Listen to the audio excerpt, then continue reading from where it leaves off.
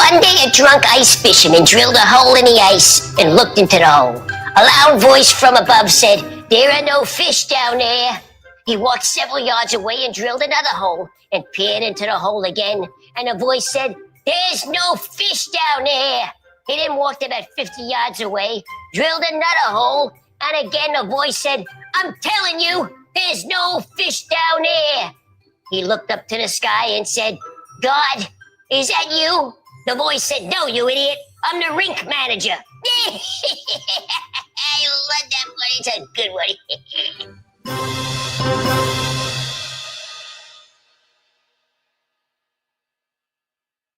But it's different from the rest of the thunder. Others in the area report similar phenomena. Well, wait, what's that word?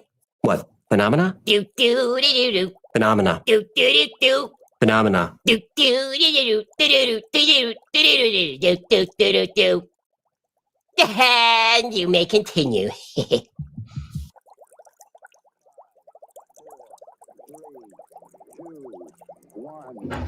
0. All engine running.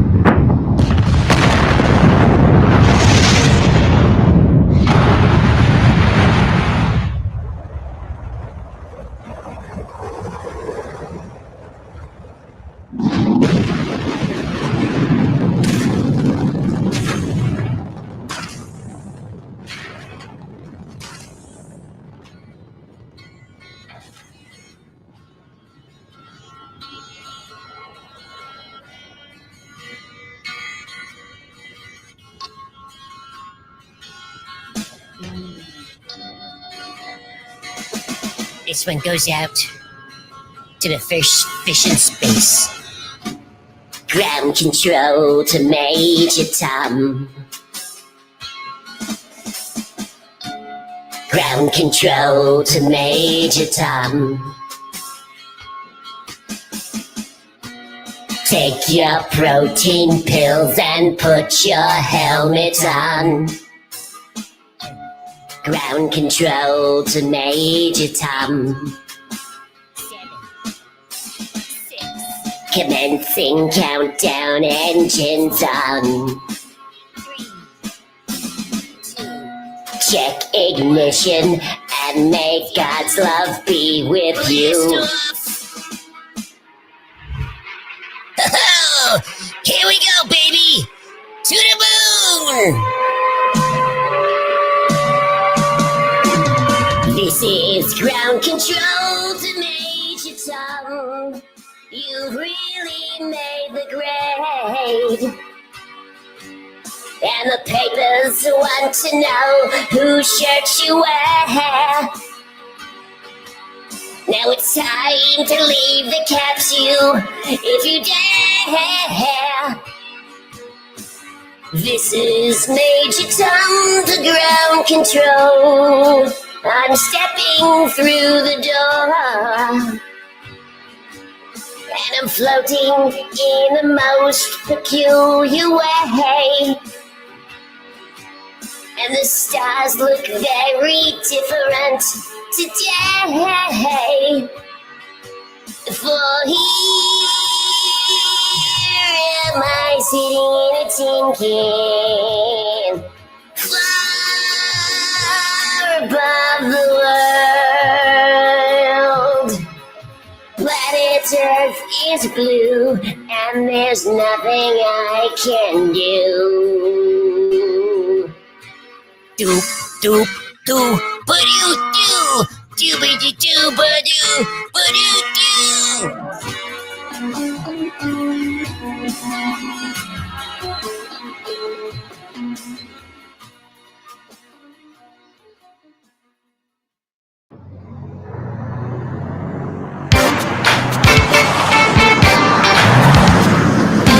This is Hecklevish at the Pork Chop Express, and I'm talking to whoever's listening out there. It's like I told my last wife. I says, "Honey, I never drive faster than I can see. Besides that, it's all in the reflexes." You just listen to the Pork Chop Express and take his advice on a dark and stormy night, all right? When some wild-eyed, 8-foot-tall maniac grabs your neck, taps the back of your favorite head up against the barroom wall, and he looks you crooked in the eye and he asks you if you paid your dues. Well, you just stare that big sucker back in the eye and remember what old Hecklefish always says at a time like that. Have you paid your dues, Fish? Yes, sir, the check is in the mail.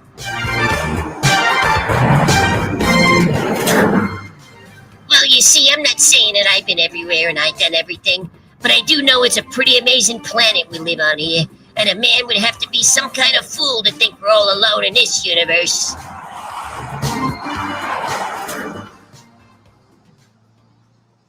And the airport was buzzing.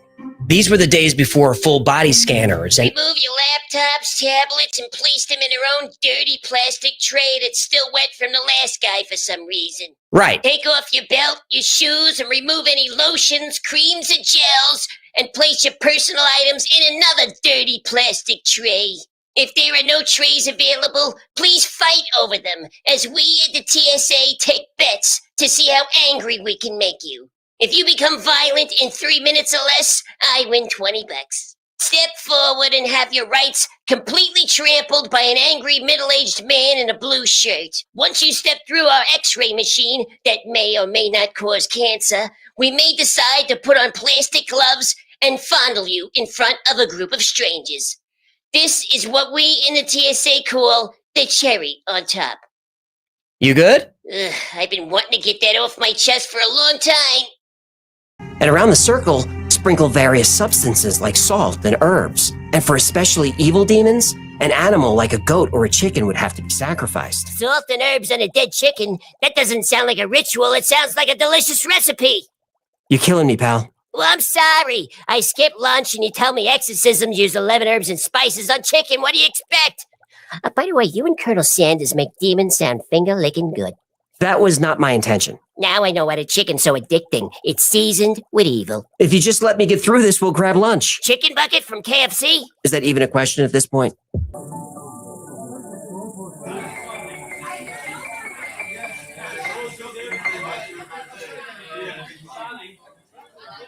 My little buttercup has the sweetest smile. Dear little buttercup, won't you stay a while? Come with me where moonbeams paint the sky. And you and I might linger in the sweet by and by. Oh, dear little buttercup, with your eyes so blue. Oh, little buttercup, you're a dream come true.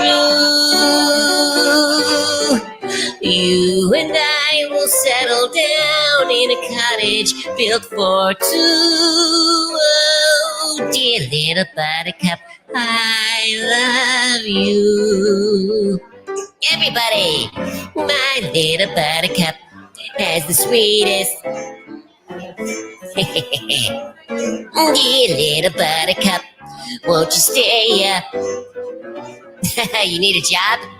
You and I will settle down in a cottage built for two. Oh, dear little buttercup, sweet little buttercup, My little buttercup. I love you. Thank you. Sometimes the differences between universes are small, like there's a reality where maybe I have a different set. Or a different sidekick. Oh my goodness, what are we talking about today, Mel's Hole? I love Mel's Hole. If I had my way, we'd get into Mel's Hole every day. Well, that was weird. Hey, is there a reality where I'm the host of the show and you're the sidekick? Yep. Today we're going deep inside Mel's hole. Do we have to keep making that joke? It's getting a little stale, don't you think? Shut up, human! I'm the host of this show. You hear me? Me! Be quiet or I'll turn off your oxygen. I'll tell you when it's time for you to speak. Yeah, but... Silence! Oh, I like that one. Born into a devoutly Catholic family, Annalise Michelle had a normal childhood. What kind of name is Anal Ease? Annalise. What'd I say? She was a children's game from the UK called Tiggy Touchwood, which is essentially a game of tag. Now what? Touch wood. Don't be an infant. Verse. So if these other universes exist, can we visit them? I'd like to go to that universe where I'm the host of the show. You promise to behave and I'll turn your oxygen back on. Promise?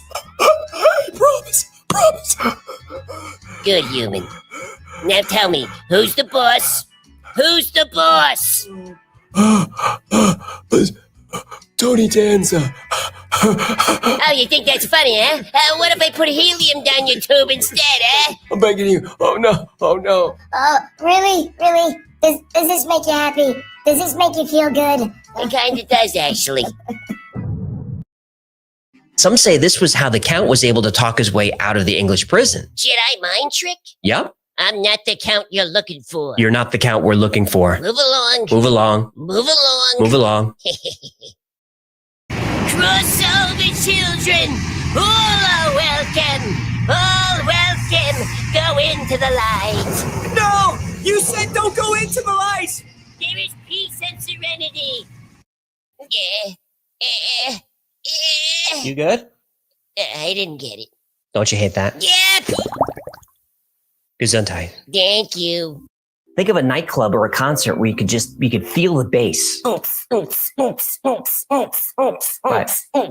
Like that.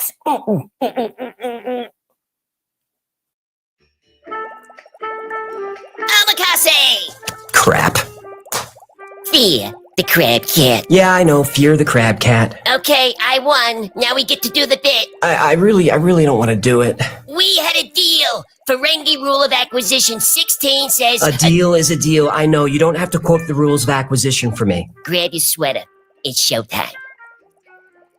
Crap. Oh, are you the new butler human? It's been a long time since I've been the new anything. Oh, I'm Hecklefish. I live down the road. Oh, you're the human from America.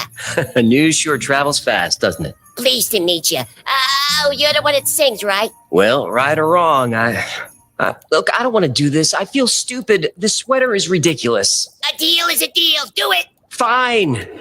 Oh, by the way, those sweaters are available in the Wi-Fi store. Are we plugging merch or doing this stupid bit? Oh, yeah. Okay. Hang on. Where are we? Okay, got it. Oh, you're the one that sings, right? Well, right or wrong, I sing anyway. I sing too. Oh, good. What kind of singing? Mostly contemporary stuff. Do you like modern music? Oh, I think it's marvelous. Some of it really, really fine. But tell me, do you ever listen to any of the older fellas? Oh, sure. I like David Bowie and Bananarama. Ooh, you go back that far, huh? Yeah, I'm not as young as I look, eh? Well, none of us is these days. Yeah, in fact, I have a 6-year-old guppy. Look at this here. This song is my guppy's favorite. You know this one? Oh, I do indeed. It's a lovely thing.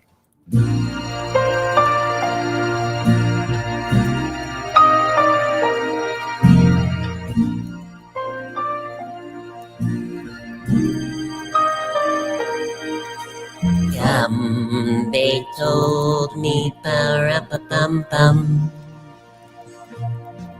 a newborn king to see, ba-ra-ba-bum-bum. The finest gifts we bring, ba-ra-ba-bum-bum, ra-ba-bum-bum, ra-ba-bum-bum. Peace on earth, can it be? Years from now, perhaps we'll see the day of glory. See the day when fish of goodwill live in peace again. Peace on earth. Can it be? Every guppy must be made aware. Every guppy must be made to care. Care enough for his fellow man to give all the love Daddy can. I pray my wish will come true for my guppy and for yours too. You'll see the day of glory. See the day when fish of goodwill live in peace again. Peace on earth. Can it be?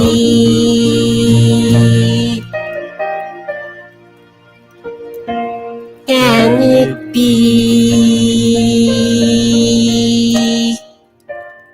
It's a pretty thing, isn't it? Merry Christmas, everybody.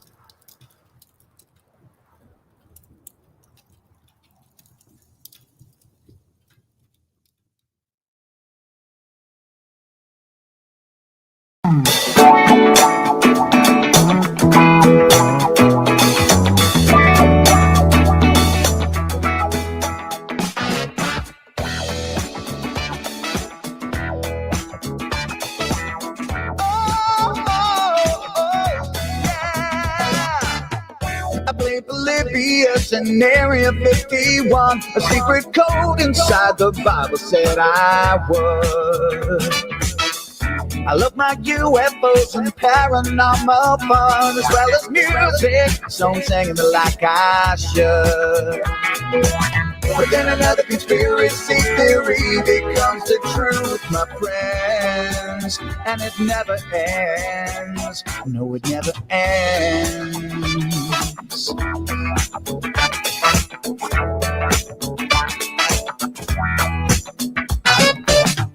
I feel the crap got stuck inside Mel's hole with MK Ultra being only too aware. Did Stanley Kubrick fake the moon landing alone on a film set with the shadow people there? The Roswell aliens just fought the smiling man, I'm told, and his name was Cold. And I can't believe I'm dancing with the fish. Had no fish on Thursday nights, Wednesday, J2, and Wi-Fi will be all through the night. All I ever wanted was to just hear the truth, so the Wi-Fi's on repeat all through the night.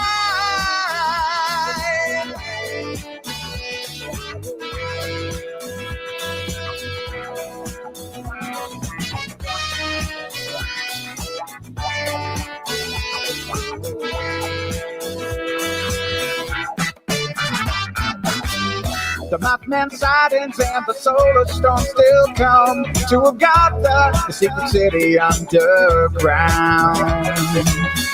Mysterious number stations, planet Serpo 2, Project Stargate, and what the Dark Watchers found. We're in a simulation, don't you worry though. The Black Knight satellite it told me so.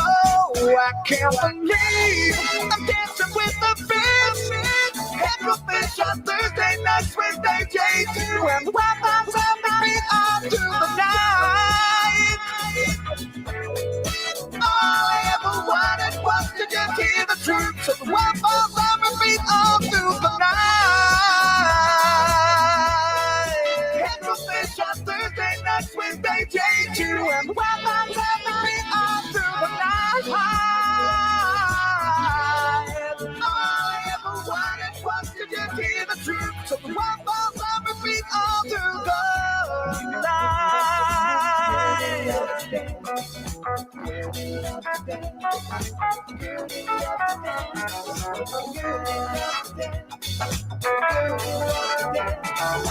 Gertie loves to dance. Gertie loves to dance on the dance floor because she is a camel, and camels love to dance when the feeling is right on waves in time. Gertie loves to dance. Gertie loves to dance.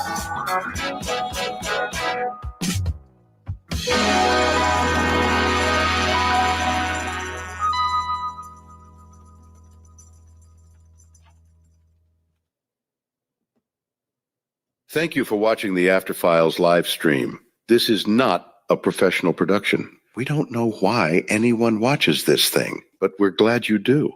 And now, to kick off the show is everyone's favorite sidekick, the one, the only, Hecklefish.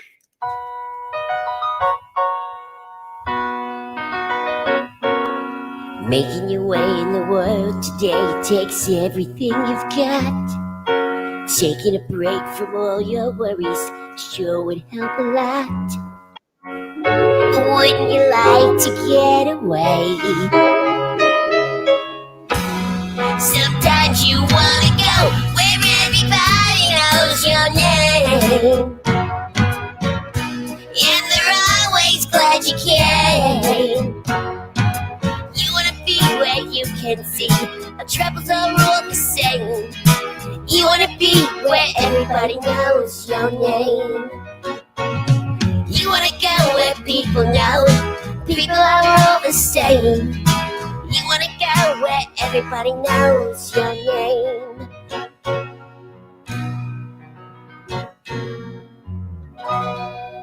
The After Files is streamed in front of a live audience. All right, that looks good. You guys hear me? We have audio? All right, I can't believe it. Right down to the wire. Every time when I stream on a holiday. Got up at 5 a.m. to set this thing up. And just jumping out of the shower now. It's a Festivus miracle. Merry Christmas, everybody. Thanks for stopping by. I just wanted to say a quick hello to Cheese's Crust. Saying Merry Christmas alone. I'm alone. This helped. That's why we do this. The whole Y-Files team will be here at my house today. I think coming in and out, eating food and drinking booze. And this has sort of become a tradition on the channel, is to stream on Thanksgiving, Christmas, and New Year's. Primarily just to give people some company on a holiday. I know they can be hard on folks. You know, it's that first Christmas after you lose somebody, that first Christmas after a divorce, or just that fourth Christmas alone or whatever. We just want to be here for you. Merry Christmas, Solar. Good to see you. You guys let me know how the audio sounds. Gabe's Trails, thank you very much. I appreciate that. Love from India. Thank you. Easy on the ice. Joe Ferguson is here. Johnny in Japan. Merry Christmas, Dev Guardo. Thanks for that, Zubby. Jesus, I went to the beach today. Will you watch it? Will you watch at it? Which will you watch it at? I don't know what that means, but I'm in your corner. 5 by 5. All right, that's a Raj. I see my producers are down there. I think. Oh, I thought Gino's got his sunglasses hanging there. At first, I thought he was wearing a tie. Looking sharp. If you guys don't know, like the team is down. Like I see them. When you see me doing this, I'm looking at the team. So they're usually down there. You want to do that again, Victor? Right. So they're usually down there doing this when I start to say things like I'm not allowed to. Like current event issues or whatever. Merry Christmas from Denmark. Hey, Dennis. Good to see you. The man in the hat is here. Thank you for doing your holiday streams. Means a lot, Bryce. Appreciate that. I'm glad you're here. So Merry Christmas from Tampa, says Jay. That's where my mom's at. So I think we're going to go to 4 p.m. Yeah, I'll talk about the drones, Cajun, if you want me to. It kind of makes me angry. You know, I don't know if there's any new news since John Kirby's press event. Is there? Because so our government says we don't know what they are, but they don't pose a threat. How could that be true? Right? They can't be true. And you can't fly drones near bases. So I feel like it's a psyop. You know, when drones were a new technology, fairly new, I had the DJI Phantom 1. You guys remember that? So maybe 10 years ago. and I was out flying it with my boy. This is before it had height caps or anything. You could fly it anywhere. So we're just out in the field flying it, and I don't know, 10 minutes later, a black helicopter is circling around us. I'm like, that's weird. He's looking at us. I didn't realize that I was flying the drone right next to an Army outpost. Corps of Engineers had like a small outpost there. I didn't even know that. They came right out. So you're telling me that drones the size of a car can just buzz by Wright-Patterson Air Force Base? That can't be true. That's a lie. So I don't know if we're going to get some new information in January. As far as releasing classified information, Trump disappointed us last time, didn't he? He released the JFK files, but then a lot of them were pulled back at the last minute. I think something like 1,200 pages. And when he was asked about it, he didn't specifically say it, but he kind of said he was told to. Any news on the What Files at Chan AG? We're just getting into pre-production on it. So, I mean, we got to get caught up with the Y Files first, which I've been saying for almost a year. But I think we're going to do a new year, new leaf. I'll talk about the episode I'm working on now, if they'll let me, to quote Hecklefish, aliens, says Elliot. If they'll let me, it's a story. I mean, it's a crazy story. It's got lizard people, hollow earth, multiple alien races, Anunnaki with human engineering, wars between the aliens. And this is all from a firsthand interview. It's called the Lacerda Files, if you guys haven't heard of that. Spy vs. Spy, any more stories from Mike Barra? I haven't seen Barra around in a while. Maybe, when his next book is ready, well, then suddenly he'll pop up. Suddenly, oh, there he is. There's Mike. So we're working on the basement is kind of what it's just become known as. We're building a small studio called the basement. That's where I'm going to sit and talk to folks, interesting folks. And I'd like Barra to be maybe the first or one of the first people I have on there. First of all, because I'm going to be nervous. I haven't done interviews in years, probably since MTV, which would be 20 years ago. So I'm going to be nervous. And Barra doesn't mind doing most of the talking. So, I give him a lot of grief. Much of it is well earned. Just go look at his Twitter feed. Yikes. But he's very interesting. He knows a lot of stuff about a lot of topics. He can talk about weird stuff on the moon. I want to hear him talk about his JFK theories. He sent me like a 2-hour lecture that he did on JFK. And so he sent it to me, and I was like this. Did you watch it yet? I said, no, Mike, I don't want to see that. Anyway, I popped it on, and it was super fascinating. So Mike really, really knows his stuff. And his theories on JFK kind of align with mine. So I liked it. So Barra will probably be one of the first guests we'll have on there. And I think we got a few others that folks that Gino met when he was out at Contact in the Desert, UFO folks. Bot says, would love to see you on Rogan. I've been invited. So I have a standing invite. Probably will do it it really depends on when the basement opens, because that would make sense to do that. So I'd like to chill with Rogan. I'd like to talk to Pat Bet David, would be fun. Michael Knowles reached out. His show's fun. So those could be some good podcasts. And then of course, we got to check in with Steve O, because he's a Y-Files fan, and he's super fun. And Steve O is an old friend of Gino's. I remember we were at like an airport terminal. It was like semi-private, so it was just a small little lounge. We're just there waiting, and we just hear, Gino!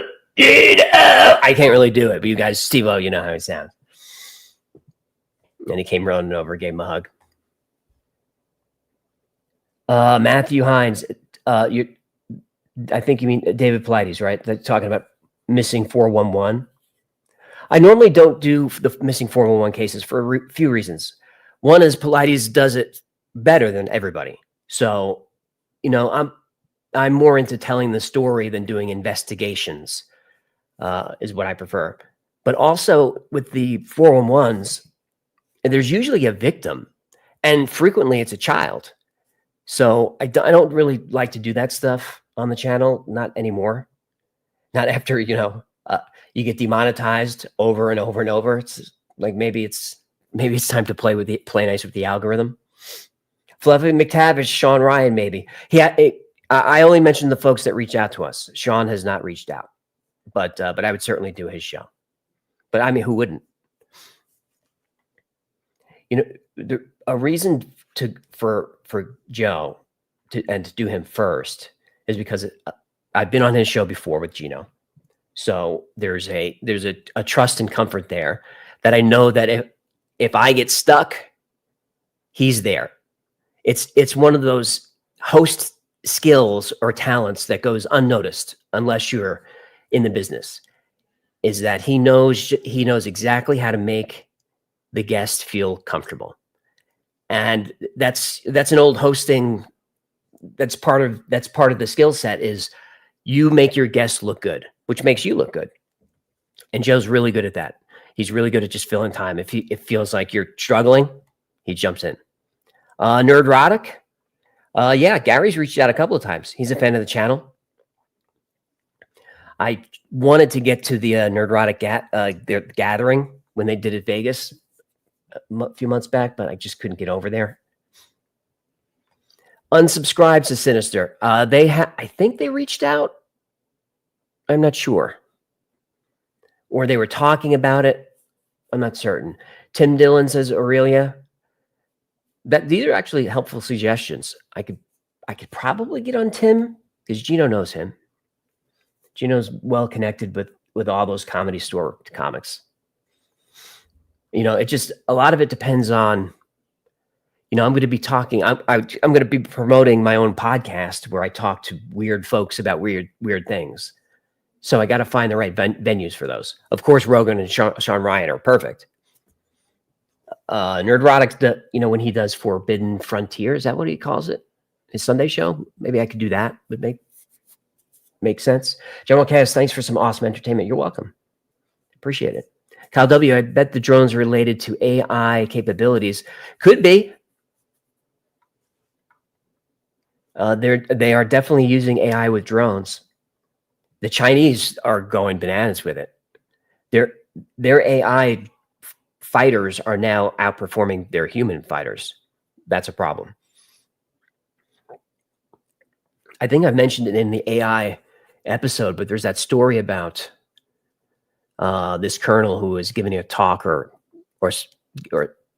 doing some event when he was warning the military about AI. And he said, we were running an exercise. We had an AI drone and we had a bunch of targets out in the field as a test. And there's the pilot basically just keeping an eye on things. And the pilot is in a station close by. And the AI is instructed to identify targets, destroy those targets, and get as many points as it can. And that was its purpose. So there were a couple of targets that it identified that the pilot, who was just keeping an eye on it, like to make sure it didn't go crazy, that was like, no, that's not a target. So it would stop the AI from shooting at it. Yeah, I would go and get a couple of points, identify a target. It's like, no, that's not a target. So after a few of those, the AI shot at the pilot. Now, I don't know if he died or whatever. It's almost become like an internet meme at this point. But the point of the story is the AI is not programmed to defend the pilot. The AI was programmed to get as many points as it could. And that pilot, who had the sort of the training wheels on, was getting in the way. Take out the pilot. So we got to be careful. They're going to do that. We have to remember the laws of robotics. Whose were those? Was that Isaac Asimov? I'm just watching the chat. Thanks for the super chats, guys. Merry Christmas, Missing Link. Saxon Crow, you've got the best channel on YouTube. I appreciate that. It's definitely not the best channel on YouTube. Maybe top 10. No, I'm joking, of course. Tim Brennan, do aliens have schmegma? I don't know. Go find out. Get abducted. Get abducted and tell them I don't want the missing time. I want the full Monty. I want to remember everything. Savannah, thank you for that. Bob, good to see you. John Mims is here, top 5. That's fair. That's fair. I think subscribers-wise, we're top 10,000. Like, it's so weird. It's so weird to have 4 million subscribers, and it's kind of like a medium-sized channel. I think I read that Mr. Beast in one day gets more views than all streaming platforms combined, which is pretty crazy. But at Wi-Fi's premiere gets more views than all the late night shows combined. Giorgio Sulakis, the Shotgun Stanley. Does he have a podcast? I guess everybody has one. Gino and I went to see Giorgio give a talk in LA many years ago in Ancient Aliens. It may not have even been on the air yet when he was just getting into it. And so it was really cool to see him because it was one of those talks where he's at a folding table and we're at a room at the Hilton with 30 of us. And he just talked about the ancient alien theory, and we got to talk to Giorgio at the end. And he gave us the full Giorgio, the hair and everything. The Crypto Couple, AJ should have guests on your channel as well. Hancock, Carlson, etc., etc. Those two are top of the list. Randall, I know, would definitely come on because he goes on everything, and he would be great because he's another one. He's, for my podcast, for being nervous, he's another one that you can just let him go. Just let him plug his HDMI and let him do his theories. Graham is the same way. You just say, hey, Graham, what's on your mind? And you just do that for an hour. You know, he's such a pro. Savage One, Baba Vanga, it might be one of the most requested topics on the channel. And I haven't covered it because she has a lot of fans, and I could debunk her very, very hard. And I would just get slammed in the comments. And I don't know why that is. Like Nostradamus debunked, and I got brutalized in the comments. Edgar Casey, brutalized. I think there was one other. Like whenever I do these seers and debunk them, they have a lot of fans. Edgar Casey fans, they were crazy. They really attacked me. Like they've made threats. Look, it's just believe what you want. I'm not even really telling you that Nostradamus was a fraud. I don't think he was. I don't think he just didn't predict anything that ever came true. Most of the stuff that we see, in YouTube videos and online or whatever, his predictions about 9/11 and Hitler and all that stuff, half of those were just made up. Like the 9/11 stuff and the Steel City and all, that's just made up. There was a lady who wrote books about Nostradamus, and she'd update them like every 5 years, where it was every time there'd be a new Antichrist, because he predicted the Antichrist allegedly. So it was like Muammar Gaddafi, then it was Saddam Hussein, there was Osama bin Laden, then it's, every 5 years. But a lot of that stuff is just made up, and then the rest of it, it's pretty debunkable. But look, if you want to believe it, that's cool. Merry Christmas, John Doe. Solstice Project. Alois, I don't know his name. I'll have to look him up or email that. Conroy Mickey says history. Yeah, that's what he predicted. So people say that he was predicting Hitler, but that's not what it was.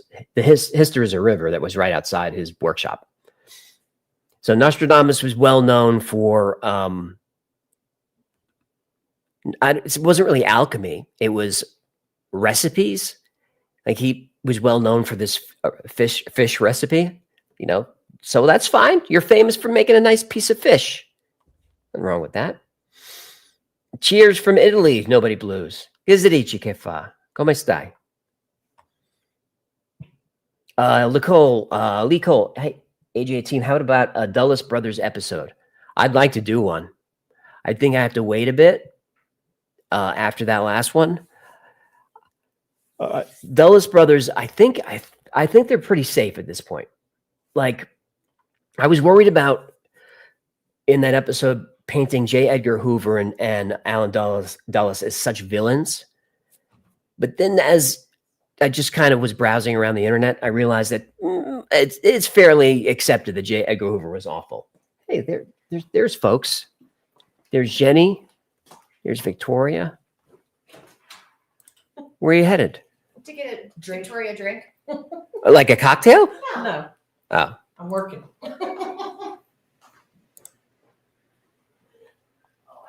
You guys can't leave the door open. Sorry, cats.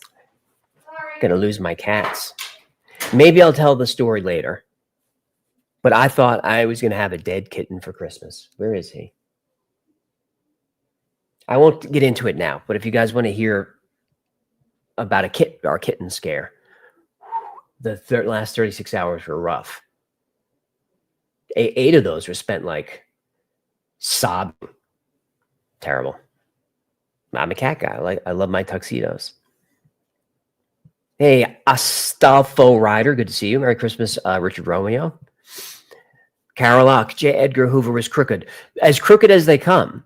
He ran the FBI for over 40 years. He served 6 presidents, I think. You could fact check me, but I think I'm right. 6 presidents, 3 Democrats, 3 Republicans. He could not be fired because we know him as a villain, and he was. And but the reason he couldn't be fired wasn't so much because he had dirt on everybody, which he definitely did. It was because he was really, really popular with the people. Like the American population saw J. Edgar Hoover as an American hero who cleaned up organized crime and saved us from the great red communist threat. So they couldn't get rid of him. But like the day after he died, suddenly everything started coming out. Hey, darlings, do me a favor and shut that door down there. Yep. Thank you. Do you want a drink? No, I'm not going to drink on the stream. If we're doing a 4-hour stream, I'll start my drink at 3:30. I've only been a little tipsy on the stream twice, and it's not a good look. It's not a good look. Plus, I'm a fun drunk. So when I get when I get going, I get loose, and all the jokes that I write in my head that are just so inappropriate that I hold back, they just all come out. It's like a fire hose of inappropriate jokes. Like you can hardly hold it back. Thanks to the mods who are here. Trash Panda hanging out on a Christmas. I think I saw Mary Jane earlier. Savage One, I'm a fun drunk too. Aren't we fun? Because we all have that friend who's the mean drunk, right? That you don't learn until that situation. Certainly in like my college years, we had that one guy that after a while you didn't want to go out with him because you knew that you were going to end up in a fight. It's New York in the 90s. We're going to have a bar fight. So after a while, it's like, is he going? Because I'm not looking to scrap tonight. I'm not looking for elbow scrapes. Tammy Keller, a cup of torta alcohol is like truth serum. That's true. That's the saying. In vino es veritas. In wine, there's truth. The wine goes in, the truth comes out. Staying hanging a drink sounds good. White Russian time. All right, enjoy your Caucasian. Show us your kitten, says TK. I will if he's around. He will probably come around. Let me see if my producers are there. Yeah, you guys, I don't think you were there, Jenny, but I asked if they want to hear about the kitten scare story. We'll get into it a little bit later, but it was a terrible 36 hours. I thought I was going to be burying him today. Some degree drunk, hecklefish now. Okay. Hey, pretty smart for a human. Savage one, I'm going to have some spiked coffee. Yeah, sweeten it up. Bosco, that was the motto of your high school Latin club. Johnny Rico, I missed the 25, 30-minute episodes. That's probably what's coming up. I mean, because there's so much to cover with the lizard people and Hollow Earth and Alien Wars. And Anunnaki. The Nephilim are in it. There's so much. I almost knocked us off the stream. I'm just scanning the chat. I want to make sure that I'm acknowledging you, even if you don't super chat. But they make the super chats like huge. They really encourage those. They love the super chats. I used to get calls from my YouTube reps before I have a great one now. But that's all they wanted to talk about is, oh, you need to stream more, and ask for super chats. I was like, I don't really want to do that. It's nice that they do it, but I don't want to ask for money. And he's like, and you got to turn on memberships. Like, I already, between the merch and the Patreon, and I don't want to ask people for more money. And that's all they wanted to talk about. Every 4 months they call me, and that's what they wanted to do. Hey, The Hybrid is here today, modding. If you guys ever see him, ask him for an autograph. Merry Christmas, Troy. God is here. LOL, you have reps. Yeah, when you get in the partner program, when you get monetized, at some level, they partner you up with an actual person, which was super exciting at first, because when you get toward that level, that's coming any day. So you're watching your email, like, when am I going to get a YouTube partner manager? And then take my channel to the moon. And then I finally got one. I was so excited. And I did a Zoom call with him. And all he wanted to talk about was how I have to turn on memberships. I wanted, how do I grow the channel? Do we A/B test thumbnails? Do you have analytics that I don't have access to? You just want to do more super chats. So I would just have those for over and over and over, and until I got my last one, who I've stuck with. He's the best. He comes out to Vegas and we hang. Jamie says, AI let the drones out. I hope not. Why are they not shooting them down? Someone was saying earlier that they were buzzing, I think, bases in California. I know they've been in Vegas. Winston, do you use Rumble too? Yeah, we have a pretty big Rumble channel. And I normally will live stream to Rumble. Right now we're live on Facebook, YouTube, X. I can't believe he got us to call it that. When he switched it from Twitter to X, I was like, we're not going to call it X. And now we are. And I think we're also we're on Twitch as well. Facebook, yeah. So I normally will turn on Rumble, but Rumble makes it really hard to connect the stream. You have to go in and do a bunch of junk manually, and I just didn't have time. I mean, I was right down to the wire today. Andy Perdue, AJ's thoughts on Apophis, talking about the giant asteroid that has a very close orbit to Earth. Yeah, I think that's a real concern. That's a planet killer. That's not in our lifetime, though. But that is for the future to figure out. That's one of those three-body problem plot twists. Like, Apophis is coming. So we need to get ready for it. What worries me about it is, what if something alters its orbit? At the wrong place at the wrong time. You just nudge it, 18 inches far enough away from the Earth and project that out millions of miles, it could hit us. And it is a planet killer. The Coast says April 13th, 2029. If that's the due date, they got work to do. Elon better get on that. Rich Hawley saying the Earth is flat. Well, then we're probably fine. Hello, Glitch from Grand Rapids. Hey, Revolution. Yes, I'm still alive. And you're financially challenged. I get it, man. Don't worry about it. As long as you watch the videos and you enjoy it, it's all good. Thanks, John. Good to see you. Mark Louise here is in 2029 when Skynet took over. That's about when it did. Dr. Jarkov, Elon is a grifter. All right, man. Everyone's got opinions. Matthew, you don't shoot at things over populated areas. It has to come down somewhere in the bullets too. I know that, but what about the coastal bases? They were all over Jersey that you could shoot out toward the ocean. They do that all the time. They do battle drills, live fire, weapons hot battle drills all the time. So they could certainly figure it out.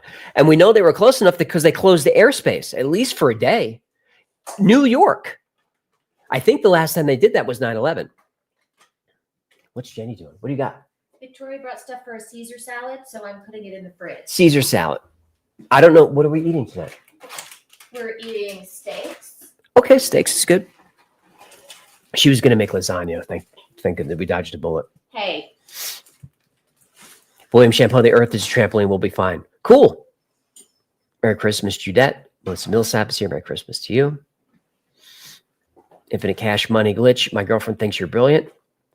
And the almost an irony in your comment by misspelling your, but your girlfriend sounds cool. Don't you snigger at him. How dare you just chortle. Alaska watchers, there are drones and other things which buzz Alaska. Oh, yeah, you're got the triangle up there. Mount Mother effing Hayes. Things go missing up there.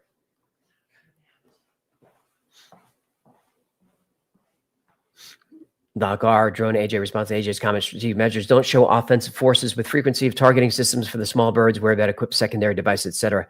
It could be you could be right, but that seems like something that the military could just say. If they just said, we're doing an exercise, it's all good, we'd be fine. But it feels like either a psyop or an adversary pen testing our bases. I hope it isn't that. Admin Jenny is a cutie. Yeah, she's hot. She's hot. I remember I hit that before YouTube. So I had to do it on my own. Yeah, I'm lucky. So they were looking for a lost nuke. Then why hover? Spacemat says 100% PSYOP. Feels like it. WTF 916 and Sato 69 was on Jerry back in the day with his brother. I think I can give you the link to it if you want to see. It's not super fun or interesting. We get into a couple of cool things. Merry Christmas, Rick Fife. Astral Rogue, every time I feed my egg givers, my chinkin sees a salad. I think he tried to make a joke. Dan Osborne referenced the Battle of Los Angeles, 1942. Dan makes a good point, because there's certainly, I've heard over and over that you don't want, live ordnance over heavily populated areas. But the Battle of Los Angeles, they thought there was a UFO over the city. They turned the anti-aircraft guns on that thing. Their picture was in the paper of guns just firing all right over the city. So yeah, they'll do it. Who knows where those rounds landed? That were going east. Some folks in Denver had a bad day, and they never knew what that was. By the way, they never figured it out.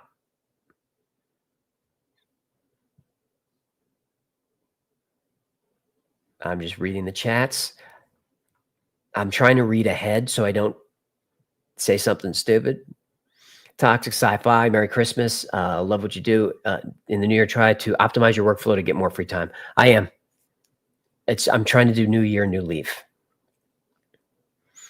You know, the episodes just got too big. You know, they got too big and too long and too produced. And when I was stuck again just a few days ago, I said, let me look at the channel. Maybe I'm overthinking this.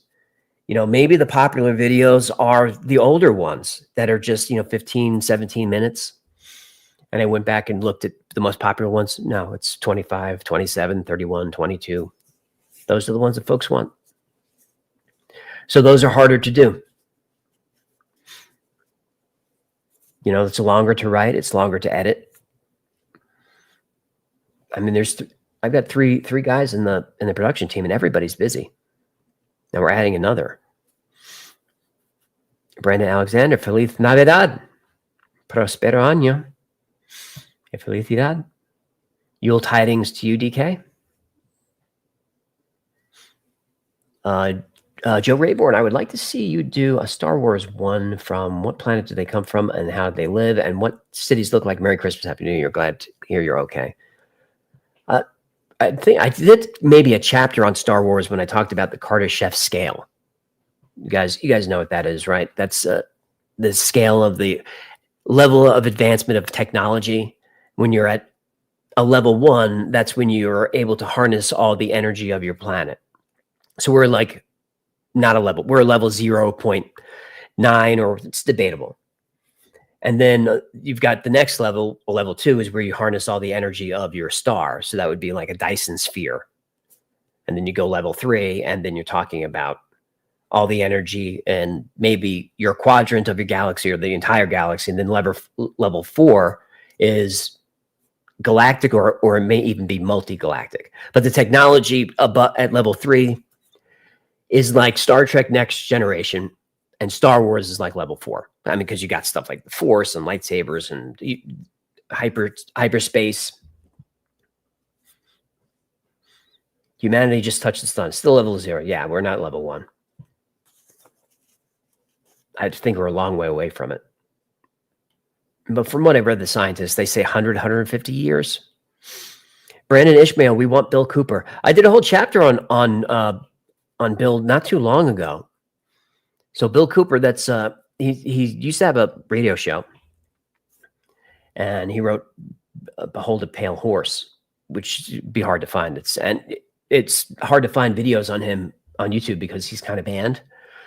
He's one of those no subjects. So I just kind of move really quickly past this story. But what happened with Bill Cooper was he said before 9/11, like a couple of weeks before 9/11, he said there's going to be a major attack on a big new major city, and it's going to be blamed on Osama bin Laden. And he said this before it happened, and at that time nobody heard of Osama bin Laden. I definitely didn't. You guys didn't. And then it happened. And so he goes on the radio, because now he's blowing up. He goes on the radio. He says, "Yep, I told you." And now, because of that prediction, they're going to come shoot me. They're going to come shoot me for it. A few weeks later, he got into a gunfight with authorities, and he was shot in front of his house. They're trying to serve him a warrant for the most egregious crime you can commit in the United States. The worst thing you can do in the United States. It's not murder. It's not sexual assault. It's tax evasion. That's why they shot him. Kids Toy Hoffa would be good, but Aliens in the Ocean. Aliens in the Ocean is coming up. I don't know why I keep pushing that one down, because it's a pretty good story. I don't know if I would cover Hoffa, because it's just, I don't know how many people would be into it, and we don't really have a strong ending to that story. I mean, I guess I can say here's where they think he is and just go through the list. Daniel L., do you read every tip that is submitted? We do. We go through all of them. The whole team goes through them, and then they get filtered. And then they go through Gino and get filtered. and he puts together like little pitch packages of stories and pitches the stories, and that's how we pick them.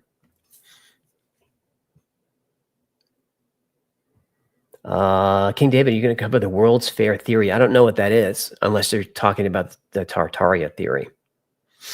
Earl Stokes, there. See, this is the universe in action. Will you ever cover Tartaria? Not yet. You guys have heard me say this a couple of times. Sorry to repeat myself, but I don't know who's new. The legend of Tartaria, that conspiracy is that there was a global civilization and empire centered in the Tartar region, which was like central Russia, that ran the whole planet. And then there was a mud flood that barreled around the world and knocked down buildings and all this stuff. And then it was covered up by all the major governments of the world. And the mud flood happened in like 1906. And that's why you see these buildings that have architecture that look like it's Asian architecture. There's a certain architectural name for it or whatever. And a lot of the buildings have basements with windows in them. So that's part of the theory, is why would you build a basement with a window? It's because what happened is that wasn't a basement. That was the first floor and then the mud. Like the mud is still here. So that's the gist of it. But in 1906, the Tartaria story, there's one source, because I've researched it. I have a whole folder of Tartaria stuff.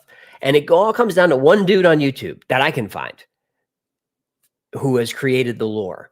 A couple of people added a couple of things here and there, but it's just him who's created the lore. So I haven't told the story because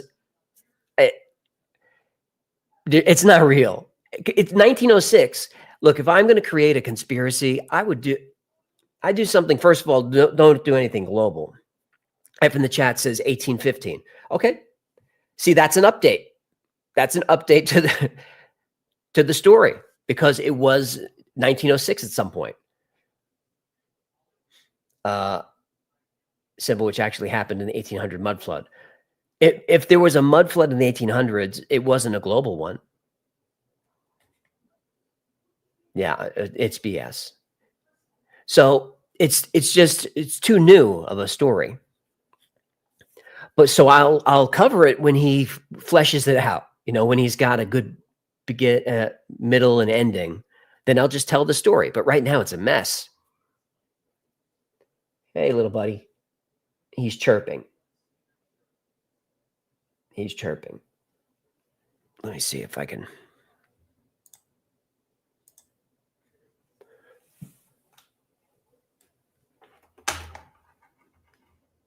There he is down there.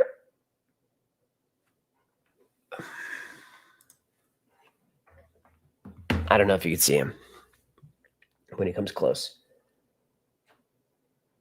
He doesn't want to be left alone. All right, hang on. Let me catch up. Wait, we're 43 minutes. We'll bring up the team in just a little bit.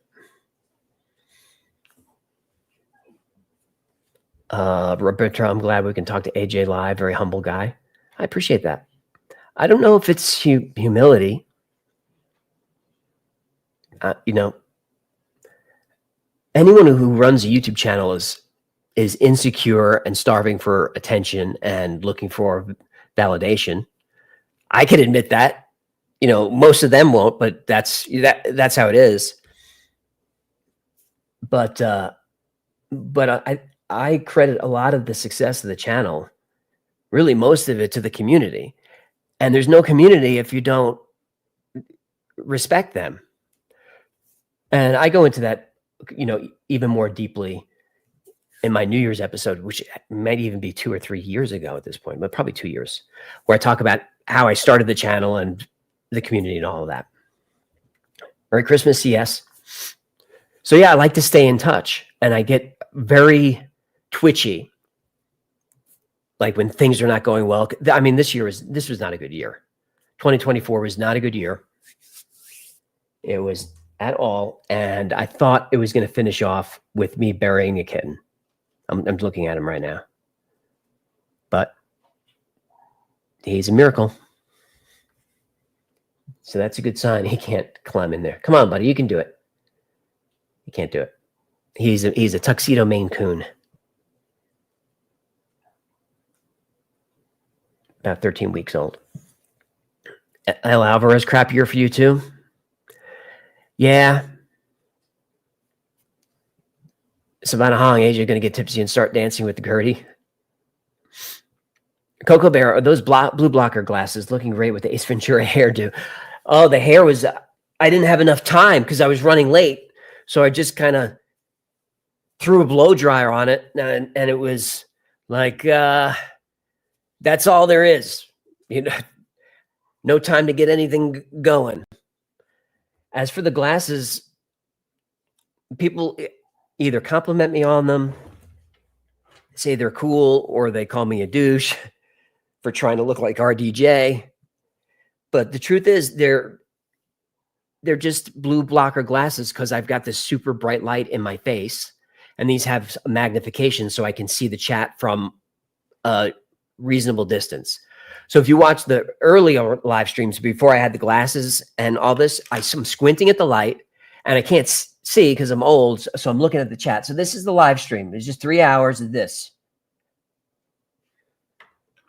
which is not a professional.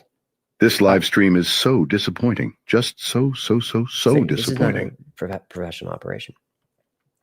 But no, I'm not going to get tipsy. I might a little bit. Foxy Throny, OMG, Tux are the best kitties. Those are the only ones that I allow. I have very specific requirements for cats.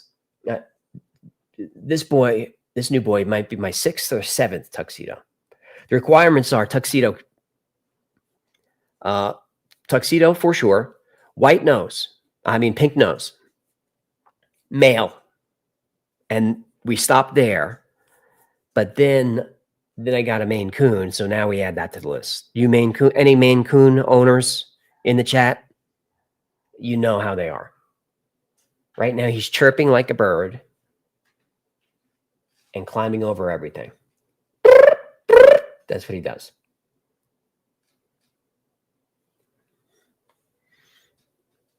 Brian G, very cool. AJ, I wish my hair was still like that. I know. When I get together with the boys from back in the day, I'm one of the only ones who still got the hair. Scott is wearing 1.5x for reading. Yeah, for reading, I think I'm 0.75.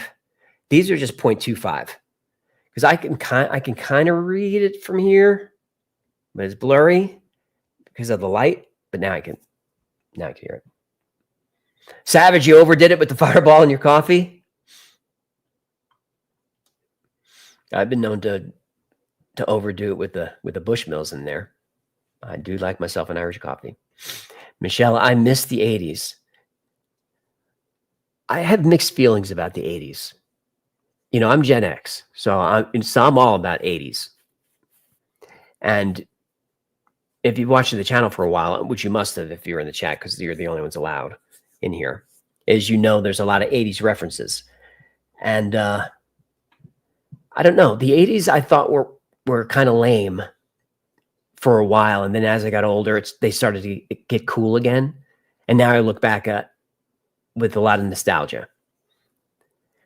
So there's a lot of 80s references on the show. When I first started the channel, I didn't go anywhere near that.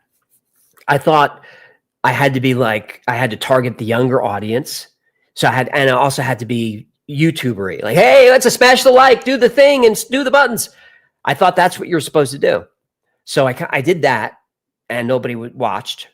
Nobody watched this channel for a year maybe to get to 2,000 subscribers. And I was consistent. No one was watching. But as I went on and started to not care is not the right word about not getting views. It was just sort of accepting it. Like, okay. When I got into YouTube, I thought it was going to be super easy because I've done all these things, right? Produce, edit, host. I've done them professionally for networks. So I figured YouTube is easy. It's the hardest thing I ever did. And if I knew how hard it was, I would have never did it. So as I'm making these videos and nobody's watching, I just started kind of making the videos that entertained me. Like the first video is about math, and I think it's fun, but that wouldn't be a video that I would get into. So after a while, I was just like, well, if nobody's going to watch, there's like, I've got 1,200 dedicated people. I'll just make the videos that we like. And then we got Hecklefish started doing song and dance numbers. And then we started to build out the lore. And we did it with the community. And what I had learned through creating the content and through the analytics is that Gen X is who watches the channel. I mean, we're 25 to 54, so we got to have a good demo. But right on our wheelhouse is like 44 to 54. Like we're really, really in there. So I lean into the Gen X stuff because that's who's watching. That's what I am. So that's what I think is cool. That's why Hecklefish is always doing stuff like Big Trouble Little China. We've got an 80s parody coming up that's super fun. If it ever gets finished, we've been working on it for 3 months. Oh, we're dropping ages in the chat. Comedian James Jordan's here. Love you too, man. Doc R is 40. Junior West 57. Ion 7 is 50. Easy 51. Colleen just made it 54. Yeah, so we grew up with the same stuff. Rich Bennett just turned 45. So you were young, but you still get some of the references.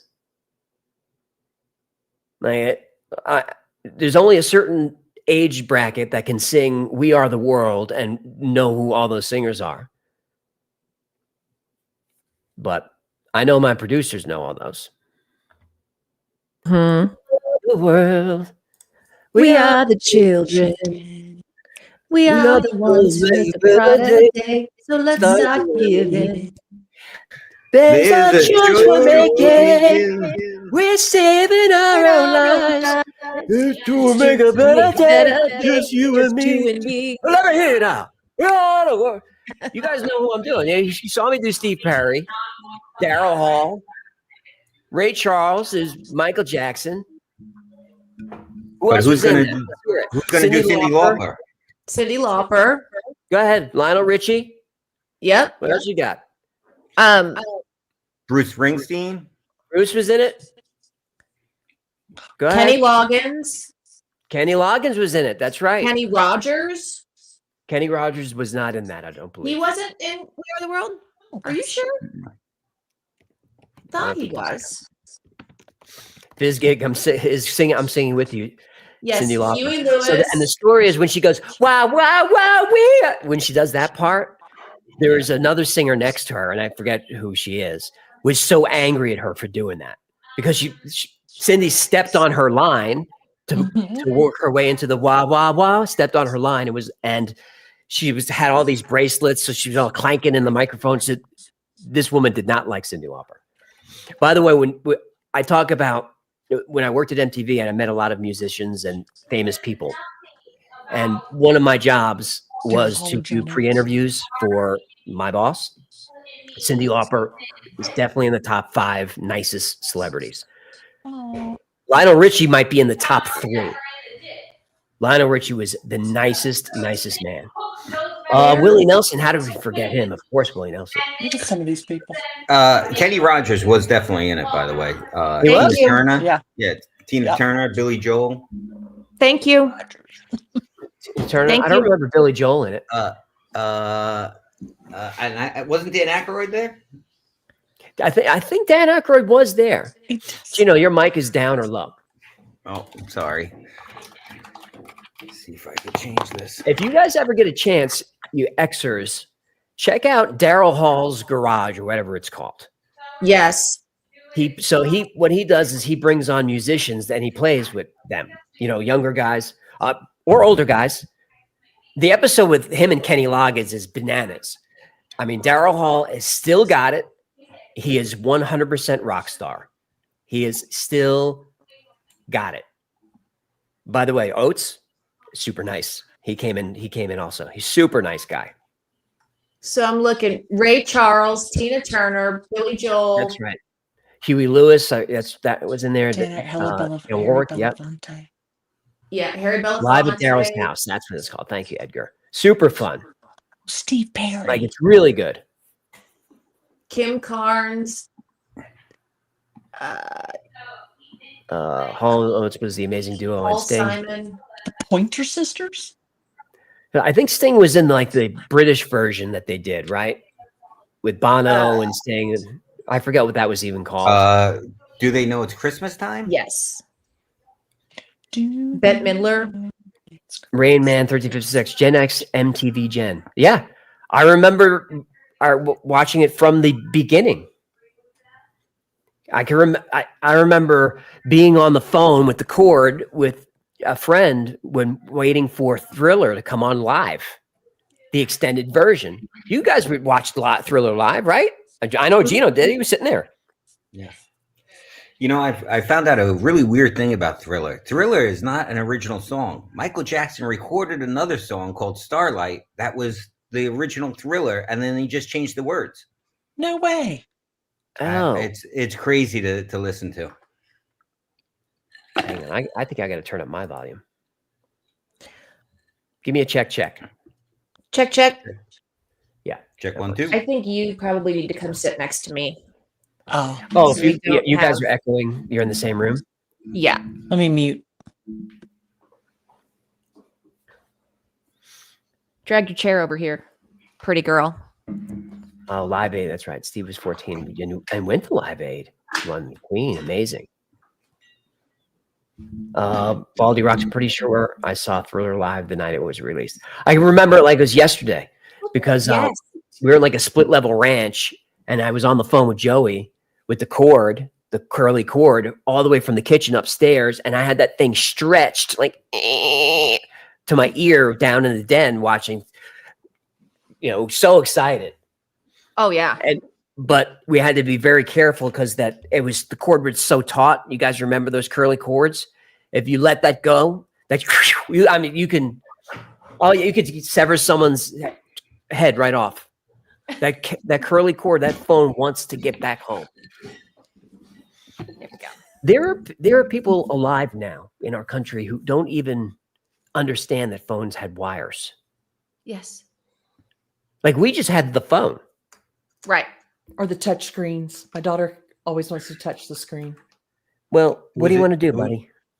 It was a big upgrade for us when we got a 50-foot cord so you could walk anywhere in the house with that phone. Yes. There's the little one. There he is. You want to say hi? Hi, Tiberius. There you are. He's so cute. All right, so I'm gonna tell his story. Okay. I'll tell it real fast.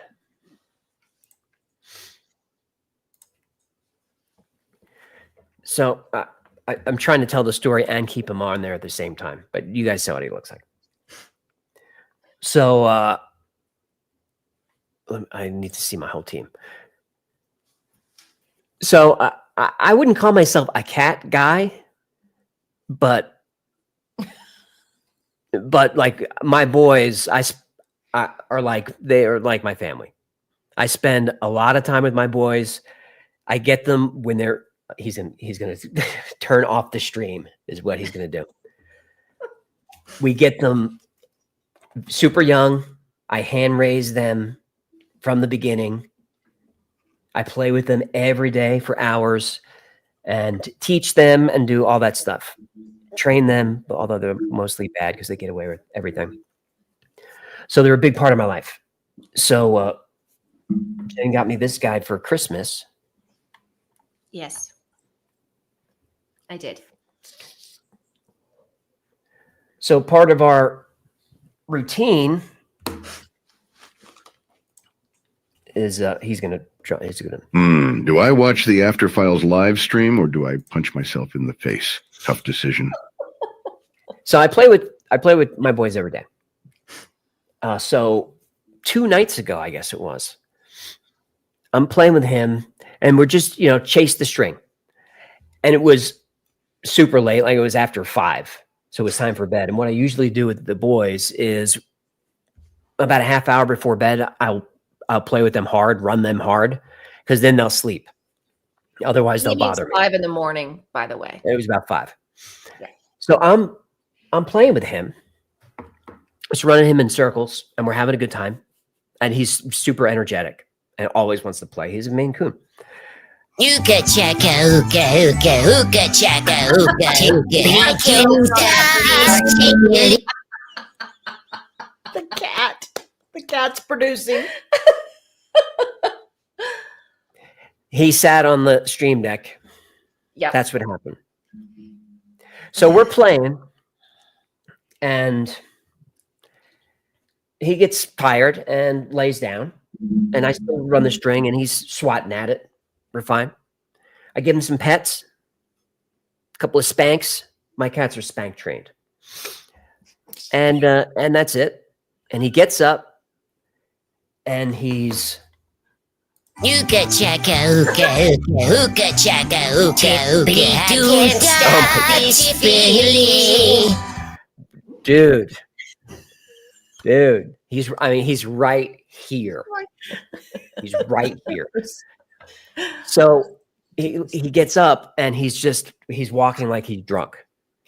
And I'm looking like, did he hurt his back leg? I mean, I've had cats for 20 years. I've been through all of it. Sick, the dead ones,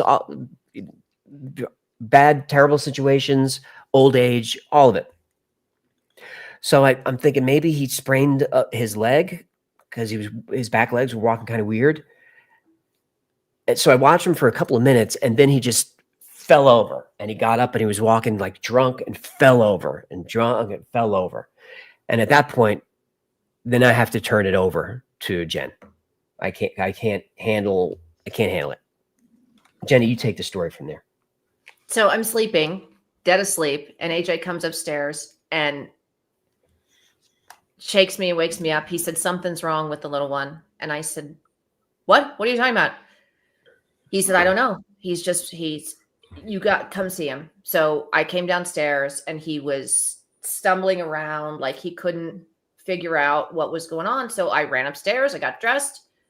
I came down, threw him in the carrier, and AJ said, what are you doing? I said, I'm taking him to an emergency vet because, I don't know. So now this is so weird. For a week before all of this, for some reason, I had been streaming, I'd been binge watching Bondi Vet on YouTube. I don't know why, but I had been watching episode after episode. So by the time I got to the emergency vet, I felt like I almost felt like I could do it. I walked in, I knew everything to tell them. I was just like, this is what's going on. This is happening. They take him over the table. They do all this stuff. But he does not want to be, he doesn't want to be examined. They had to knock him out. They tried to take x-rays, do blood work, forget about it. He bit 2 of the vets. He scratched people. He was not having any of it. So they did x-rays, they did everything. And they said, I think he's fine. Well, not fine. They're they're not seeing anything in the blood work or the x-rays. And so they said, just take him home and monitor him. And I'm like, what? Okay. They're bring him back if you get concerned. So I brought him back here, and for an hour, we just watched him stumbling around, falling over. I mean, it was heartbreaking. He was banging his head into things. He would jump on the cat tree and fall and hit his chin and just flopping over. And he would fall over, and you would hear his kitten head knock on the hard floor. Oh, it was awful. And so I told AJ, I was like, just go to work, because only one of us needs to sit here and stare at him stressed. So he went to the studio, and then he just stopped, and his head wobbled, and then he just fell over like a cat falling asleep, but his tongue was sticking out. And I was like, but I'm taking him back. So I brought him back over there, and they're like, well, we're just going to give him an IV, have him, and watch him for 12 to 24 hours. They said, he could have eaten something that was toxic. It could be all of his blood work was fine. At this point, I was fairly convinced, and so was Jen, but she didn't tell me that he was going to die because he was just in such bad shape. Everyone is troubleshooting and doing their DX in the chat. You're not going to diagnose this one.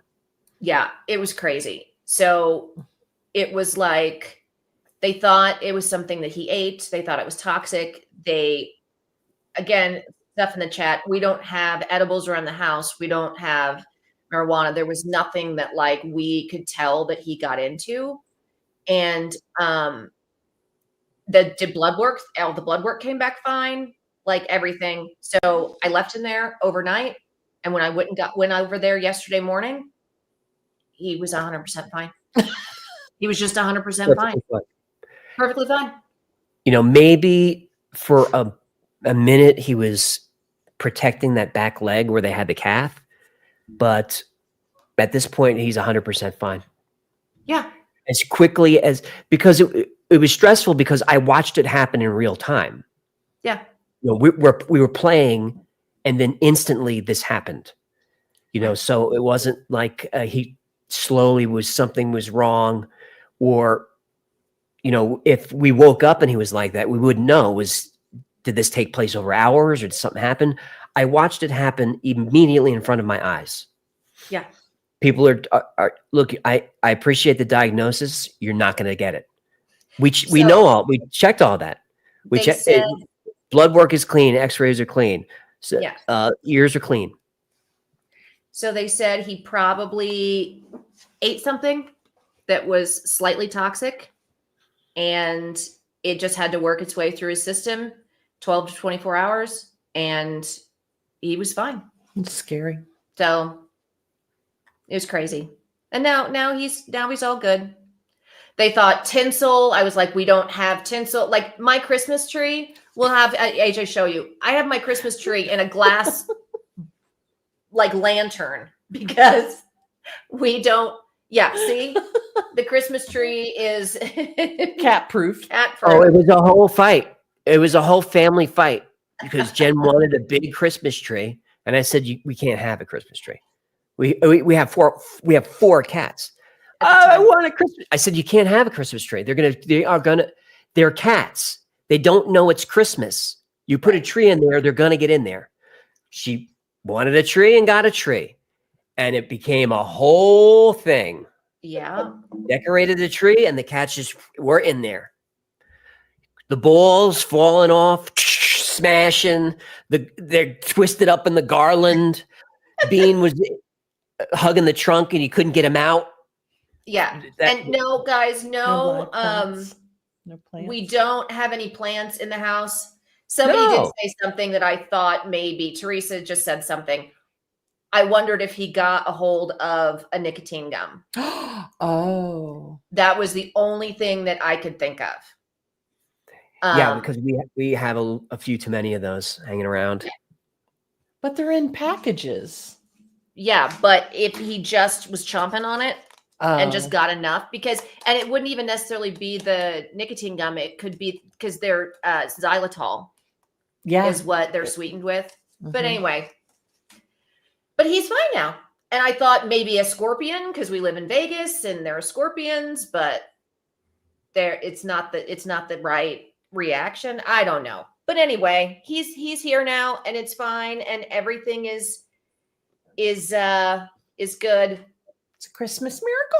Christmas miracle. Joe Maisie, yes, we can see your posts. But yeah, I mean, we've had cats forever. So and AJ is like crazy about making sure that there's not stuff in the house that it could hurt the cats at all. We don't have poinsettias. We don't have lilies. We don't do anything in the house that would be harmful to them. And we have two other cats. So like I was watching them, making sure that they were okay. So, yeah. Anyway, that was... I can't believe it. I thought I was getting a dead kitten for Christmas. I really, really did. I was already preparing myself. I was Yeah. already doing the work. You know, I was doing the grieving. You know, there's really two kinds of people when something awful happens. You know, you lose a pet or a parent. You've got the people that are stoic, but that's me. I'm stoic. And you get people that are upset, crying and all of that. Those of us that are stoic, I've been accused of being robotic with my emotions. I am a highly emotional person. I'm stoic because, like, when dad has cancer and you know that he's got maybe 2 or 3 years, I'm already starting to grieve. And I'm starting to grieve the loss of my father, even though I might be out having pizza with him and he's okay. But I also know he's got chemo on Sunday, and I know how this goes. So I start to grieve, and yeah, I'm a little depressed when everybody's fine, and it's because it's those of us who do that. By the time it happens and he's gone, you've already gotten most of that out. The grieving is out. So yeah, so Junior West is I'm a crybaby. So there's the other kind of people. That's what Jen is. Jen doesn't want to talk about parents dying or any of that stuff. She just doesn't want to talk about it. Where I talk about it all the time. You know, it's a part of life. But Jen doesn't want to talk about it. So that's fine. When nothing bad is happening, that's great because they're in a great mood. I'm a little depressed because I'm pre-grieving, but she's fine. But when somebody that she's close to goes, when both her parents are still here, when that first parent goes, it's all going to come out. And Yeah, it all you won't comes see out. me for a while. But let's stop talking about this now because it's Christmas, and let's do fun stuff like, talk about aliens and things.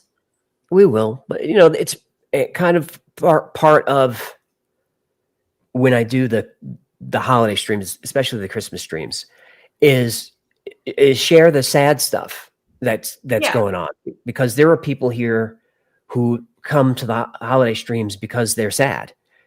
And part of the reason why I tell stories like this, and you've heard me talk about the same things on these holiday streams, part of the reason I do that is to show you that we all go through these same things. And I explain the stoic versus emotional because I'm trying to let you know that if you didn't cry at your father's funeral, it's not your fault. You still felt it. And if you broke down at your mother's funeral and body racking sobs, you can do that too. I'm just trying to let you know that we all go through the same stuff. But while we're here, is there any merch specials now that Christmas is over? What are we going to do? Should we have some merch specials after Christmas? Haven't thought about it. I think we should. Yeah. I think we should have some. We'll get some So going. a great way to support the channel, of course, is to go to the Wi-Fi store and get yourself some gear, and wear your Wi-Fi stuff out and see what happens.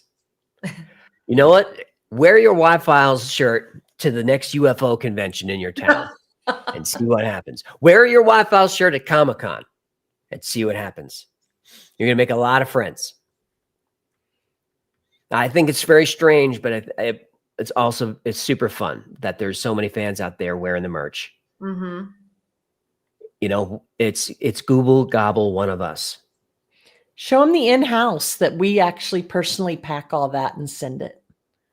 This is stuff that we have here. Yes. So anytime we got the ugly sweater on sale. Yeah. Anytime you order anything off of this page that says in-house, we actually, Victoria, me, Eric, Haley, we actually pack those in the studio and ship those out. So it'll be packaged by our own little hands. Our own little grubby hands. And these, man, you're wearing me out with these. These come signed. These come personalized. I sit in my office with the Sharpie and I sign all of them. The post, it's, shout out to Rob with the amazing art. Mm-hmm. But yeah, I have that one framed in my office. I think I signed a bunch of stuff for these too. Oh yeah. Oh yeah. Those are all signed. You signed those. So that's a great way to support the channel. Our favorite way to support the channel is become a Patreon member. It's only $3 and you'd be part of the community. That's, you know, that's what I meant by one of us. Like with the merch, you guys have heard me say this forever. I keep the prices down on purpose. Like when you see a mug for $20, that mug at another creator site is $29.95. Because I'm not looking to gouge, and it annoys them sometimes. But I don't even care if it may. I don't want to lose money on the merch, but I don't need it to make money. I want more people to have it because our merch is all inside stuff. You know, it's one of those things like if you know, you know. You know, fear the crab cat. What does that even mean to someone who is not really into the channel? Yeah, I mean, you got to be really into the channel, but we sell a lot of those shirts. I know that because people send them in, which you should definitely do, by the way. Go to Live Files in the Wild. I'm going to see if I can do it. Is it going to work? Yeah. So when you get your merch, send it in, and we'll throw you up on the old website there. And also, when you send in yourself with merch, your picture is in the credits along with all the Patreon members. Can you do a giveaway? You want to give away? Yeah. Oh, not that one.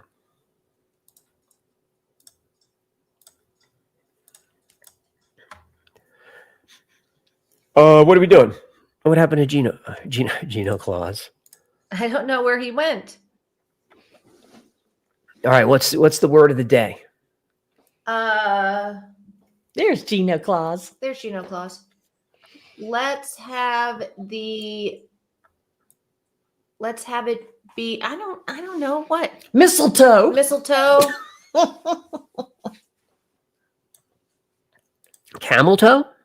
Camel toe. I don't know if they'll let you do that one. I should. I think camel toe should be okay. Someone's saying I like Super Kitten. Tiberius. There we go. There we go. All right, Tiberius. It's a tough one to spell. I don't think I could. The After Files contest is so easy to play. Type the word that you see, and it could be your lucky day. You might win a gift certificate to the Y-Files store.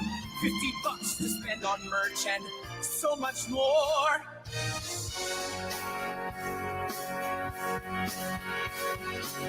Or if you're feeling daring and want something unique, 50 minutes with Victoria's feet will definitely make your week. Type that word and cross your fingers for a prize that can't be beat. Will it be a shopping spree or time with Victoria's feet?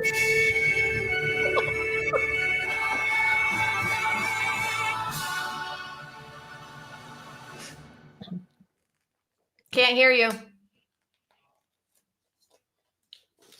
I was saying epic. It was epic. Yes, that is epic.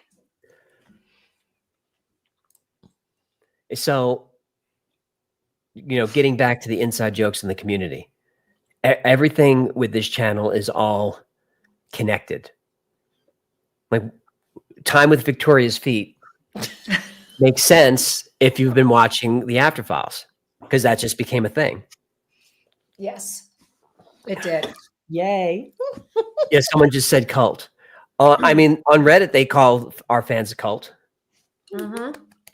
I guess I don't have a problem with that because we're a positive force. Right. Cult But of I would kindness. think we're more of a club than, Yes. than a cult. Because as far as cult leaders go, I'm not very good at it. Shannon, I put a sock on it.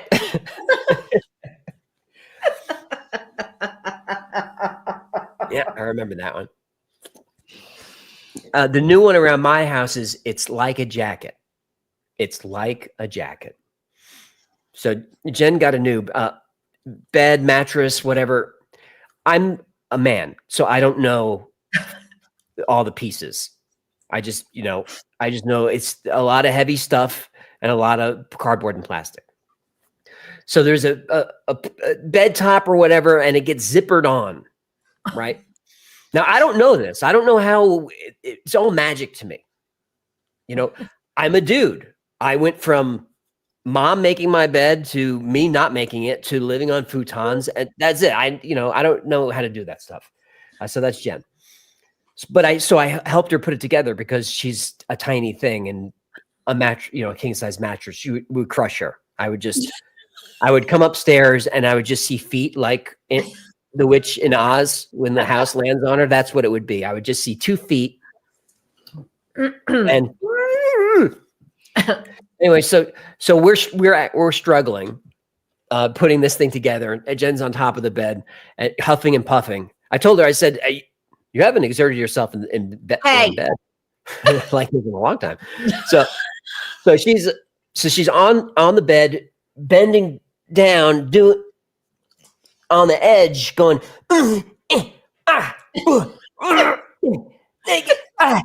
for a full minute of that. And I didn't know what was after a while. It was getting weird because she's panting. She's getting angry at it, angrier. And once she starts to get angry, now I have to get involved because that anger has to go somewhere. So yeah, because hang on. I said, "What are you doing?" She said, I have to connect the zipper to zip around it, and it won't connect. It won't connect." I said, "All right, well, let me." I said, "How do you do it?" And I said, "Just show me." And she's going, "It's like a jacket. It's like a jacket. It's like a jacket." I was like, "Okay, all right, take it easy. You're off the rails. I didn't know that you needed to do that. Let me do that." So then I went in there and I zipped it up for her. But I didn't know I was supposed to do that. Now, Look, he can tell the story. Together is a full body workout, right? We do back and legs when we get that thing out. Then when you're undoing it, it's all bis and tris, and you throw it on there. Oh my god! And now you're doing chest, and then when you zip that thing, it's all like grip strength. It's hard. By the time we were done with the bed, we were a huffing and puffing old couple. Well, okay. And he can tell the story because he sat there and watched me for 3 minutes, just struggling, just because it had the bed, and then you have to put like this foam piece in it, and then you have to zip this. Like a jacket. It's like a jacket. So he's watching me like try to cram the top piece over the foam piece to get the zipper, but I couldn't, like it was kind of down by the headboard, and I could. It was funny. It was very funny. It was. So, I think we still have a cardboard kingdom up there. we do. Because I was exhausted by the time I got the bed put together. I mean, Ghost Rider said I tore a rotator cuff moving a king bed. Yeah, it's a real thing. It's really a 4-person job because it's exhausting. Yes. Oh my god. And I was so like just I couldn't even articulate what needed to be done because at that point, it was just so. Ein Tate, why am I hearing It's Like a Jacket in Rayman's voice? Because that's what it was. She went full Tourette's. That's why I got involved. I didn't know what she was doing. It was just, but then the anger started getting introduced. And so, then I was like, uh-oh. And I said, I don't know what you're doing. And she said, it's like a jacket. It's like a jacket. I was like, okay, it's like a jacket. I zip it. All right, get out of my way. Let me zip the goddamn thing. Go over there, you nutcase. Just hold it straight. Hold it straight for daddy. So yeah, so that was fun. So we got the new bed put together. So that was good. Yeah.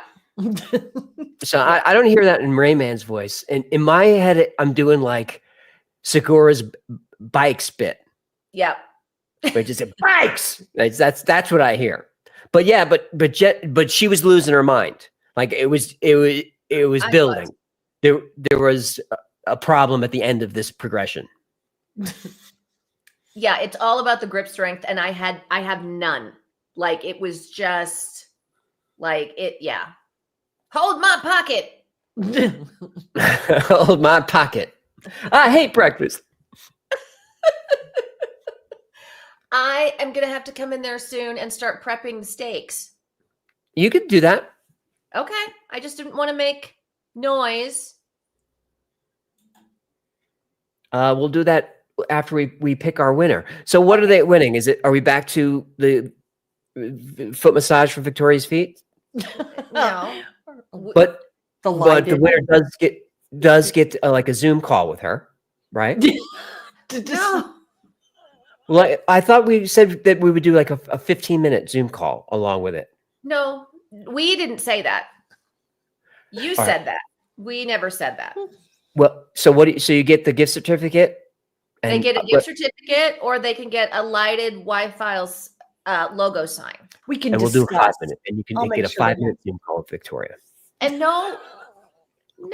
You know what I could do is I can put a webcam under her desk, and we can have like the Victoria. Wait a minute. No. We can have the foot cam. No. There'll be no foot cam. The foot cam. None of that. Oh. You know how many people would watch that? Oh my god! I know. We'll get a lot of views. Look, it's not one of my things, but a lot of men are into feet. It's not, I'm not a foot guy, but a lot of men are into feet. But yeah, we're not doing any feet cams. And most of them are on our Discord. Yes.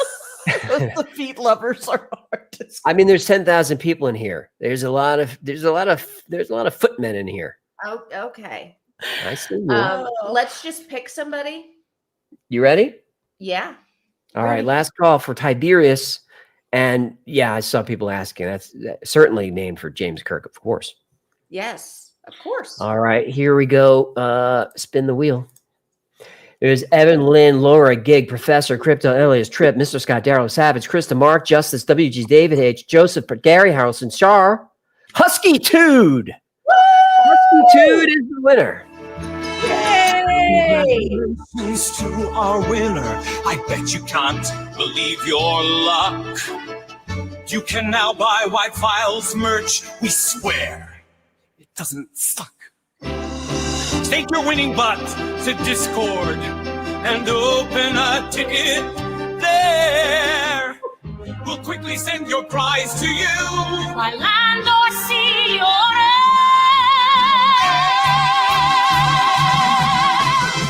I know I made a promise about Victoria's feet. Sadly, that cannot happen, even though it be so sweet. But look at all goodies that feature Hecklefish. I'm sure you'll find the perfect prize to fulfill your every wish. All right. I know I have to make those shorter. I'm aware of that. I got a little carried away with the show tunes because I was just so excited. It was so epic. So then pick your winner. I mean, I was like, I could run it for 2 minutes. People will wait. Seascape, zip it good. Hey, by the way, HuskyTude gave us a shout out on their YouTube channel a while back. If you look at the picture, that's hecklefish on that husky's neck. That's Oh my awesome. goodness. That is. that. That is a hecklefish. Oh crap. All right. This is What not am I hearing in the background? So unprofessional. This isn't a live stream. Yeah, what This is is a circus. I don't know. Ryan Curtis, love your show. My girl and I are dedicated to your awesomeness. Thank you, man. Very kind. Man, every time that the ice falls down in the fridge, I feel like I almost drew down on my fridge the other night. Like I already cleared. And and I was ready to. You guys fast draw know what I'm talking about because it sounds like someone trying to get in. Yes. Are you people all in the same house? Gino's remote, but Jen and Victoria are here, and Eric and Chris will be here, and I think folks from I'm the waiting studio to will be hear coming in back and out. from some other people from the studio. So we'll see. We shall see. Big red appendix Harry. Yep. We actually, the ice scares me, but what scares me the most is we have one of those Bob, like punching, like martial arts punching dummies in this room right next to us. And every time I walk past it and glance through the window, it looks like there's a freaking giant dude standing inside. A naked dude. And it scares me every single time. I'm like, oh, huh. I think AJ's gonna go get him and bring him. I don't think I can get a shot of it. Let me try. Oh. And by the way, if you're new here, thank you for joining us on the live. This is all it is. We don't know what we're doing. I don't know why anyone watches this, but I'm glad you do. I'm glad you're here. I don't know if we can see. All right, hang on. Okay, he's just showing our house. No, the camera's not showing. Oh no! Congratulations to the After Files contest. You can't. It's so easy to play. Type the word that you. So unprofessional. This isn't a live stream. This is a circus. Where is he going? I don't know. Right now, we're just looking at. I'm scared. The kitchen. No. You got all I'm doing. I'm just making the camera cord a little longer so I can show them. Oh. What we're talking about. Okay. Yeah, I've never seen him from the back. He does look like just a big naked dude He standing looks there, like doesn't he? naked dude from this angle. He does. You need to get one of those curly camera cords like our old phones. That's right. Snap it back. Oh, and of course now the camera's not working. Land Rover, Merry Chris or happy birthday to your dad, Kevin. Oops, not that one. See? Yeah. Do you see him?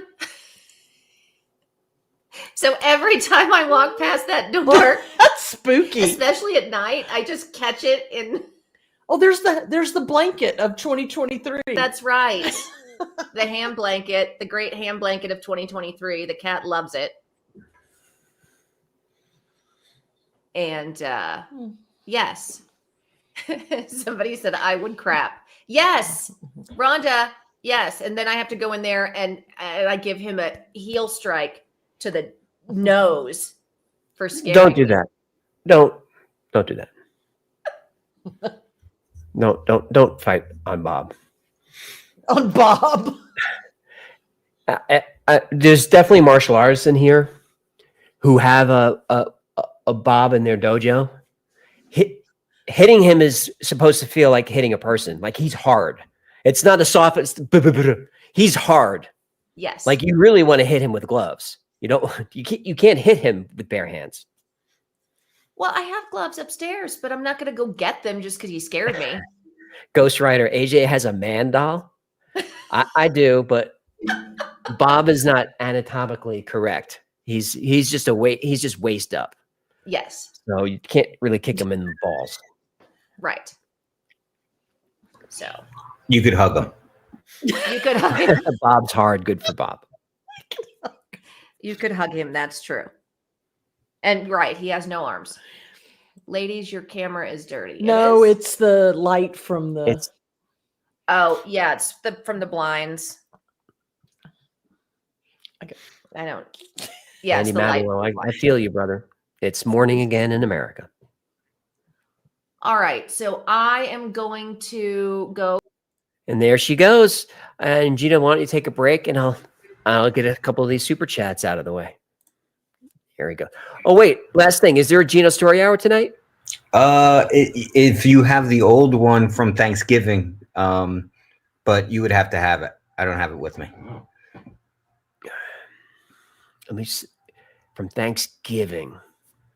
The one that we couldn't figure out how to run on Thanksgiving. Let me see. Because of the audio, right? Whatever problem you were having problems with your incoming audio for like Hecklefish and the other stuff that you were bringing in. But Hang on. it sounds like it's working fine today.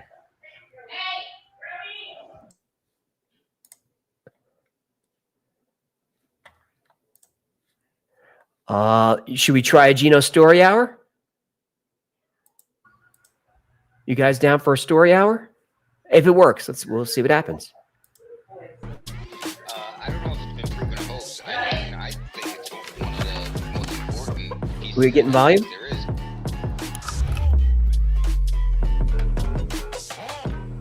I hear it. Thanks for stopping by for Gino's Story Hour. Tonight, I've got a special one for you. It's called The Mystery of Mount Kailash. Mount Kailash isn't just any old mountain. It's an ancient enigma that's wrapped in stone.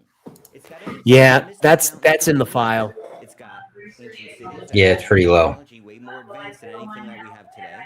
It's got time portals that age climbers. All right. We'll have it ready for the next After Files. All right. That's an easy fix. Silly Noodle, turn it up. No, that was as loud as it went. Because if you heard, the intro was loud, but Gina was really low. So we need to fix that in the edit. I had the volume maxed. I was actually peaking. Let me see if I can get back to my levels. And I turned down the mic because I thought it was coming in too hot when I recorded it. So obviously I needed to turn it up. All right, we'll get it next time. Let's do a couple of super chats. David D, you're right. This is not a professional live stream. I never claimed that it was. Merry Christmas, Tomcat Cat. Lowell Pipe, here's an idea how to properly stuff a crab cat. I think that's a good idea. Brian, 1.21 gigawatts.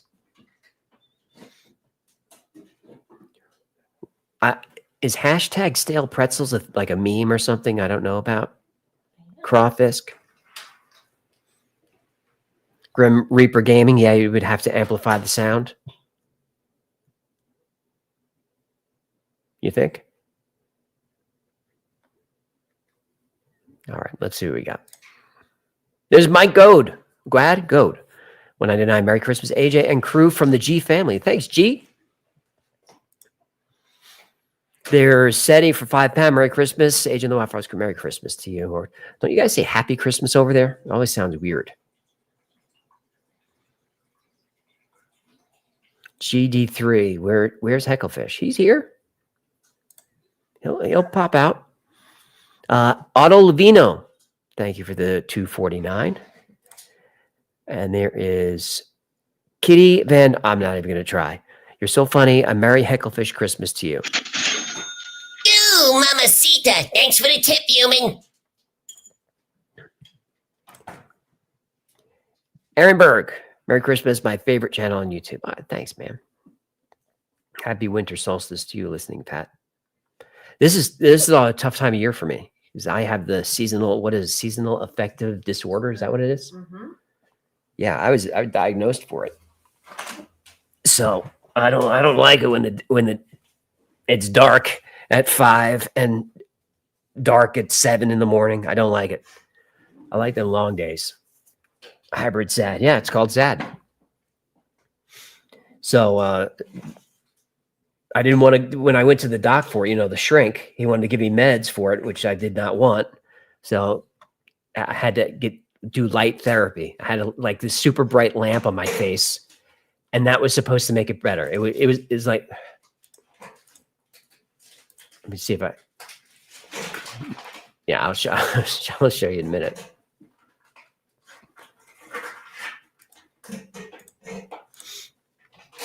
Yeah, so I just had this thing in my face just blinding me all the time. I was like, Doc, this isn't going to work. Kitty is... Oh, we already got Kitty. There's Aaron Berg. Merry Christmas, my favorite channel on YouTube. Oh, it's Kitty. You got me.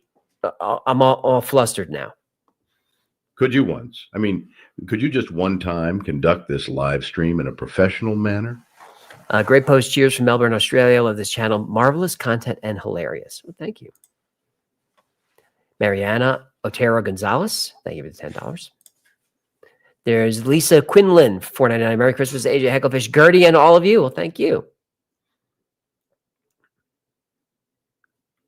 David Barry, vitamin D, dude. I have all kinds of supplements. I do all the stuff. It's definitely not as bad as it was. It's just more of like a drag. Before it was legit. I was legit depressed, and I didn't know why. Like, I'm always depressed up until March. The doctor's like, you're good in spring and summer. I'm like, yeah, usually. It's pretty easy to diagnose. Carmen, I have SAD in reverse. I love the dark and get depressed during longer days.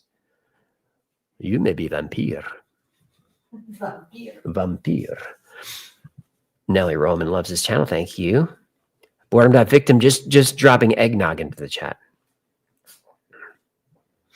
Mary P, red light therapy. My doctor wants me to go do that. My doctor's awesome. He's does the normal medicine, but he's also a tinkerer. I like that. He's a younger guy, so he's always got me trying new. Hey, try this new supplement. What's in it? All kinds of roots and herbs and something. And I said, I don't even know what that. He's like, I don't know either, but it makes me feel good. So he's always putting me on new supplements, red light therapy, hyperbaric. He wants us to do. That's you. That you need to find that doctor that you can have a relationship with. You need that, and you need the lawyer that you can have a relationship with. Well, when you walk in to see your doctor and you guys give each other a hug and talk about your families, that's a good doctor to have.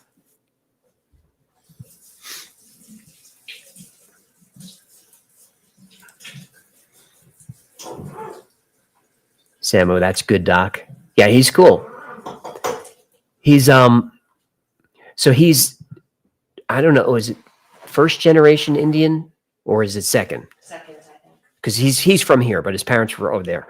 So he grew up with a lot of that, like ancient Indian medicine was part of his family, but he's also a super talented doctor. So he's open to all that stuff, and as am I. And he'll like do research for me. Like I'm constantly chewing nicotine, or got a Zyn or whatever. And I tell my doctor the truth about everything. Like when I was so scared to tell him how much I was drinking. I was so scared. I'm like, you got to tell him the truth. So I gave him the number, and he's like, yeah. I said, all right, I thought you were going to judge me. He said, judge you? I've gone through times where I've drank double that. I said, whoa. I said, for a long time. Like, he's a guy. He's a real guy. Since you're talking about doctors, what's wrong with Asia? Nothing. I just had a physical a couple of weeks ago. So I'm tip top. He's even got the the imager attached to the iPhone. It's crazy with an app. He's rubbing it on me. He's like, "There's your heart. There's your thyroid. Heart may be showing the early signs of a little bit of a blockage, but not too bad." Mitch Kaiser, how much did you drink in the past? I still drink too much, but it's just more of just always like getting in that mode of always finishing the day with a drink, because this year has been hard and it helps me relax. But I went through years where I didn't even have liquor in the house. I mean, it was years, right? I didn't even have liquor in the house. I only would drink like out. Now there is an enormous amount of liquor in the house. But not because you drink it all. I burn through a lot of booze. Like I'm embarrassed to actually show the bar to the stream. Would I go on hot ones? If they ask me, I think so. I can tell you I wouldn't get very far. It's not that. I mean, I like it. I like spicy. If it's like Asian or Mexican and you have the option, I turn it up, crank it up. But that on that show that only gets you to like level 4. What is that? The Schofield number? Yes. I don't want to go on and intentionally, knowingly injure my mouth. How is that fun? And just to see how far you can go. Now it's a fun show. It's fun to watch when they're entertaining people on there. I mean, you could put Ryan Reynolds on there every week. I would watch it. Joseph Benham, weed greater than alcohol. You do you, man. That weed gives me anxiety, so I can't really do it. WW, not X-ray specs. They're light blocking, blue blocking. Oh. Chris Tyne, what device did you have to use to go over your body and saw your heart? It's a sonogram is what it is. I'm trying to think if that's what it was, but that's a sonogram.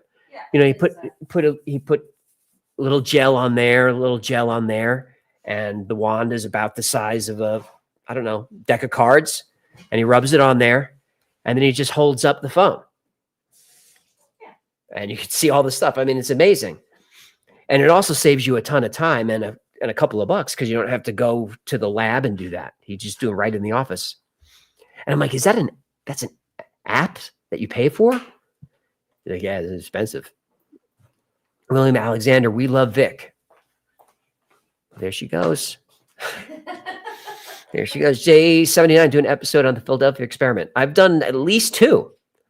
I have a full episode on the Philadelphia experiment, and then I did a revisit to it not too long ago, where I specifically told the story of Al Bielek, where a lot of that urban legend comes from Al.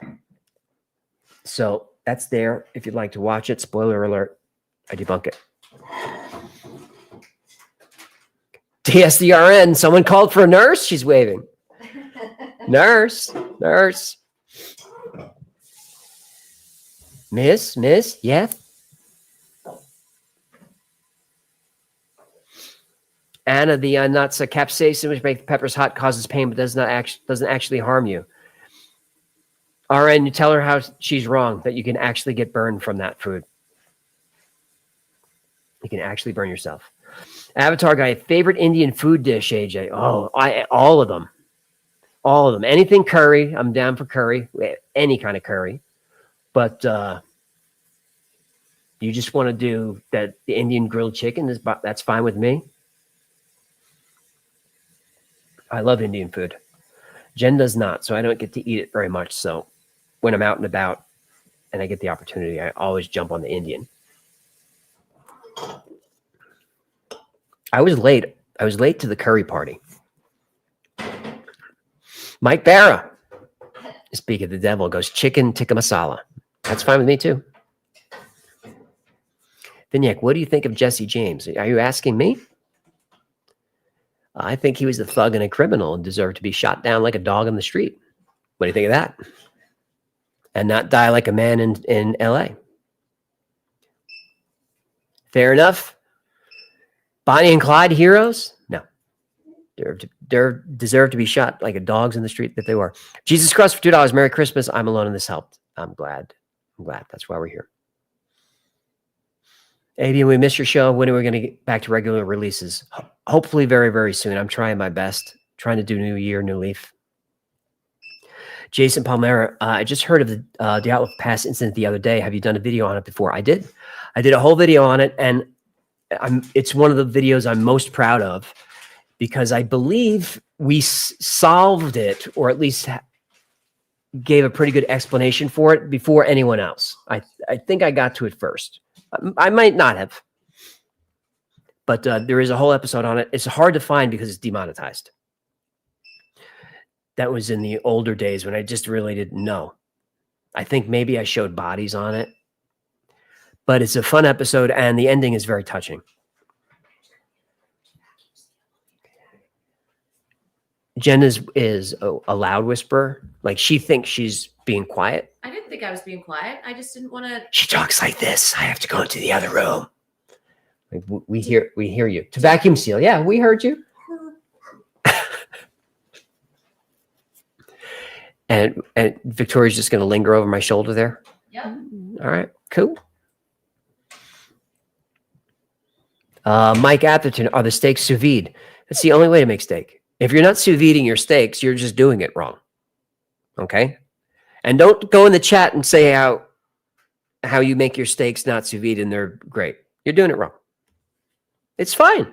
You could do it your way, or you can do it correctly. I didn't know anything about sous vide. I think I heard about it on Alton Brown maybe 10 years ago or so. And it just looked weird to me. But I gave it a shot and it's magic. I'm sure you guys know what it is, but here's the short version of it. You put meat in hot water in a bag and you just let it sit there until it gets to temp for a couple of hours. And then you just sear it and eat it. That's the secret to steakhouses.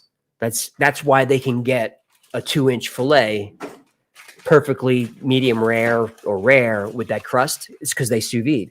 And they just keep steaks at the different temps in the water ready to sear. So I tried that and now I can never go back.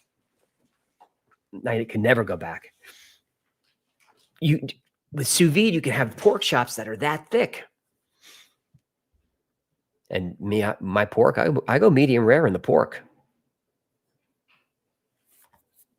Anyone else? Anyone else go pink juice pork? I think Jen won't do it. Sybil, I use a cast iron skillet if it's too cold to grill. That I usually finish it in the cast iron. But I think Jen's going to use the flat top today. She just got a new flat top and the thing is a beast. Shell's Kitchen, thank you. Finally, yes, pink pork. No, Gen X, we grew up that you had to cook the hell out of your pork. Otherwise, you get trichinosis. That's what it was, right? Trichinosis? Yeah, absolutely. Right. Which is not, you're fine. You can have medium rare pork. It's way, way better. I mean, after eating my mom's pork chops for so many years, I went through like 20 years I wouldn't eat pork chops because mom cooks the life out of everything because she likes everything burnt. So that means everything we ate was burnt. So should we get pork chops? We didn't have money, so they would be the like cheap thin ones with the bone on it, and just fry that in a pan until it was just like jerky. She just made us eat jerky. So pork chop, I never wanted that. But then I think I probably got back into them because of Jen. She did like a little shake and bake job. I was like, damn, these are good. And then we got the Costco pork chops that are super, super thick. Sous vide those. Mm-hmm. Just an old fart. Juicier pink. Yeah. Carl R., thank you for the compliment. Savage One, I saw in China you can actually eat raw chicken. I didn't know that. I don't do medium rare on the chicken. I don't know if you can you?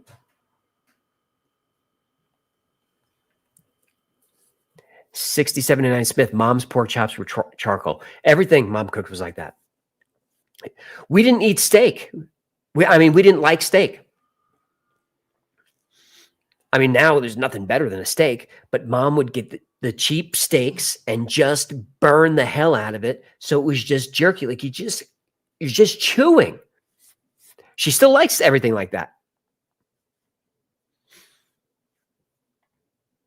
Kenny, I miss After Files. I miss it too. The plan is regular Thursdays like the old days. After Files every Thursday. That's the plan. But if you want to support the channel, join Patreon as little as $3. I do streams on there twice a week for Patreon members. And instead of 10 or 11,000 people and not get your comments read, it's only like 80 of us, 100 of us. Everybody gets a chance to talk. You can come up on stage, turn the camera on, talk to the whole team. I think it's the best perk. It's a great way to support. Anyway, Quantum, very reliable. Thank you for the 20. Sweet fancy Moses, I'm gonna be in a new tax bracket over here. Taxes are theft. The IRS is auditing me. I told this.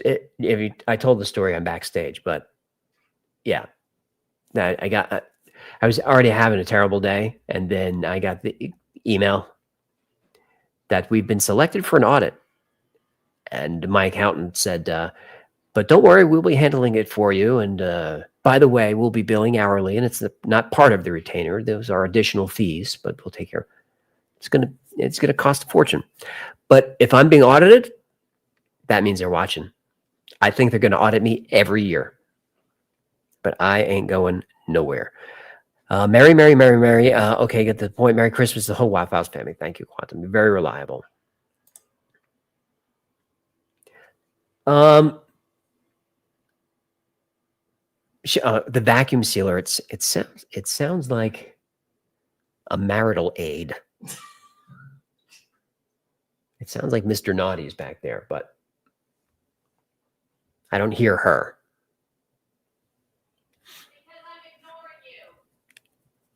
She said, because I'm ignoring you. Copium Poppies for 10. Howdy, Merry Christmas. We inflicted another music video upon the world today. Hail Santa. Oh, no. Are we going to have Copium just... Yes. Did you already saw? At least 3 or 4 more. Thanksgiving, they were super chatting to announce the release of their new single. Just every 15 minutes. Well, but I mean, it's nice to, I got $10, so $10 for the plug. I think that's fair. But as the evening went on, they started to get a little cheaper. I mean, Copium, your $10. That's your you got to start there. No $1.99s. I'm going to skip right over you. 10. You go 10 for the plug. J.K. Schultz for $4.99. Cheers opening will always remind me of my father. Tears over here. It's one of the best openings to any show ever, and I'm glad it hit you in the feels. That was the intention with that. Is because that's what this show is. It's a place where we're just all into the same stuff. We're all the same kind of weird. That's what I was talking about before when I just started to make videos for the small group of us that were watching at that time. Victoria was one of those. It was just the weird stuff that we were into, just like non sequitur comedy, stupid Uranus jokes, it was just, I would make stuff and be like, no one is going to watch this, but I would find it entertaining and put it out there. And that was really the secret recipe. Was to be really authentic and put out the videos that I would be entertained by, and just know that there's someone just as weird as me out there that will connect with it.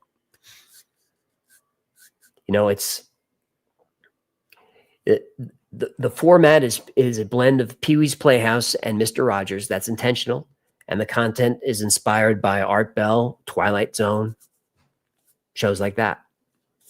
Man, I've been rewatching the original Twilight Zones. They hold up. They hold right up. And it's so cool to see the actors in them. You guys remember Robert Redford as a young man when he played the Angel of Death? And Shatner, of course, on the plane. You guys remember that one, right? Zubby plays 279. Merry Christmas, Agent Hecklefish. Same to you, Zubs. Vignac. I don't think I know who Jesse Michaels is, but it sounds familiar.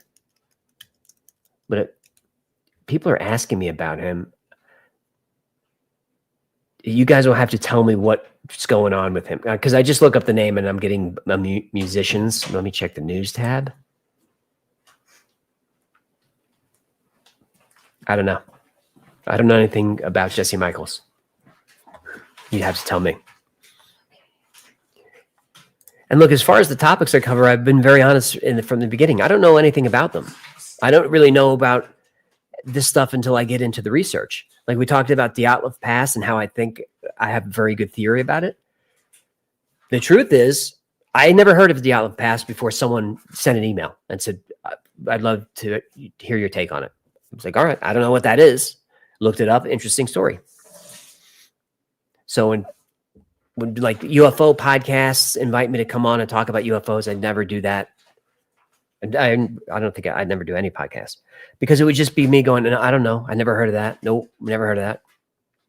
You know, that's why Gino's here. He's heard of all this stuff.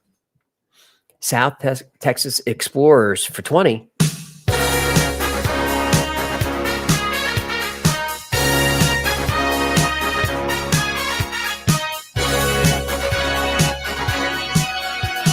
Human, I want you to know I said human.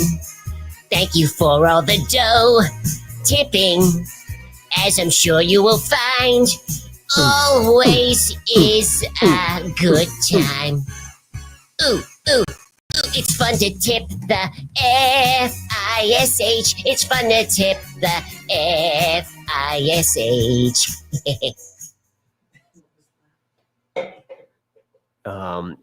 Divine Little Devil. I want to be in the chat, but not subbed long enough. Will you ever talk about the planes, but and the steel and the steel beams? I don't know what those are.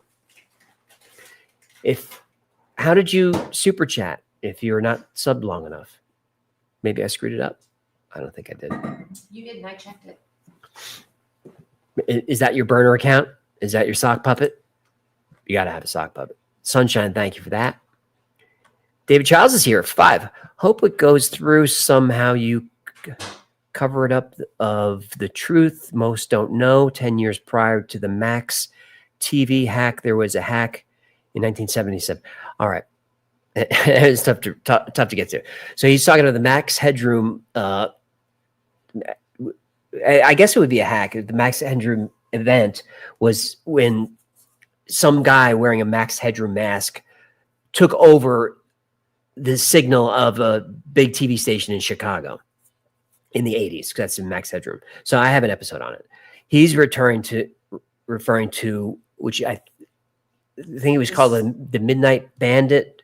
The Southern Television Broadcast Interruption. 77, I think, was the Midnight Caller or something. I think he hacked HBO. Anyway, the Max Headroom story, that's a good episode. That's a fun one. Hey, RDJ, where's Hecklefish? I'm not trying to be RDJ. I'm just trying to see.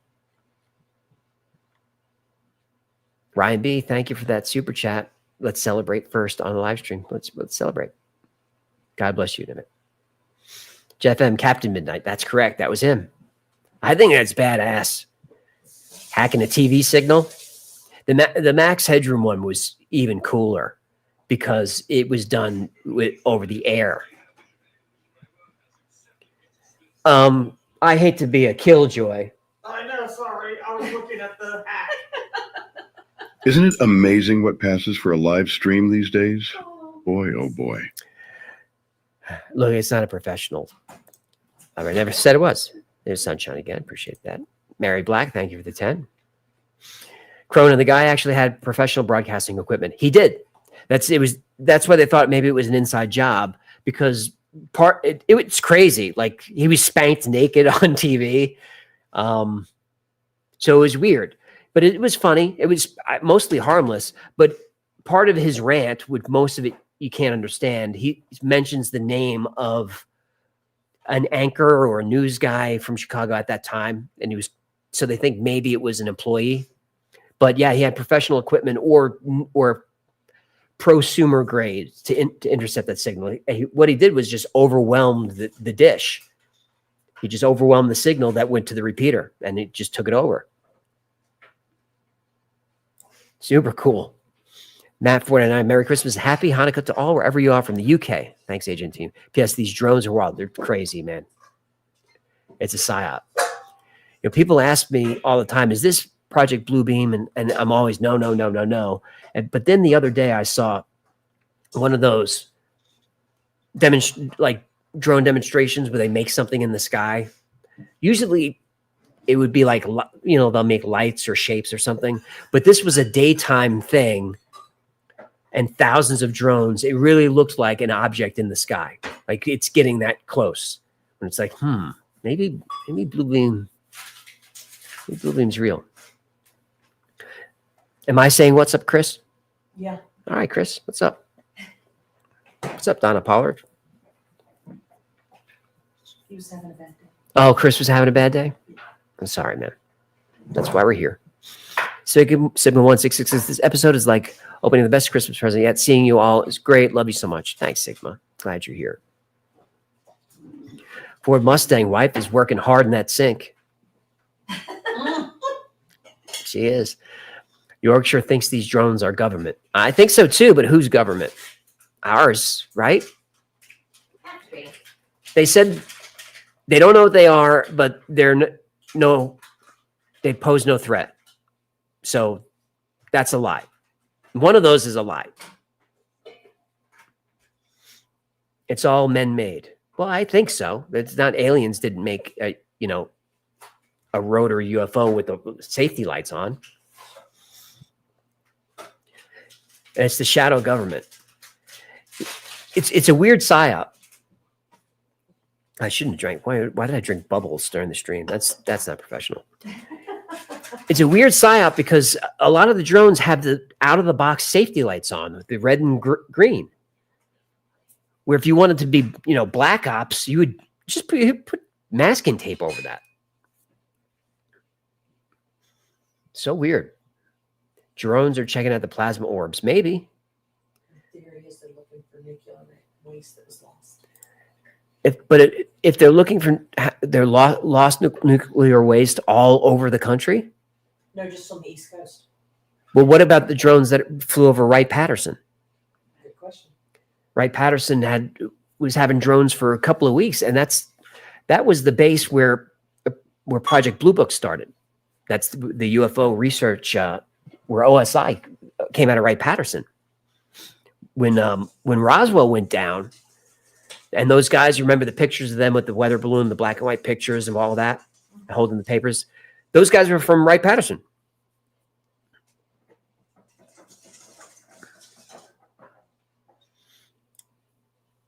There is Amy in Dystopia for $20. Hope you continue to feel better in 2025. We love you all. And God bless you. God bless you as well, Amy. I'm feeling better. Except for my sinuses. Oh, my sinuses are kidding. Never had allergies growing up. Now I'm constantly congested. Fruits in Vegas. Why none over Area 51? That's a good question. I mean, we had some over here in Vegas, but in Vegas, there's always weird stuff in the sky. There's always something weird in the sky. And we just assume that it's coming from Nellis or, Janet Airlines. But the drones were here. You know that I'm like an open-minded skeptic or I don't believe most of the topics I cover. I'm honest about that. I don't believe most of them. That's why there's a lot of debunking. Something about that UFO that crashed in Vegas that was captured on the body cam by the police. Something happened that night. I think the kid was telling the truth. He said it was something like a 7-foot alien was in the yard or whatever. But you can see that thing come down. It's a green streak. I'm behind you, AJ. What's your thoughts about we are on the urge to go into World War III? I think we're right on the edge. I don't think we've ever been closer to a nuclear war than we are right at this moment, which is scary considering the Cuban Missile Crisis. What we need to have happen is we need Inauguration Day to get in here so we can just reassess foreign policy. And I don't think that's a political statement, but we got to get everyone to cool down. Everyone to cool down, and we got to stop with the propaganda. Got to stop with the propaganda. All these are enemies. Who are enemies? Russia, China, Iran. Those three countries, those are our enemies, right? Those three countries would love to have peace with us. They would love to have peace. They would do it right now because of money. So we're taught to hate. We don't have to do that. It's like that old racism joke because it's something that you're taught. What happens if you take a white kid, a black kid, and a Hispanic kid, and an Asian kid, and you put them in a sandbox? What happens? They play. They play. Muttley for 20 pounds. Merry Christmas from the UK. Love your show. Hecklefish for the win. This human right here, this human gets it. Bravomoto says drones are a PSYOP guaranteed. I tend to agree, but I don't. You can't guarantee that. You got to show. You got to show your work. For what purpose? Can't guarantee. Richard Watt, the Wi-Fi's my wife's Russian. Yeah. You know, even during the Cold War days, from what I know of friends who went to the Soviet Union, I mean, you could go there. My boy thinks I'm talking to him. They said they were really well received by the Russian people. They're like, "Oh, American." I'm trying to switch cameras for you. So you could see it's driving me nuts. What do you want? Hey, dummy. Hey, dummy. What are you doing? Don't eat that. What are you? I don't know. That's not for you. What is he eating? A string from the rug. Great. Because now I'm a nervous wreck. Because I don't know what that kitten did. I don't know if he ate something. Because if he did, it's still here. Or if he had a little injury. So I told Jen, let's get an MRI anyway. But we didn't. We didn't because he seems to be doing perfectly. But at the people were putting in the chat like that was going to be expensive. It wasn't cheap because this was 24-hour emergency vet, but it wasn't that bad. And because he got well so fast, they actually gave us a chunk of money back. So it really wasn't as much money as you think. Because he really wasn't as bad as we thought. I thought he was dying, but at no point, at least according to Jen, were the vets super scared. They were always like, we'll figure this out. All right, let me see where we're at. Andrew Sutherland loves the channel, wondering if you'd ever do a video talking about the Waco seizure too close to president at the time. I couldn't cover Waco, honestly, on YouTube. I can maybe get into it on the podcast. I have thoughts. I have thoughts on that. But remember, we don't make fun of the Clintons on the channel. Charles, Merry Christmas from Quebec City, Canada. Merry Christmas to you. Fluffy McTavish, very reliable. Glad you guys are here. Good to see you as well. Amy says, hope you placate the IRS, question mark. Oh, I don't have a choice in the matter. I placate them or they put you in jail. I'm not that worried about it. I'm mostly worried about what it's going to cost me, for an accountant to handle it. Because you need someone to do that. You can't do that yourself. So I'm mostly worried about that. But it's not like I did anything wrong. And besides, I've been so broke that I couldn't pay my taxes in my life. I've been that broke. So I know what happens. They send you a bill, you deal with them and say, I can't pay it. And you go on a payment plan. And I think I paid like $10 a month for a long time, but that's what happens. So there's no, the only thing that's happening during the audit is I'm just going to take, it's going to take a whole chunk out of the nest egg. Our nest egg is getting small, honey. That's okay. They're going to take about a third of our egg. Our egg was small before. They take about a third of our egg. Yeah. I am not talking to you. Yeah. I know. I can't. I have to do this. They gave super chats. I have to do it. He thinks he doesn't understand. Because when I'm talking in the house and I'm not talking to Jen, I'm talking to him. So he thinks I'm talking to him right now. He thinks I'm doing this show for him. So he's wondering why I'm not giving him attention. Oh, hey! Thank you for the super sticker. Appreciate that.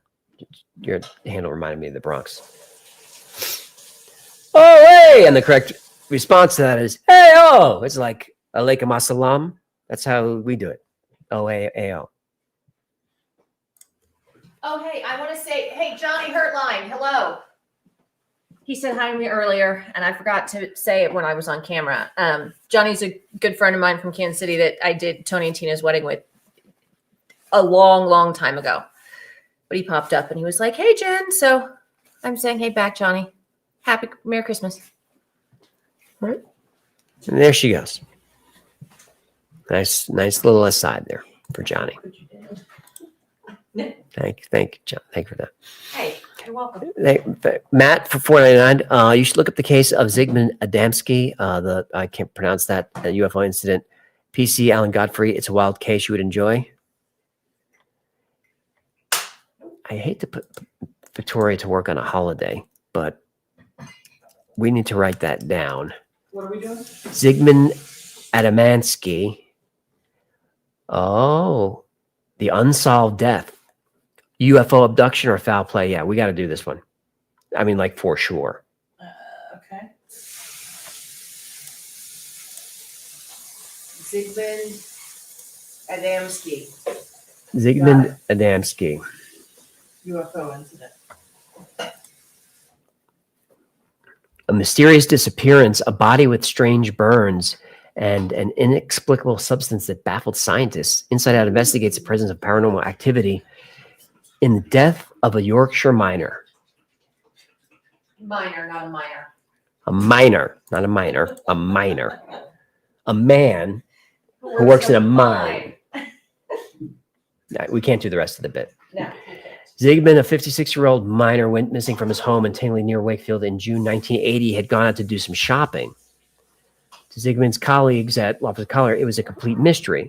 Grim discovery. 5 days after he disappeared, Zygmunt's body was discovered 20 miles from his home at a coal yard in Todmorden. Zygmunt's body was lying on top of a pile of coal. He was wearing a suit, but his shirt, watch, and wallet were missing. On the back of his head, neck, and shoulders were mysterious burns, which attracted a lot of attention. James Turnbull, the coroner who dealt with Zygmunt's death, said it's the biggest mystery of his career. I never heard this. The coroner was baffled because although Zygmunt had been missing for 5 days, he only had 1 day's growth of beard. He says the question of where he was before he died and what led to his death just could not be answered. James also said a strange ointment that appeared to have been used on Zygmunt's burns could not be identified by forensic scientists. So he was so someone was treating him with some sort of alien topical analgesic or an unguent of sorts. Exhaustive checks failed to reveal any record of Zygmunt having been treated at any hospital during the missing 5 days. It was at this point that questions began occurring. regarding the origin of this inexplicable ointment who applied it to Sigmund. It was not just the usual investigators, the police and coroners who were attracted to this case. One of the most famous ufologists of the all time, also called Adamski, offered his own amazing theories on his tragedy. Okay, he believed aliens from outer space abducted the Yorkshire miner by mistake. The speculation of an extraterrestrial encounter was fueled by the policeman who originally found Sigmund's body, Alan Godfrey. 6 months after finding Sigmund's body, Alan was again on duty at Todmorden at 5 a.m. He claims he also encountered a UFO, which made headlines all over the world. Alan said, "I wish I'd never seen the UFO, particularly because of the effects on my children. It's not easy having a policeman as a father, but when he's a policeman who saw a UFO, it's even worse."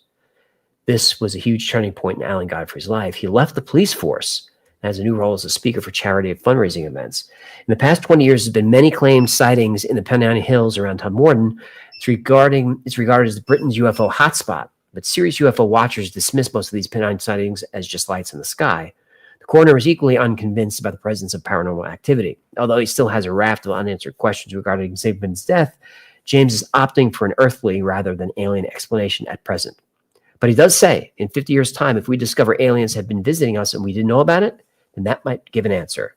But after all these years, Alan Godfrey still has no doubts, leaving thoughts of extraterrestrial in the minds of all those involved. We'll cover that one. I'll dig into that one. Joseph Kutcher, I love how you come in objective to a story trying to debunk it. I think this is the key to figuring out the truth. That's almost true, but not quite. I don't go into a story trying to debunk it. Now, I do approach every story not believing it for the most part, but I don't intentionally debunk. In fact, I get excited when there's a piece of a story I can't debunk. That's the perfect Y-File story, is one that I can explain 90% of, and then there's the 10% that's like nobody knows. Like this sounds like one of those cases, this abduction case. I bet we'd be able to solve 90% of it, but there's going to be a couple of things we can't get to. So I don't go into a story like, skeptic.org and those guys like, all right, I'm going to go in and debunk this. I go in with an open mind, like with crop circles. I go in with an open mind, but I didn't believe in crop circles. And I spent a week doing heavy, deep dive research on it. And by the end of that research, and when I aired that episode, I was convinced that 99% of crop circles are fake, but 1% are definitely real. Like crop circles are definitely real. So there's been a couple of those stories. So when I started with crop circles, I wasn't going in there like, I'm gonna tear this thing apart. I wasn't. I just try to explain what's going on, and I could not. Angie's 11, thank you for the $30.99. That's a long video, by the way, if you haven't seen it, but it's a good watch. It's over an hour long, but it's a good watch. Donna Pollard, topic black-eyed kids. A lot of people ask for that, but what's the story? There's a knock on the door. There's weird kids. Their eyes are black. Don't answer the door. You don't answer the door. They want to come in, or they don't. Sometimes they don't. And it feels the air is cold. I mean, I don't know how to cover it. When we end up with those, we'll usually jam them into like a Mysteries of the Sea, Volume 1. Like I can't really do a whole video on this. What? Sorry. Somebody wants to steal your wife. Oh, she's not stealable. No. I don't recommend coming in here. Eric got me a new shotgun for Christmas. Super excited. A new Benelli with ammo. So you better call ahead. Kevin McBride, $20. Happy holidays. Thank you for your channel and hard work. My girlfriend and I love your show. Thanks, Kevin. She sounds like a good lady. I'm not looking to steal her, by the way. All right, dummy. I need a minute. Yeah, so crop circles worth a watch. Not sure I want to see an inverse crop circle. What would that be? They take the whole field down, but leave the circle up? There have been a couple of those. Ever up the conspiracy of Kailash Mountain. That one's coming, right? Or did we do that already? We didn't do it. No. That's coming though. I mean, that's high on the list. Avatar guy, have you thought about doing a story on Jin or Janini? I kind of did in the Shadow People episode. If you want to hear about that, so people who believe in the Jinn or the genies, who I mean, for those who don't know, a genie was not considered a good thing. Like if you rubbed a lamp and a genie came out, you don't want that. That's not a friend. So what the Jinn do, and that's where the word genie comes from. The Jinn, they just cause chaos in your life. Of people who believe that. So that's one explanation for shadow people, is that they're Jinn.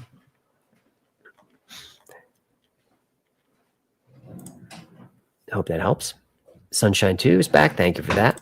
Martin McGinnis 5. Hey, thanks again for inviting us to your home. You're very welcome.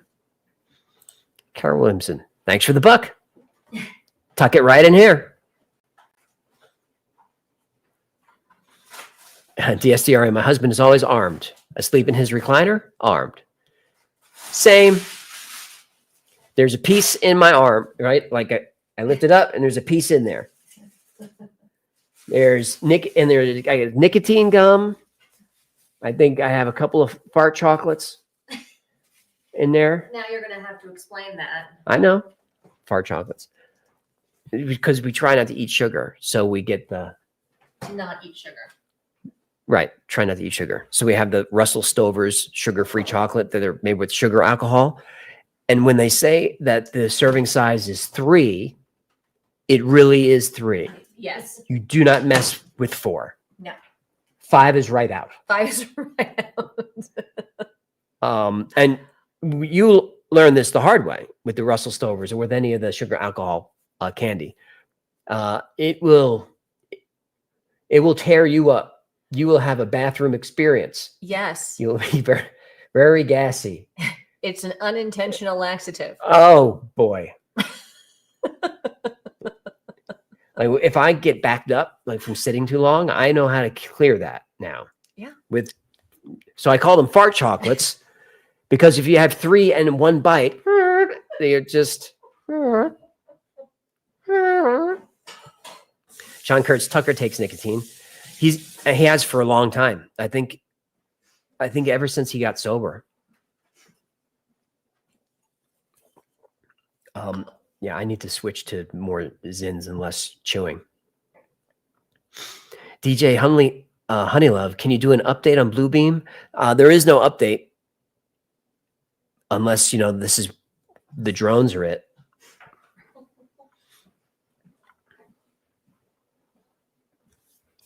Sugar is brain food when not intentionally poisoned. Well, that's true.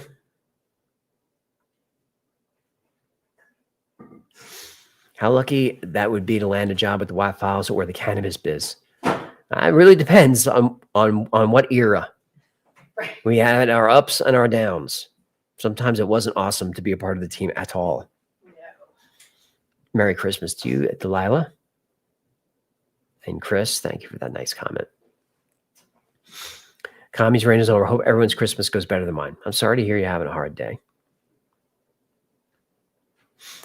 Welshman says, question for Jen. And that's it. That's it. That's it. That's it. Kopi and Poppies. Oh, you hit your 10, so you got it. You should do a stream with Sticks Hexen Hammer 666. There's 3 references to Satan in that one name. Right? Styx is the river of Hades. Hexen is the witch, or the warlock, and 666 is mark of the beast. I don't want anything to do with that. That's a lot of bad juju. Merry Christmas from Roswell, New Mexico. Very cool. Thank you, Lulu. Kenneth Wilson, good old Sticks. I like Little Sticks. The band, not the river. Hey, AJ, did you throw away the bananas that were on the counter? No, I know where they are. No, I just set them up. Our frame was kind of messy over here. It was just kind of the frame was kind of messy. I was losing my mind. I'm like, where did they go? I'm kind of doing this at the moment. I gave him a bunch of cookies, but he ate them already. There's the kitty right at your feet. What are you doing? Hey, Pencil Neck. Hey, Pencil Neck. Yeah, you're alive, huh? You're alive? I didn't think he was going to be alive. And I told you I was already preparing. And part of that prep was, you know, I still have to do the live stream, and it's going to be really hard to do.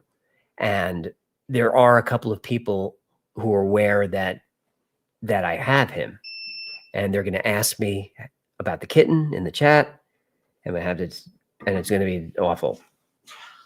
And that was part of the prep. Is just running through that scenario in my head. I ran the scenario of what kind of box do I get? Do I rent this house? Do I bury him here? His name tag has been engraved and ordered, but it hasn't been delivered yet. And I didn't know when it gets delivered, is he going to wear it on his collar, or am I going to wear it on mine? My cats who pass away, I put their collars on my necklace. So I got a couple on there. So it was like, am I going to add another tag to this collar?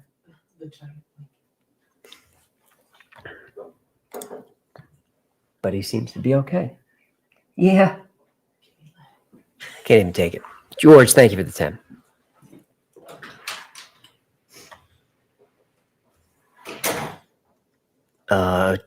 Sugar cube, Cougar's Cug, cremation, keep them with you always. Yeah.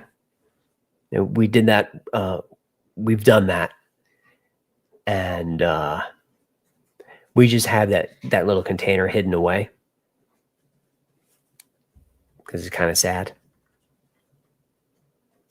Like, I don't really want that. Like when Dad passes, like, do you want some of his ashes? It's like, I'm good. I don't need no ashes. I have memories. Eric Pencil, Jack Parsons. So we're gonna do a podcast on him because he's too hot for YouTube. He's one of the founders of JPL, Jeff Paulson Labs, who is into black magic and Aleister Crowley and I don't know how to say it, but like kids watching, but adult rituals in his basement, all that kind of stuff.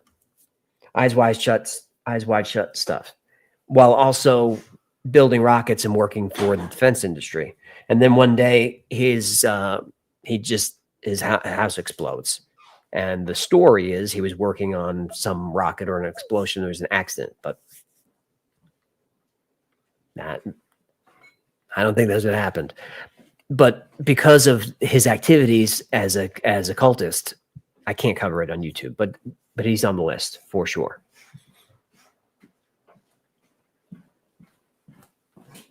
I'm just catching up on the chat.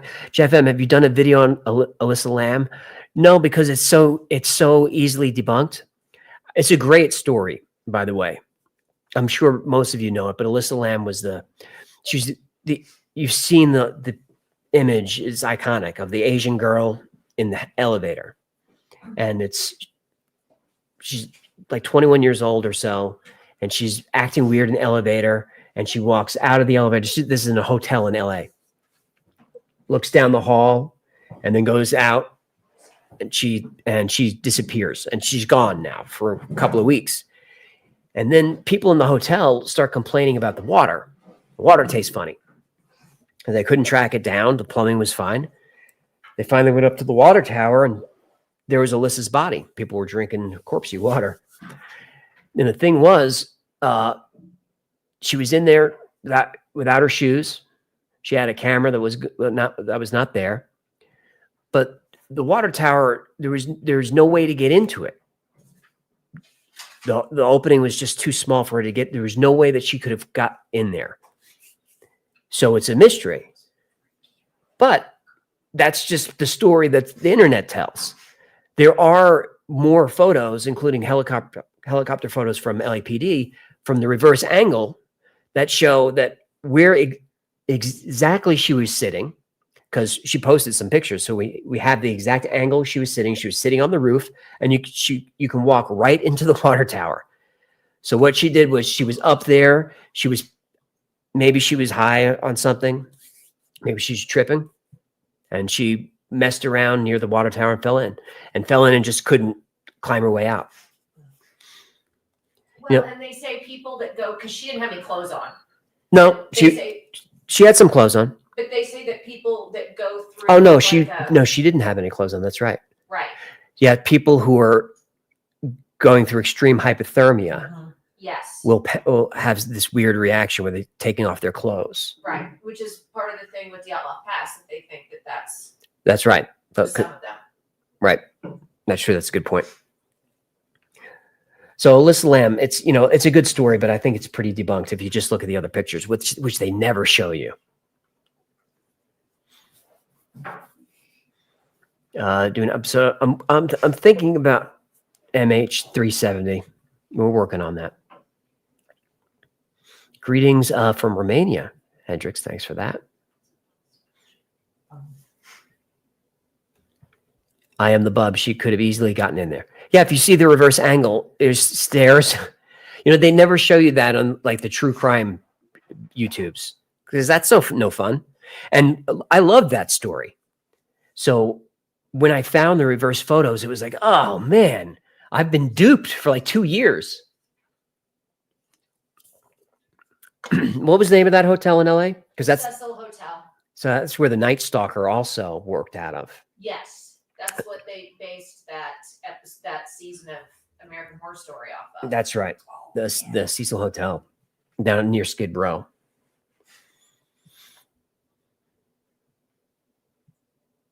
Toxicology was negative, wasn't it? I think it was. She was just acting so weird in the elevator, but she was on antidepressants, and she was communicating with her parents about her meds.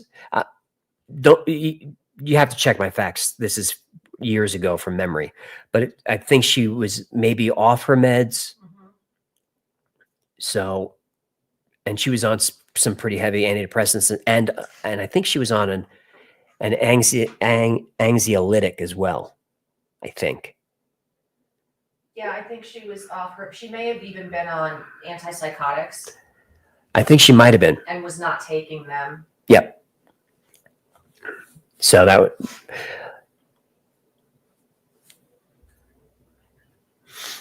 Nikki says, AJ, my phone gifts of Wi-Fi's gear went over so great. Oh, that's awesome. Thanks for supporting and spreading the gear around. Robert House murder was debunked. It wasn't murder. She drowned.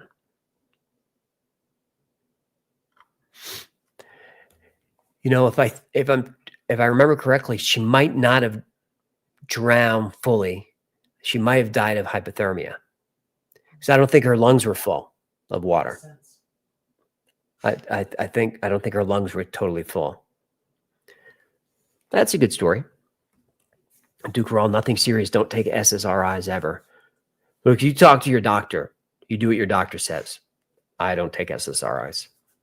I tried that once. I'll never do it again. But you do what your doctor says. Yes. For some people, it's magic. Mike O, thank you for the $1.99. Olin Hollage, thank you for the $20. Merry Christmas. Love to all. Lee Lewis, you guys rock. Thanks for all the work you do. Amazing stuff, bro. I appreciate you, Lee. AF 1892. I thought they had organ thieves set up in the kitchen fridge. She escaped somehow, still woozy to the elevator. Hypothermia makes you strip your clothes off. Organ thieves in the kitchen fridge? I haven't heard that. Now, it's interesting. But the organ thieves is such a classic urban legend. The businessman from out of town meets the beautiful lady, and they go up to the hotel room and have an evening, and next thing you know, he wakes up and he's in a bathtub full of ice, and he looks down and he's got a fresh wound and stitches. And there's a note that says, "Thank you for the kidney. Thank you for saving my life." Inappropriate comments. AJ, ever thought about creating a channel for true crime? The What Files is going to be a true crime channel hosted by Jennifer.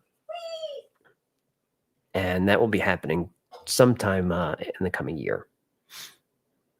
AG, when going on Joe Rogan pod?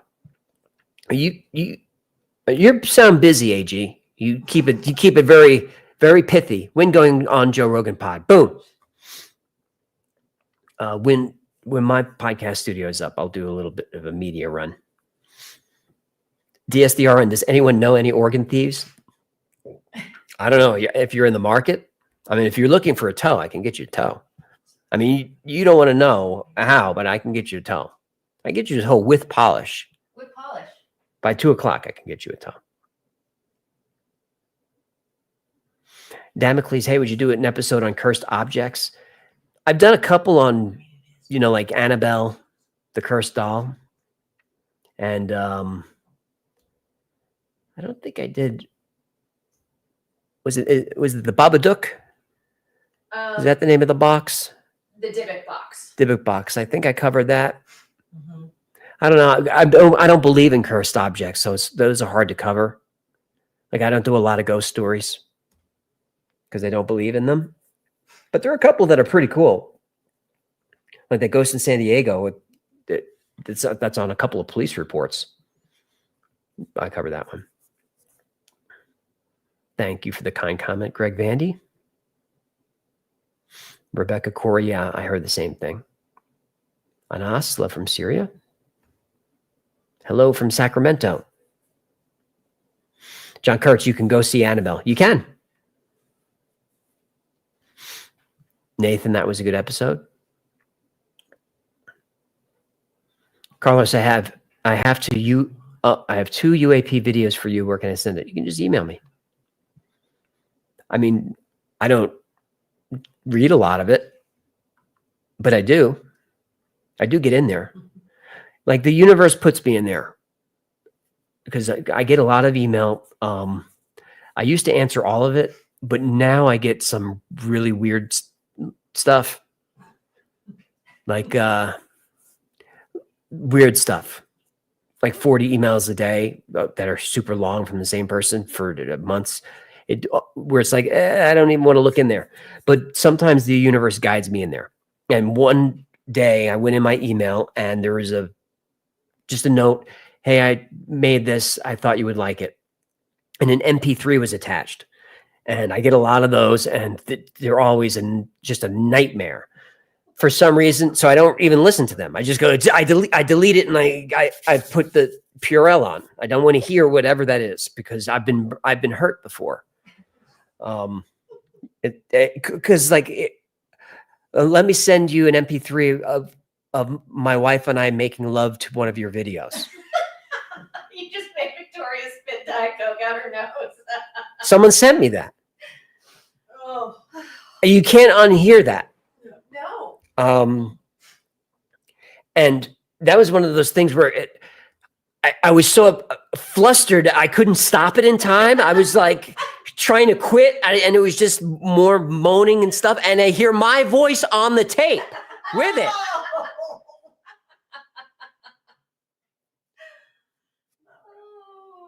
So anyway, I opened this new MP3, terrified, and it was the theme song from Space Jacket Starfield, Spaceman Super Jacket, Space Jacket, Straight Man Super Bam. The guy who sang the theme song to the theme song is with music on repeat. By Victor Lundberg, which is just a royalty-free song that anyone can use if you have a license for it. I just liked it because it had a kind of a funky beat, and I like to end the episodes up. Sometimes we go so dark. So that's been our theme song since episode 2 or 3. But I usually would just play the instrumental of it because I'm talking, and the credits weren't so long back then. So anyway, he took that song, which anyone could get, and wrote those lyrics and sang it, and I don't think it can be improved upon, that theme song. She was so good. I put the link in. Oh, good. There's a link to the theme song. So I just tried it out one day, played the theme song at the end of the episode, just to switch it up, because it's still the same music, just to see if people would respond to the lyrics. And oh boy, then that just became the theme song, where people like it so much that if I'm doing a live premiere and there's, let's say, 50,000 people watching the premiere, 30,000 will stay to the end of the song. And they say it in the chat. You guys see it, right? Like they're singing Gertie Loves to Dance. And again, it comes back to the community. We sell T-shirts with Gertie in disco, leg warmers on a disco floor. And it says, Gertie loves to dance. That's just when you know, you know. You guys are singing it in your head? Paul Easy, I Stay, love that song. Chris Wedry Stays. The Day's Doorway, he loves that song. It's the best. Robert House, yes, it's so good. I had nothing to do with it. El Chambi, I know all the words to the song. Same. The stock market bots commenting donations. If they are, I don't read them. But I didn't know. Can bots do that? Send money? Dog Dad, is it worth starting a YouTube channel like yours? Thanks, Kev. Sure. I mean, if you can make entertaining content. I mean, if you're just going to rip me off, you won't be the first. Well, am I lying? No. You won't be the first. There's a lot of Wi-Fi's out there. Who drank my beer? We need a music video. I agree. I'm noodling something. Ahmad Nasri, great song. Christopher White, camels love to dance. The camels love to dance when the feeling is right. Yeah. Classic Dude Mike, ever think of doing a radio show like Art Bell? Nope. I come from radio. That's my early days in showbiz. It was local radio. Local radio, then the national radio. I would not go back to radio. No one listens to radio, and there's no money in it. There is no money in it.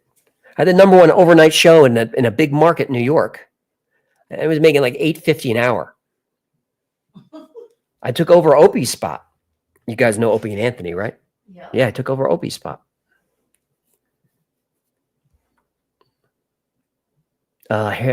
Hairway to Steven, Kurt Metzger sent me here. That's awesome. Kurt used to do his podcast out of our studio. Super nice guy. Really smart. Yes. Neil Watson, radio is dead anyway. It is. And that makes me sad because I love radio.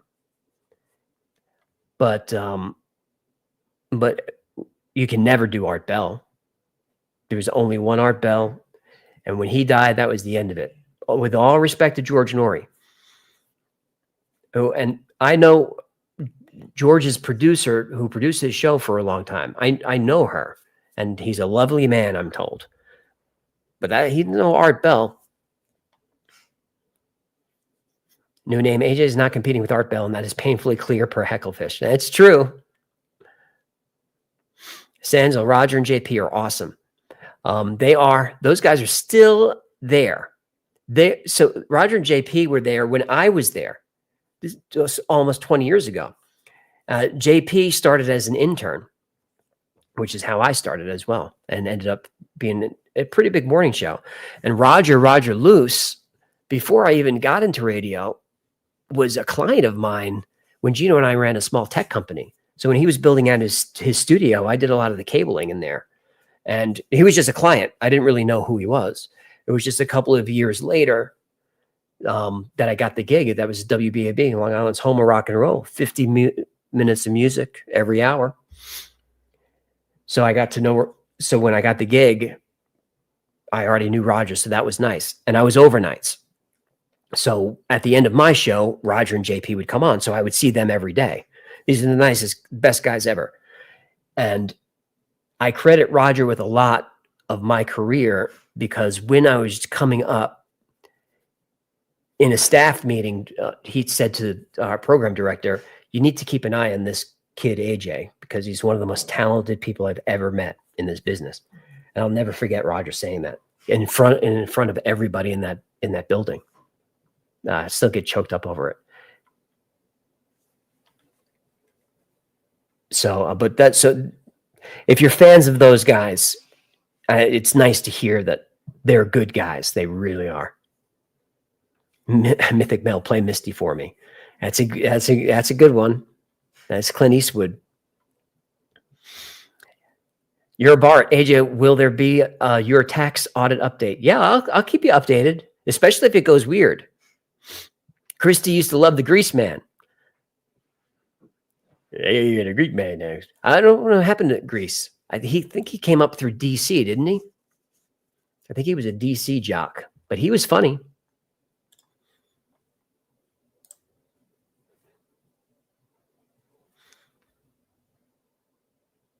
Homegrown studio. AJ got to get out more, create a few personal stories to tell.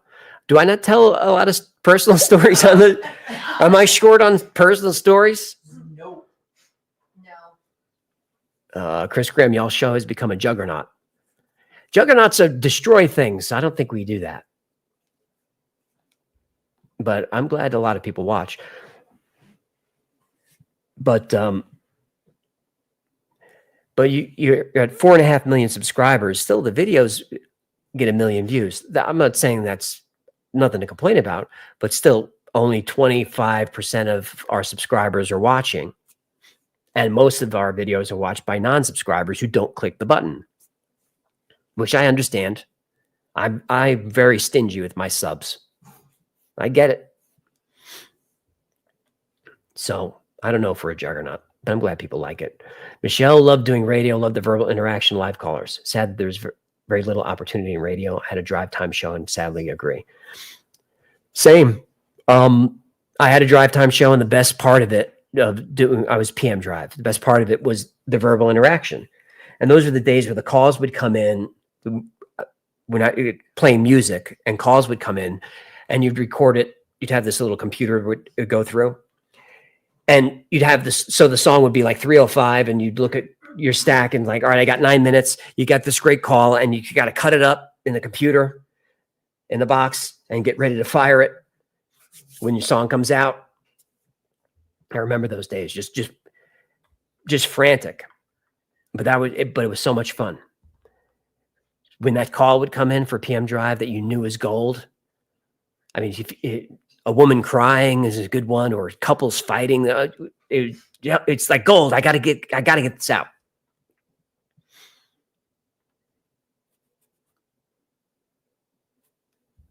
Nahani Valley and Wendigo. I don't think I'll do Wendigo. Sharon Bostock, thank you so much for spending time with us today. You're very welcome. Neil Watson, the last vestige of O&A is about to be done. Sirius isn't re-signing Sam or Jim. Oh, I didn't know that. I didn't know that. You know, I don't know how Sirius is doing. I worked for Sirius for years and years. I don't know how they're doing. But yeah, Norton got his start with O&A. I mean, Opie and Anthony they changed radio and at the same time changed comedy. No one really did what they did. I mean, certainly they were inspired by Howard Stern. I mean, Anthony was on Howard's show when he was, a tin knocker. I know all this stuff because I worked on the channel that they started in their slot. So Anthony was great at doing impressions, and he ended up on Howard doing a Howard impression, which at the time wasn't very good, but he got very good at doing Howard and all kinds of impressions. Anthony's super talented. He and his brother is a musician, super talented, song parodies. And Anthony would send this stuff to Opie, who was doing the overnights, and Opie saw the talent in the guy. And they hooked up, got together, and I think they started WAFF in Boston, I think they went to. And then they changed radio because Opie was doing music. That's what I was doing. We'd do music and then you do your bits in between. So Opie and O&A go up to, I could be wrong, but I think it was AAF. So they go there and it's just a talk show. And it's one of those shows where, you know, even Howard's was very structured. O&A was just loose. And when comics would come in and plug, you know, they would go on, comics would always go and plug on morning shows and stuff, but they would just do what they call a hit. You just call a bunch of morning shows and do a hit and tell a joke or whatever and be done. But with O&A, it's like, well, if Bill Burr's in town, you just come and sit in on the show. And then you got to know people like Burr and Rogan and all these guys of that era became so famous because of O&A. And they got syndicated. That's how I learned about comedians. I mean, Bill Burr was on there a zillion years ago. And those shows were hilarious. And then later when O&A started not getting along, it was even more entertaining. Opie's got a YouTube channel, by the way. I don't know if I don't want to be mean. I don't know if I recommend it, but I've watched it. It's been funny, some of it. I mean, it's no worse than this. Sean G, Merry Christmas and keep the change, you filthy animals. And I remember the Unsubscribed podcast mentioning having you as a guest. That'd be fun for sure. Happy to do it when it's time to do it. AJ, thank you for the $10 super sticker.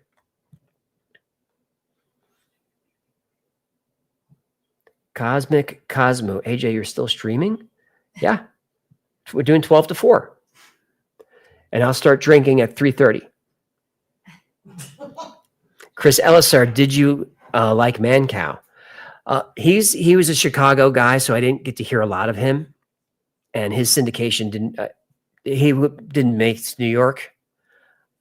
But when I heard him, I thought he was okay. But I heard a lot of Howard in his show. But he was a big deal in Chicago. He made a ton of money. I don't know what happened to any of these guys. Merry Christmas to you, Katie. I'll have a drink for you. Scott H. Anthony Cooney has a YouTube show too. Him and Opie don't get along. They do not.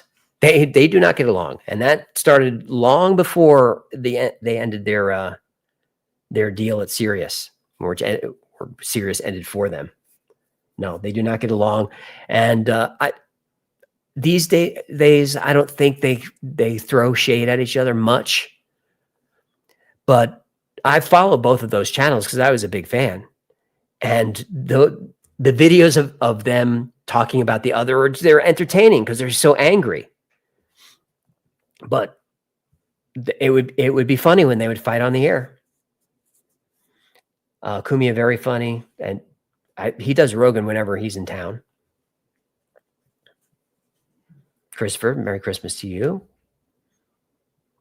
Conan Doyle, Merry Christmas from Spain.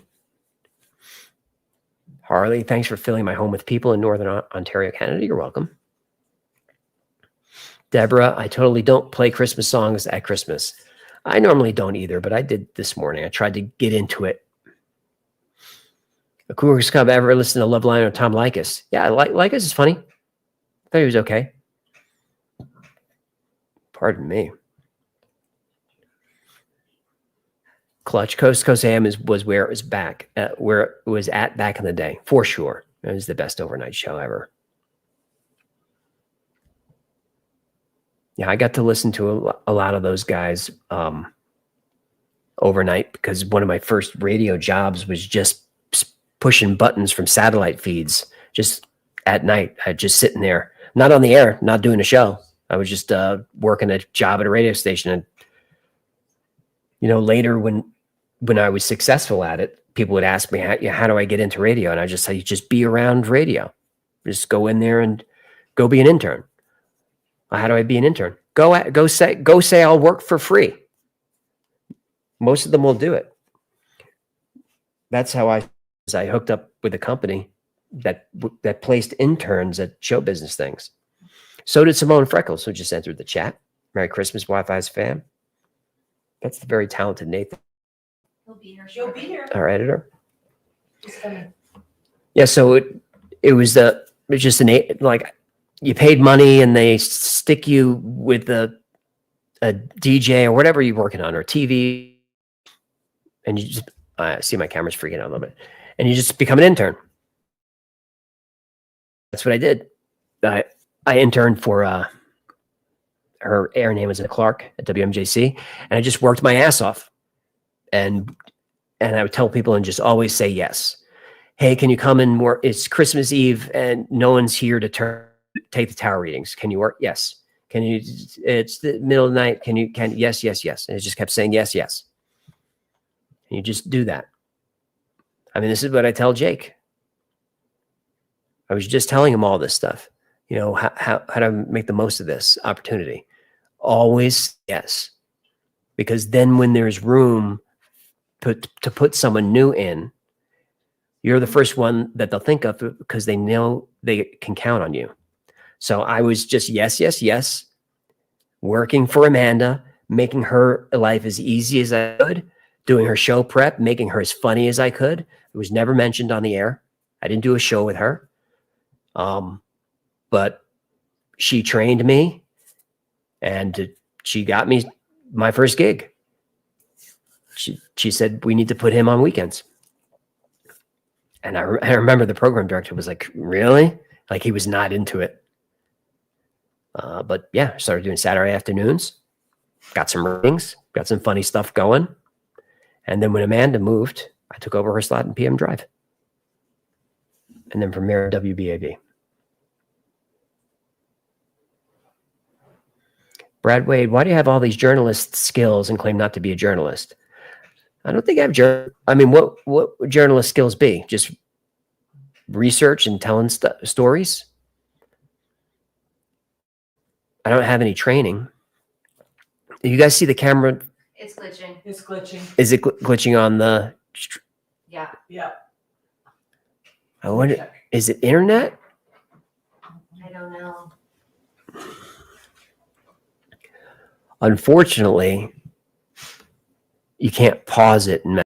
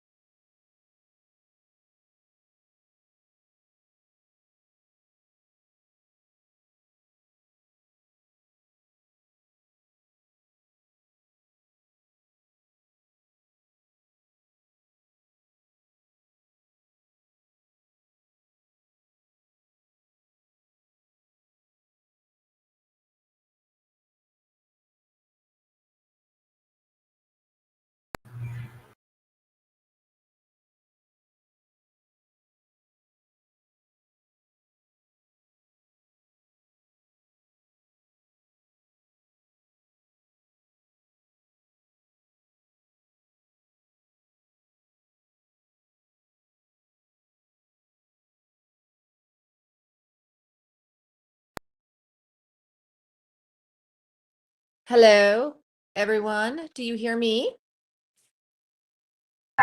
Do we hear?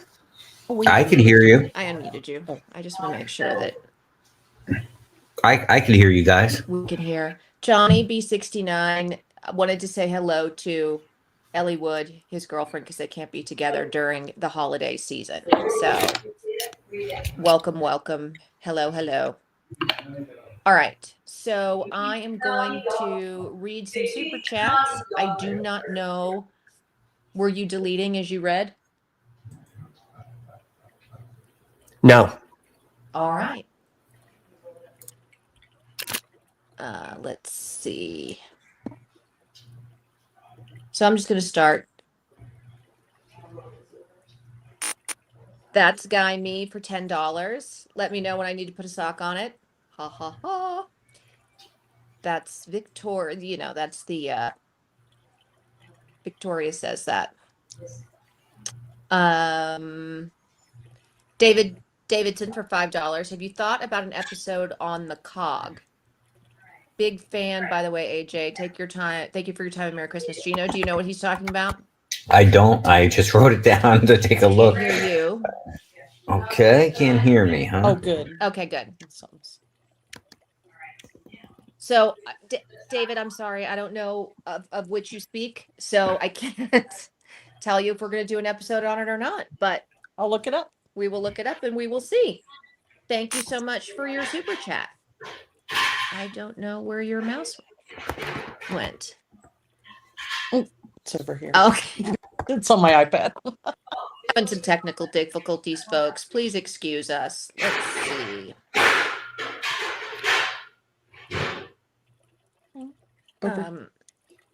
It's so weird to do somebody else's computer. It is.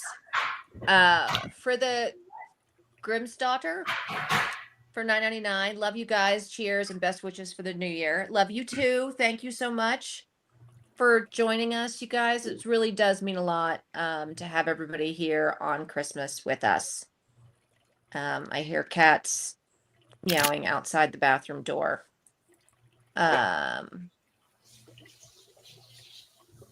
Let's see. Midwest F-150 for $4.99. Doing an oil change for my channel and having this running in the background. Merry Christmas, buddy. Well, this was sent a few hours ago, so I hope you're done with your oil change by now. That would be good. If not, I'm sorry that it's taking so long, and hopefully you will be finished at some point today. Let's see.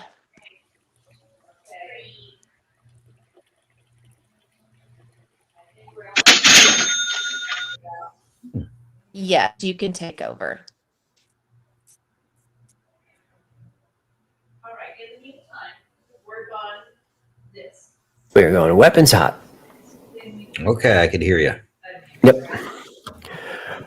Super chats, where are we at? I don't know. I just started in the middle, but I deleted the ones that I was reading. So. Oh, you did? Yes.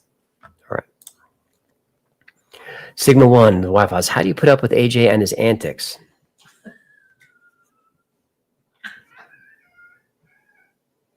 I hear you. You filthy animals classic movie reference. Yeah, Christmas movie. Has AJ had one too many of those alcohol sugar chocolates and had to dash off? No. I didn't have too many fart chocolates. I learned my lesson. I read the label for all that stuff. The sugar-free Reese's are good, but you've got to look. 4. And you do not go to 5. Don't go to 5. Don't go to 5. Don't go to 5. Russell Stover's 3.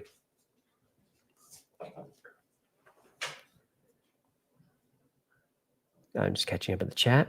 Cheers and happy holidays to you, David Asher. Merry Christmas to you, fangirl.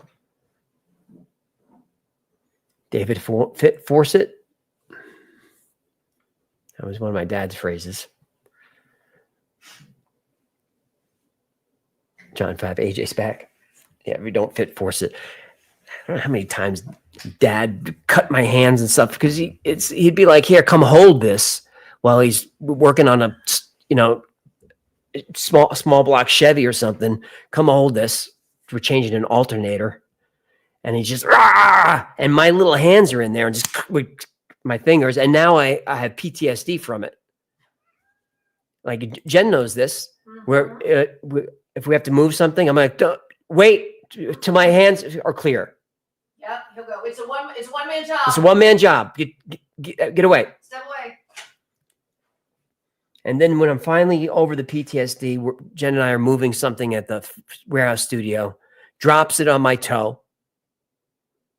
And I'm lucky I didn't lose the toe, but I lost the nail. Woo! I didn't drop it on your toe. No, if I might have.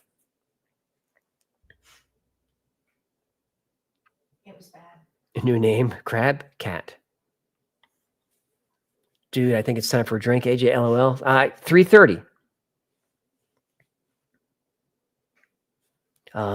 Relax, sleep better. Cover Darius J. Wright. So if you're going to make a recommendation like that, you got to give me a little more because I don't know anything about the subjects.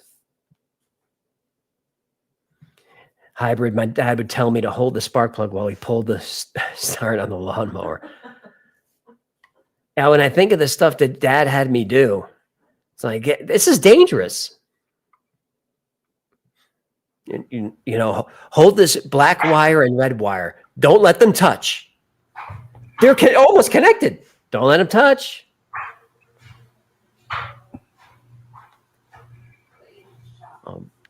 Richard Bramlett is giving good plug tonight. Somebody just asked who the hell are you guys?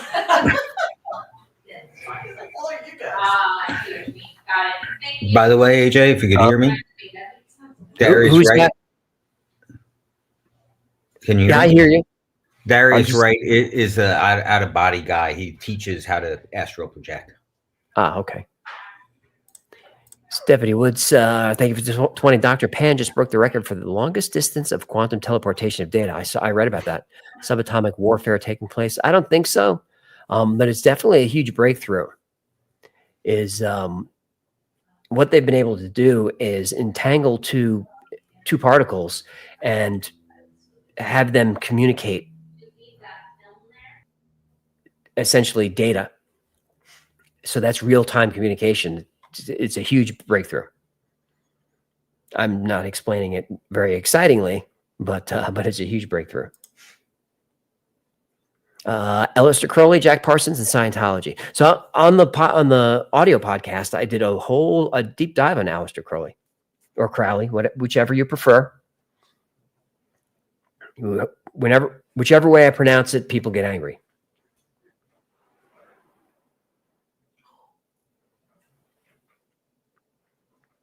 Bite me, sorry, didn't wait for you. Already drinking. That's all right. You get started.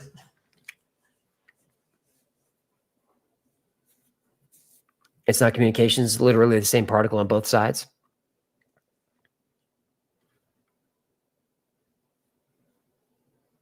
A step closer to be there button, says Christoph. You're okay, ma'am? Zach McIntosh will be getting a new video anytime soon. We are. It's got lizard people, hollow earth, alien war, Anunnaki, Nephilim, giants. Did I get everything? David Icke, lizard people. Yeah, that's coming. I'm working on it right now. I got the rough draft done. Inner Earth. Yep. Someone's got a lot of noise behind them. Is that you, Gino? All right. There is Valiant Leather for $100.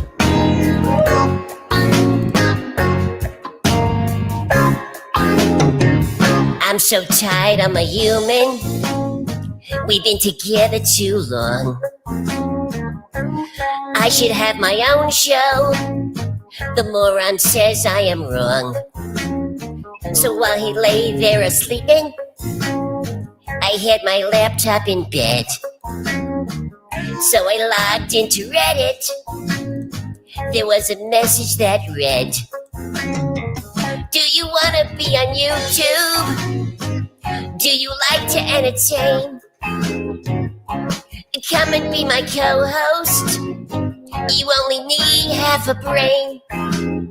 If you like aliens and pyramids, conspiracies catch you high, then you're the co-host I'm looking for. Message me and apply. Valiant Leather says, hey, AI. Hey, Merry Christmas and Happy Holidays. I'm glad the cat is okay. Thank you. Me too. Thank you for what you do.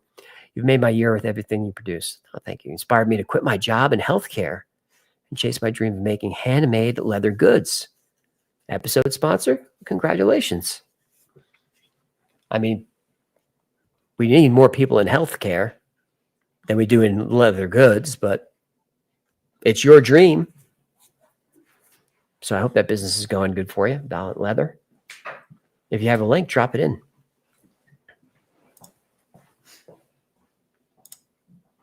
There is Brian G for £4.99. Merry Christmas from the Royal Hospital in Liverpool.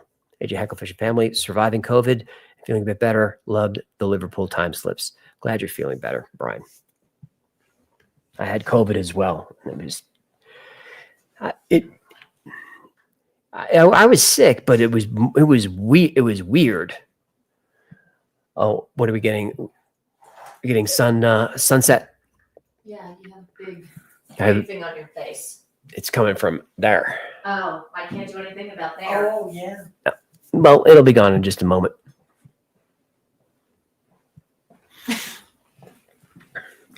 Yeah, it was weird. I just felt kind of tired, but I had just spent 22 hours driving from Plano to Scottsdale, so I thought I was just tired. And I think the next day or day after, we're having dinner. I had a little A1 sauce. Haters gonna hate. I had a little A1 sauce. I like my A1, and I'm looking at the bottle. Looking for them, like, is this bad? It's because it tasted like the closest thing would be how a corpse smells. If you've ever smelled one, you're beeping. I know. Yikes. You call this a live stream? How are you not embarrassed? I am. I still have to cook Christmas dinner. I know, and so then everything started tasting like corpse. And then I got a fever, and I was like, oh, I know what this is. So I only had it for like 5 days, but I was pretty sick. Yeah, I see all the A1 haters. All you A1 haters, you have some condiment that's weird that I would make fun of. Look, if you put ranch on anything, you ain't got no palate. There's 10,000 people in here. Half of you putting ranch on stuff incorrectly. Ranch doesn't even need to be a thing. Make it go away. Jen puts it on all kinds of stuff. Outside of the U.S., it's just called American. Ugh. Enough with the ranch. See? I knew the ranch defenders would come out. That's right. You stand up for your condiment. You should. Angie's 11, 14.99. Thank you for your channel. Love it. Merry Christmas to you, Angie. Woody Story dropping 99 in the bucket. Mary J. McWeed hates ranch. There you go. Schlang and Nanners. Ranch on pizza rolls is perfect.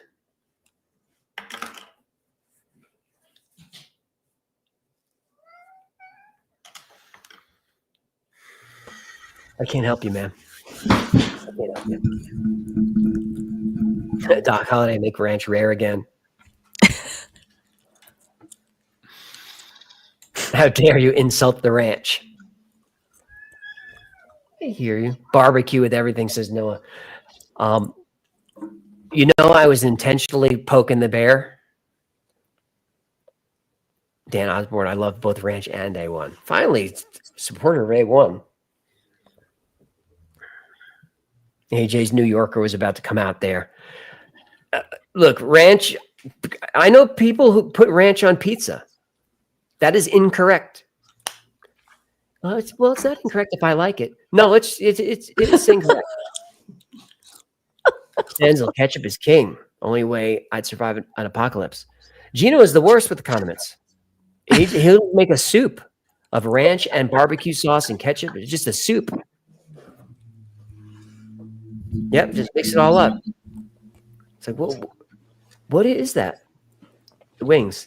But it's just a vehicle for my sauce, you would say. Beefsteak Charlie's had the all-you-could-eat salad bar. That's how I would go up there. Bacon bits, French dressing, put a little Catalina in there to make it a little red. Gino dating himself and geolocating himself with a Beefsteak Charlie's reference. If anyone would get that. I use ranch on chicken wings. No. Yes. Incorrect. Look, blue cheese goes on chicken wings. Blue cheese is moldy cheese. I'm just telling you what is correct. You could do it your way or the right way. That's fine. Oh, my God. That's fine.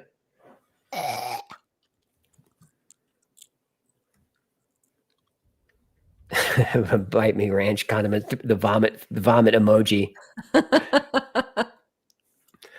See, and I intentionally put the blue cheese because I know what's going to rile people up. I know it's going to get you upset because people who put ranch on stuff, they defend it. And blue cheese is love it or hate it. And strangely, I flipped. Like I came out of the blue cheese closet. Like I would never have it. And then I don't remember when or how it happened, but I'm sure it was a wing joint. Now I'm all about the blue cheese. The lettuce wedge at the steakhouse with a big blue cheese on it with the moldy, crumbly cheese. No. All day long. Nope. All day. Now, when we're out to look, when we're out to dinner and he has a steak, he does not put A1 on it. No, if I'm in a restaurant, I actually don't do anything to the food. If it's a nice restaurant, if I'm at Wendy's, I'm going to put ketchup on fries.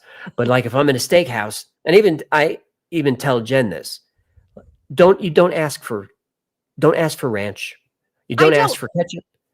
No, I'm not saying you do. What I'm saying is when you go to a nice place, I eat the food the way the chef prepared it because that's the way he wants it to be. That's his expression.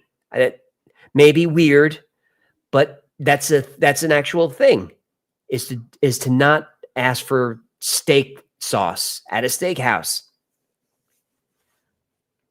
It drives me crazy because I will ask for salt and pepper if it's not on the table, and he's like, "Don't do that." No. Look. No. Not in a nice place. They're not going to come out and put 2 glass. It's trash. Don't do that. Hey. Don't do that. I'm just joking. I'm disappointed because I won't ask for the salt and pepper, but I get disappointed when it's not there because when you got that cream spinach, I need that salty. And look, I was just poking the bear at the ranch.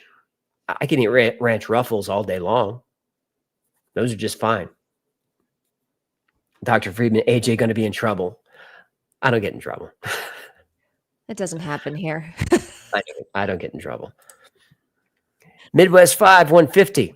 I like what you drive, man. I drive the same. You have any advice on how I can grow my channel? Your work is incredible. I look up to your channel. The best thing you can do is be consistent. And I say that knowing that I've been inconsistent and I see it in the numbers that we're just not performing. So the best thing you can do is be consistent, but you have to be entertaining. If your content is good and you keep posting it, they will find you. Now, I don't know if you're entertaining or not. So I didn't know if I was. I thought I was. But some of the early videos are not entertaining. But I found what entertained me and felt that if I find this interesting, this format, tell the story like it's real, then debunk what I can. A talking fish from the Bronx with inappropriate humor. If I find that entertaining, then maybe there's 10,000 people out there who do. And maybe if I'm lucky, there's 100,000. And that was the plan. So I didn't do anything special to grow the channel. I just kept at it. And there were times where I was working a full-time job because YouTube, you don't make any money in YouTube until you're in the millions. Like if someone's got a 300,000 sub channel, that's a big channel. They're not making any money. They're not paying the bills with that. That's why the super chats and all that and Patreon is really helpful. So if you have the means and there are creators out there that you like and they have Patreon, just join for the $3. Super chat them. It really, really helps. I couldn't have grown this without the Patreon members. Right. MS for 5. You can't send messages because you subscribe to this channel while watching a video made for kids. LOL. All right. And a Merry Christmas to you. Sigma 1 for 333. Do you have any thoughts on Proxima Centauri? Meaning, is there a life on it? I don't think there is. I think they found a gas giant there, didn't they? Proxima Centauri, that's the solar system that's closest to us, correct? Where the astrophysicists at? Christopher White, Patreon also supports visual artists. Yeah, absolutely. You know, buy stuff from Etsy, join Patreon. Yeah, I subscribe to, I think, 8 or 9 Patreon creators. I don't even watch their stuff. I just know who they are, and I just want them to keep doing it. Like, I don't watch a lot of what is it? What is she called? All Canadian Reptile Girl or something like that. I don't watch a lot of her videos because I'm not into snakes. You know, she's like 16, but she's probably older now. But she was like a young teenager that was very kind and gave me a shout out when her channel was at like 8,000 subs and I was at like 2. And she's doing a list of best channels on YouTube. And she's like, well, these guys are small, but their stuff is really good. So anyway, that was really kind and nice. And her show is fun because she's young and her father is back there running the camera, and they're arguing and they use that in the videos. I think it's a bit, but it's hilarious. Anyway, she has a Patreon, so I subscribe to that. So I don't watch a lot of snake videos, but she gets my money every month because I want her to keep doing it. She still looks young. All Canadian Reptile Girl. There she is, All Canadian Reptile Girl. She's awesome. And she's a Patreon member. So she also supports us. I mean, somebody had said that, you know, some of the financial channels make a lot of money if you only have 50,000 subscribers. And that's true. There's a lot of nuance with YouTube depending on 50,000 subs? No. But it depends on the topics of your videos. It depends on how much advertisers will pay to be part of your video. So, you know, it does depend, but for most channels, you really have to have a lot of subscribers and get a lot of views in order to make money to where you can quit your job and just do it full time. So,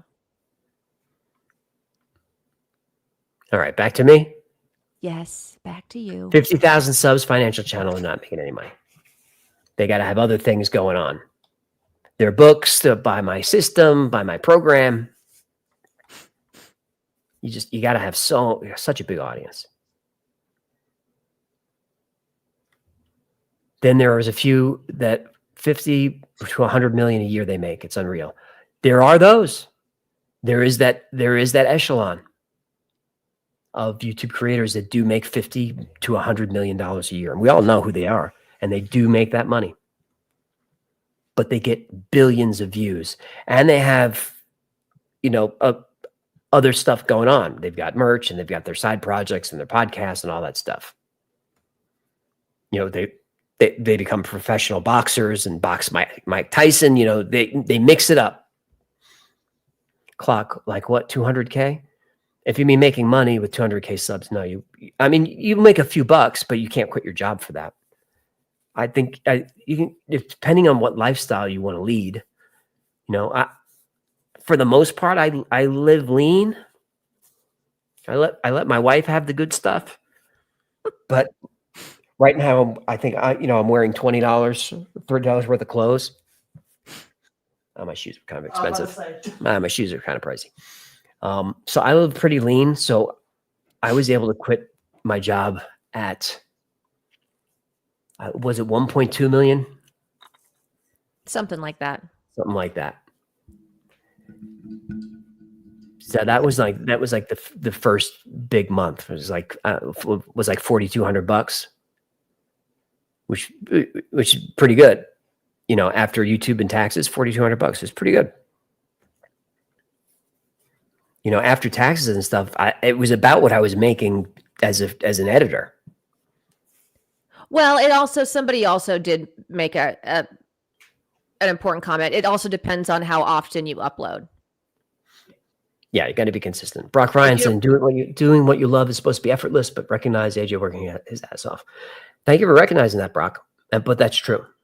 Like, if you want to succeed at this, and we don't have to keep talking about how to succeed at YouTube if you don't want to, but if you want to succeed at this, you really have to like it. You kind of have to love it. It is a full-time job for sure. And then some. Oh, Squirrel, right. yes, this is live. 100%. This is live and has been for 3.5 hours. There's Fluffy McTavish for 10. All right. I'll bang through some super chats. We'll bring you guys back to say goodbye. Fluffy, that was such an apt description of your channel. Art, Bell, Pee-wee's Playhouse, all that. Yeah, it was kind of intentional. But I figured there's other people my kind of weird. Casey Gates in the middle of building a 4-stage podcast studio in Santa Barbara. This is a big leap for me, and you guys are encouraging me. Thank you for the advice. Very welcome, Casey. Good luck. Good luck. We've done it. It's very hard. But I wish you the best of luck. Don't do anything for free. That would be my advice. Don't put any shows on the air for free. Queen Shorty, 3:30 whiskey time. It is, but my bourbon isn't going to pour itself. Observing Truth for 20, Mary. Thanks for the hours of entertainment. Hashtag Hecklefish, always killing it. Love the channel. The community. Any resources where I might be able to share videos to get input on what the hell I've captured? I mean, you can email me, but I'm not the guy. Maybe Sean Ryan, those guys. Oh, crap. I was supposed to plug James' show. So James Fox has a new documentary out. What's the name of it? The program? Let me grab my Slack.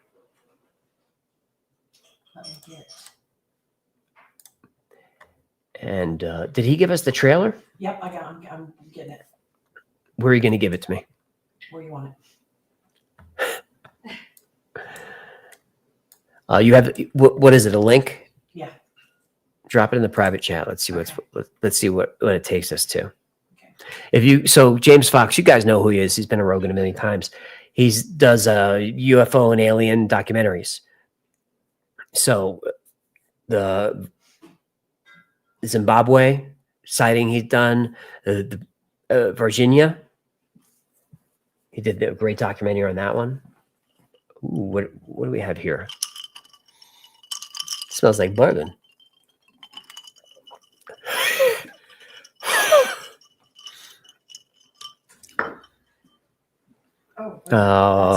No, that's not going to work. That's right. It didn't copy. This live stream is so unprofessional. Really, what are you even doing?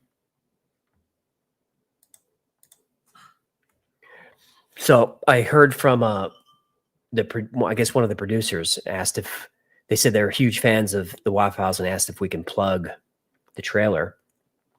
And I said, absolutely, because I was happy to hear that they're fans because I use a lot of James's research. I use some of his footage, and to have them be fans is really great because it's happened 3 times where I've used footage of someone and they made it a problem. And one time I had to re-upload the video. That's from the family of Dr. John Mack, the great Dr. John Mack, by the way. Didn't want me using his footage. And they were going to make it a legal issue. So I did a re-upload.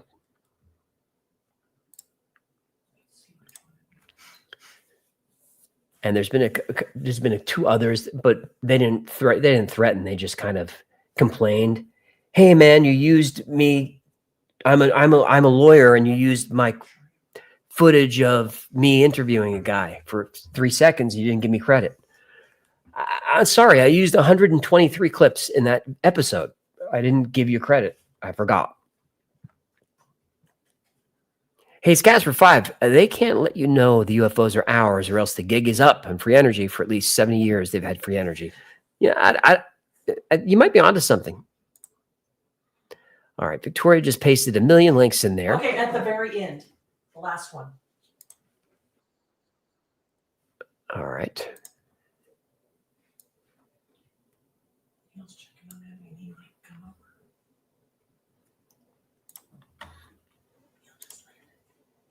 Hang on, I'm just getting a screen share going.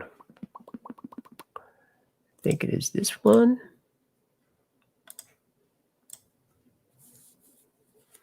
Yeah, that's us. Should we watch it? Yeah. In 2017, the New York Times published a story exposing a secret government program investigating UFOs. That story was kind of a catalyst for a lot of things that have happened since. Members of Congress started to ask questions. Instruments report there is something there. There are flight characteristics that we can't explain. UAPs are unexplained. It's true. They need to be investigated. Here we are having a hearing where just a few years ago, we didn't even acknowledge that these things were real. Do you believe that our government is in possession of UAPs? Absolutely, based on interviewing over 40 witnesses over 4 years. You're telling me people have come forward claiming firsthand knowledge of craft of non-human origin? That's correct. We have sources who have asserted not only that there have been crashes, but there have been crash retrievals. Do we have the bodies of the pilots who piloted this craft? Biologics came with some of these recoveries, yeah. Were they human or non-human? Non-human. I'm sitting here today because the American people are being lied to. We are the American government, and we are open, and we're going to be open about this. It has been revealed non-human intelligence exists. Non-human intelligence has been interacting with humanity is only part of the story. The pressure's on. The Pentagon, the CIA, they're going to have to answer the mail. Some are risking everything. Have you had incidences that have caused you to be in fear for your life? Yes, personally. To uncover the rest. What is being done to verify the assertion that the U.S. government has spaceships of non-human intelligence in their possession? That kind of revelation unearths people's beliefs. I would go to jail to say things that I've been exposed to in the program.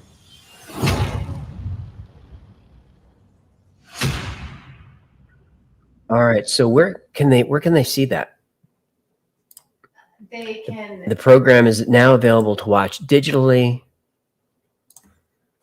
And I'm going to put it in the chat. If you want to go, I don't know how much it costs. Let me see. On Prime, it's $19.98. It's kind of pricey. Kind of pricey, but I'm gonna pay for it because it's the same thing with Patreon. I'm gonna pay the $19.98 because it supports James's work. Because James Fox is not a rich man, but his work is fantastic. So check out the program. I don't make anything, by the way. It's not an affiliate link or anything. Just support people that you like. Richard Rammer, $20. I know. It's available to rent soon. Yeah, I mean, it just came out.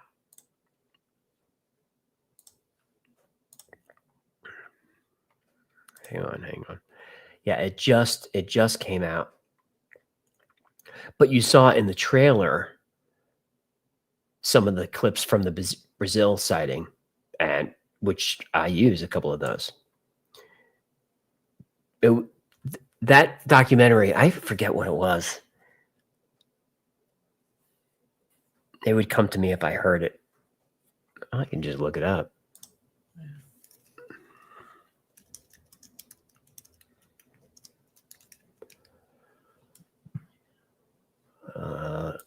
This is going to be him. There he is.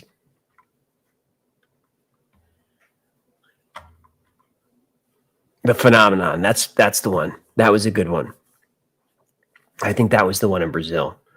Yeah. Maybe not, but it had some of the most compelling UFO footage I ever saw. And witness statements. It's crazy. So yeah, there's the plug. Go support him. Let's see what's going on in the chat. AJ drinking is essential to this being a live experience. No rehearsals or scripts. No, and that actually bothers me every time. Like, I would love to prep for this and make this a show with structure. I mean, that's the way I'm used to doing it from radio. But I never have enough time. Rory Bliss, AJ, go attend to your family before you're left sleeping on the couch. We love you. I don't sleep on the couch. I don't sleep on the couch. Oh, you're going to be in Dutch with the wife. I'm going to be fine. I know, I'm kind of cocky about it, but Jen and I don't fight. We don't. Nope. I know. And we're together all the time. All the time. Because she's essentially my boss. Her and Victoria run everything. I don't want to. I got into YouTube to not be in business. I was a businessman already. I didn't like it. I wasn't good at it.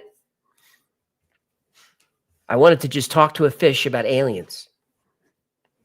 So I did that. And then people started watching and it became sponsors want to be on there.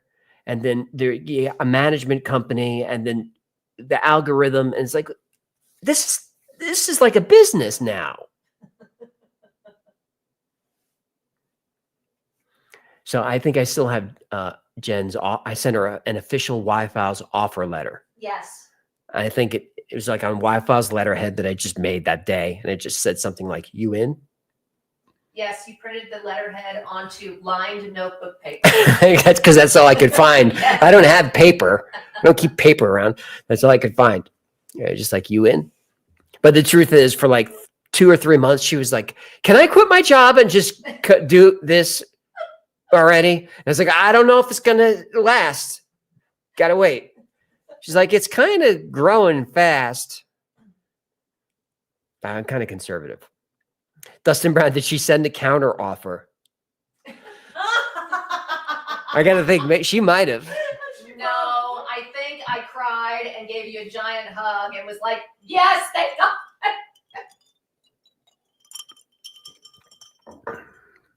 God. Duncan, are you skeptical of David Grush?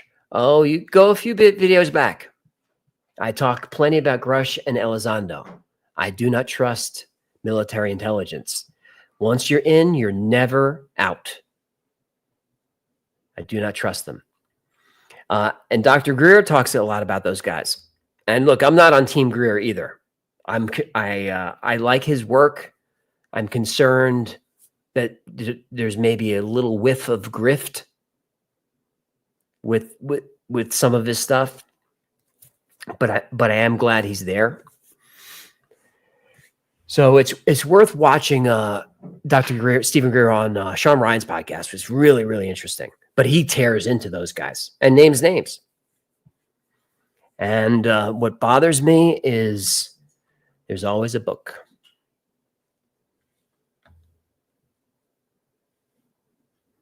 Parksville is in love with Hecklefish. James Williamson, be conservative, live now for the future. I try to think of that. I try to be good to my future self because a lot of people don't do that. But that would be advice that I would give to the kids. Think about your future self because there are things that you're sitting with right now that you're like, why did I do that? Such a stupid decision. That was you harming yourself. So think about what it's going to be like in 5 or 10 years. Be good to yourself. Moment of Contact is Fox's Brazil document. That's right, Lewis. It's true. And there was that great scene with the witness who was a soldier, and he was like shouting from his apartment window. He wouldn't come down, but it was so compelling. It was the best part of that doc. Russ Williams, Lewis, buy my book Elizondo isn't 100% kosher. I'm shocked. Look, I'm not saying he's a liar, and I actually want to believe them. But we've got Richard Doty. He's the granddad. He's the font. Is that would be fair to call him the font? He's the origin. He's the source of Air Force intelligence disinformation with what he did with Paul Benowitz. So the official story, I might be wrong, but the Majestic 12 is denied.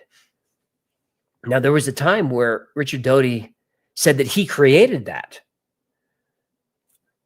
Now, and then later, Doty said that no, all of it's real. So you don't really know what to believe. And I think that's the point, is to get us just so confused. Because they all did it, if you think about it. David Grush said he was doing this stuff with aliens, and then he comes out and says it publicly. That means he was complicit intentionally. And remember, he was military intelligence. He wasn't, a pilot. He wasn't changing tires at the motor pool. He was intelligence. I think he was specifically counterintelligence, which is disinformation. That's what they do. So he was complicit in that for years. And now he says it's real. And Elizondo said he ran ATIP, and then he was in this public battle with the Pentagon where they said, no, we never heard of him. Then yes, maybe he was a contractor, but not with ATIP, and on and on. And now he's got a book. So he was complicit in the lies for years. And now he says it's real, just like Doty. So what do we believe? Merry Christmas to you, King. Jet said, thanks for hanging out. I love that frightening me. Doty is the pater familias. Perfect.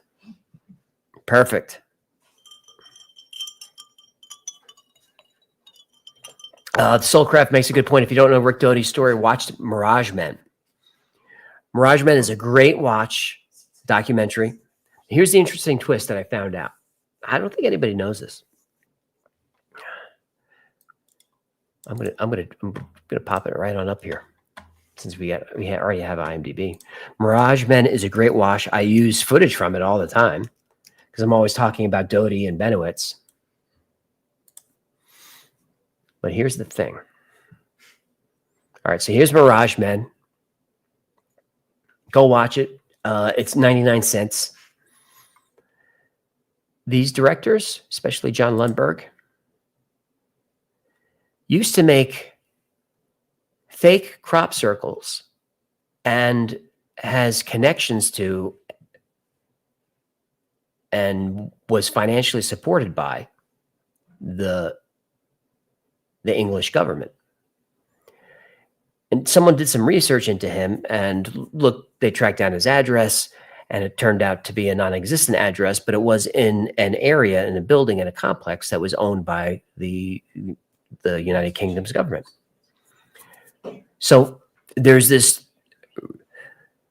very tangled web of military intelligence, governments, and then these pieces of media that come out. So Mirage Men, is it real? Doty didn't like that. He didn't like how he was portrayed. He's not a fan of that. Well, I leave it to you. Sean Solo would love to see a video on Alan Dulles and the Bush family. I'm not doing the Bush family. That family's still powerful. But I would cover Alan Dulles and his brother for sure. A lot of people have said they want to see that. It's probably better for the podcast because here's the short version, thanks to the bourbon. They're attorneys and who protected the Nazis, worked with the Nazis during the war, and helped bring Nazis over to the United States after the war. The Dulles brothers. when one was running CIA and the other was Secretary of State. Ren says, "Thank you, bourbon." That's what I mean. So I drink the bourbon, and then I'm calling them Nazis, not just sympathizers. They protected them, but they did. You knew that, Victoria? You knew that? No, I didn't know it till you. Yeah, a lot of people don't know that. They were with a law firm, and they spent a lot of time in Germany. That's why Alan Dulles was speaking German to that general. You know, sitting in front of the fire, laughing and telling jokes in German, sipping scotch. Wow. And the plan was, what was that general's name? I forget. It'll come to me. I mean, it was like 2 weeks before the end of the war, and he was just saying, "Look, I'll surrender. I've got about 400,000 German troops. I'll surrender early in exchange for I want to be part of the intelligence community, and I want a position and all of that." And Dulles said yes. And then Paperclip was born.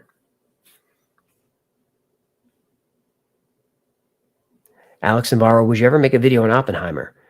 If there's a story there, I mean, I don't know if I could tell a better story than Nolan. Who Files? We could do that for the Who Files. That would be a channel that we're thinking about for biographies. Hello from Scotland, says Emma McDoom. Have the drones stopped? Nope, they haven't stopped. Pepe just says Project Stargate, and that's it. Pepe, I covered Stargate a lot on this channel. Just scroll through. Gino's raising his hand, I think. I'm just looking at saying, look in the private chat. I'm just afraid he wants to. No. A moment of contact. No, he's still shaking his head. I don't know. Well, we're right at the end here. What do you got? You're on mute. Project Stargate was declassified today. The CIA documents today, they declassified them. All of them? I don't know. I just know that that's what's going on the net right now. All right, we'll take a look at that.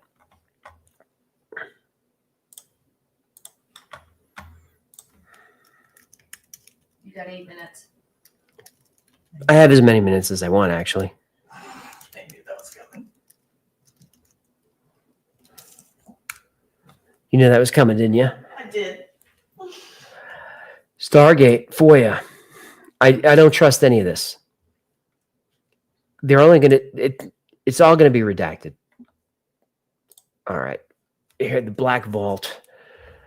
Let's see what he's got.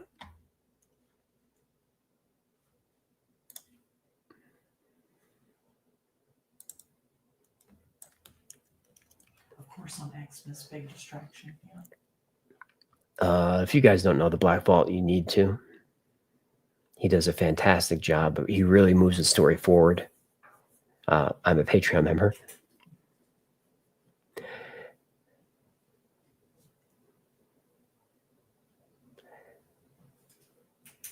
Oh, he covered Hoover. So why Black Vault is good is because he cuts through all the junk. I forget his name. It's off the top of my, it's at the tip of my tongue. But the bourbon goes in. So he does a nice job of, I mean, he sends his own FOIA requests in and follows up on them. He does a nice job of taking the declassified documents and going through them. He reads all of them and telling us what's there and what isn't. His name John something? Yep, Greenwald, that is correct.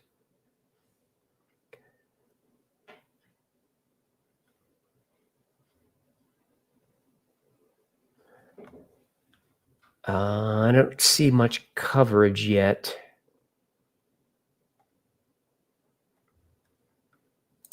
But he does have the archive. These are old.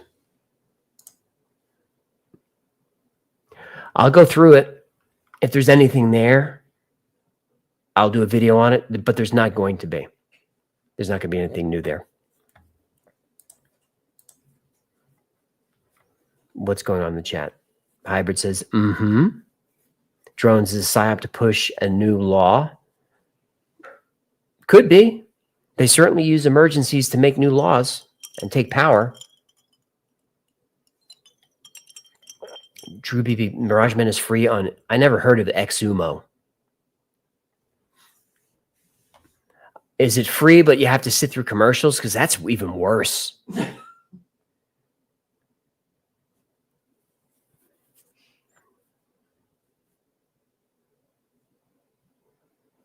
I'm just looking at the chat. Follow the Ratline money, no nukes, says Diana. The Ratline money mostly came from the Vatican. That was the church, Catholic Church, and the Red Cross. There was so much I could have done more with that Hitler video, but it was just too inflammatory.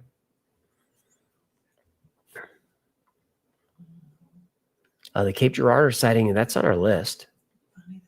James Yu loves the show and binges it. The algorithm loves that. Wills, what was the Naughty Show? Can't find it online. And it wants it. The Naughty Show is Sam Tripoli's show that we used to host at our first studio in LA. I was one of our first failures. But the Naughty Show was a great video podcast, very early to the game, and comes from the Joe Rogan Comedy Store world.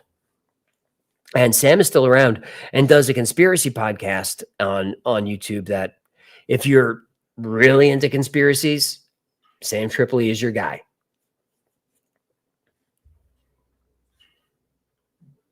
But Sam is a really nice guy, and he's a friend.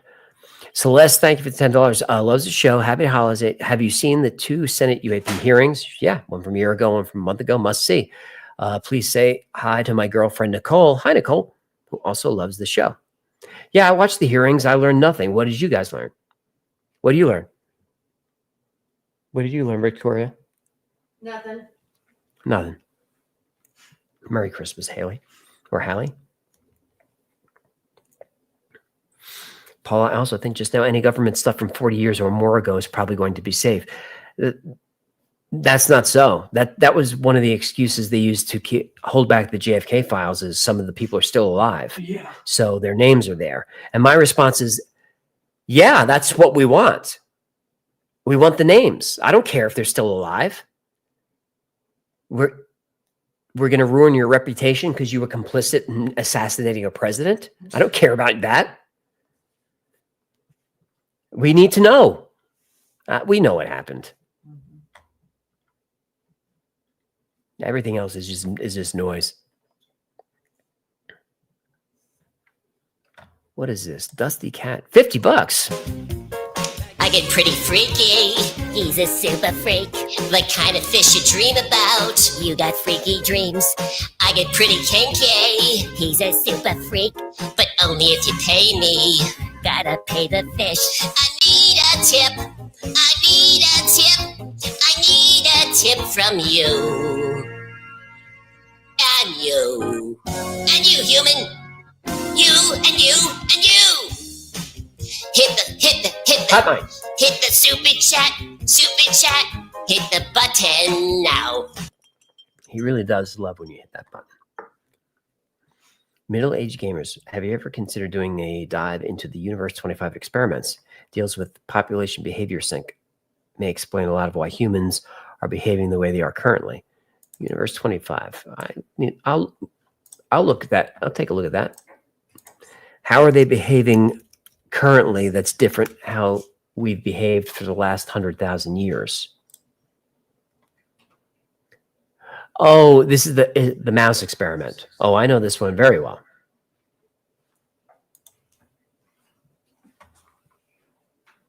Oh, guests are starting to file in. That means we're coming to the end. Soulcraft, the holographic universe. Yep, that one's coming. But that's like a mix between the electric universe and simulation. Jesse Lee, does the government really know what you're doing? I believe they are because of the audit, but I don't really care. Until I get the knock on the door, I don't care.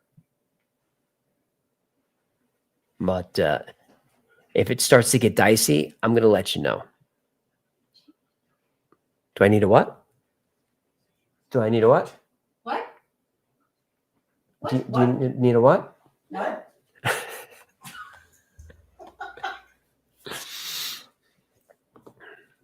Do I watch the After Files live stream or do I punch myself in the face? Tough decision.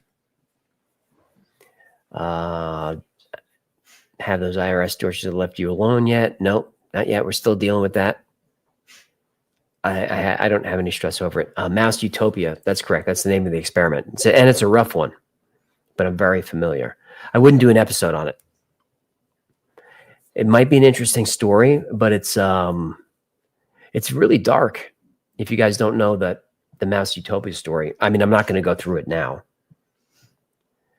But what it boils down to is what would happen if a society was given everything they needed and did not have to compete for resources and could just live. What would happen?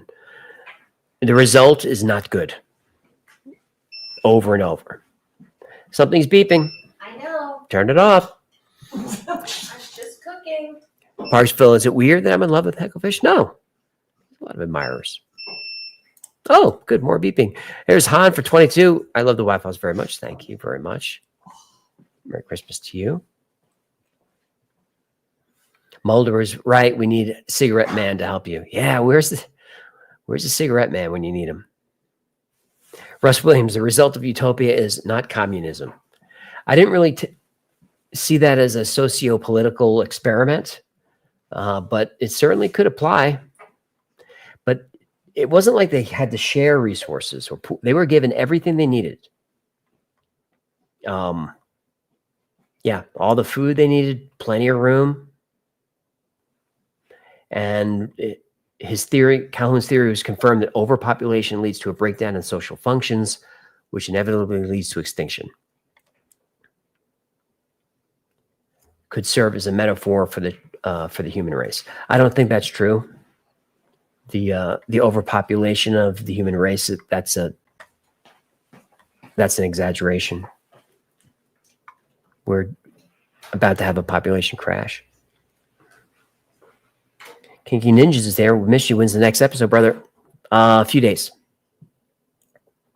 It's got alien war, Hollow Earth, lizard people, Anunnaki. It's the full boat. It's the whole raw bar. Oysters. Happy birthday, Jesus. I don't know. What it's not his birthday. And what do rabbits have to do with Christmas? And eggs. Easter, you mean? Yeah. I don't know. Pagan.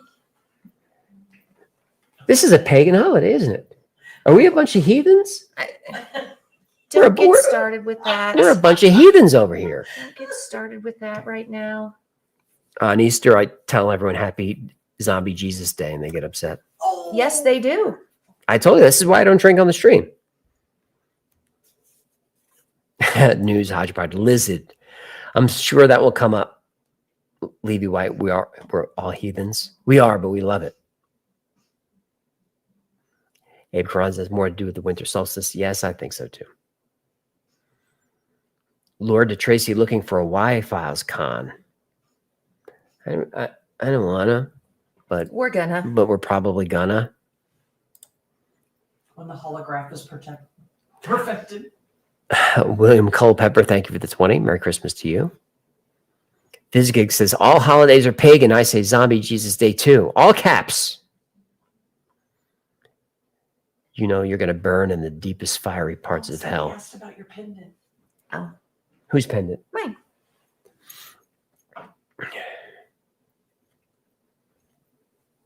What? Oh, you stop. Hi, Bean. Liz Layers, your wife is beautiful. Yes, she is. Especially when she's right up close. She's right there. It's just beautiful right in your ear. Merry Christmas to you, Stephen. Edwin, thank you so much for your support. I really appreciate it. Aaron Ball, you're touching some spicy stuff. I do. but there's no hate. There have been many times, even recently, where I was feeling low, and I go into a Catholic church. I would never go to any kind of church, but I go in there, I feel better. Yeah. I just do. I try to find the row where St. Michael is, and I just sit and relax.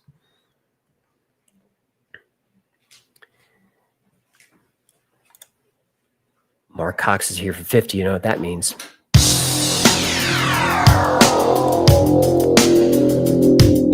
A modern day goldfish lives in style, but you haven't tipped in quite a while.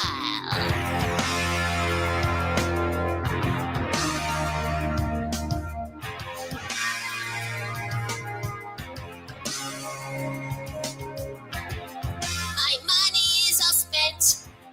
You haven't tipped a cent. I gotta pay my rent, or I'll be living in a tent in Portland. Poor Portland. Mark, would you consider doing a deep dive into the story of the Bell Witch? Maybe. I'd have to find the story. I'm not a big fan of witches, and the Salem witch story is really just a bunch of women being hung. There's no fire. I'd have to find the story.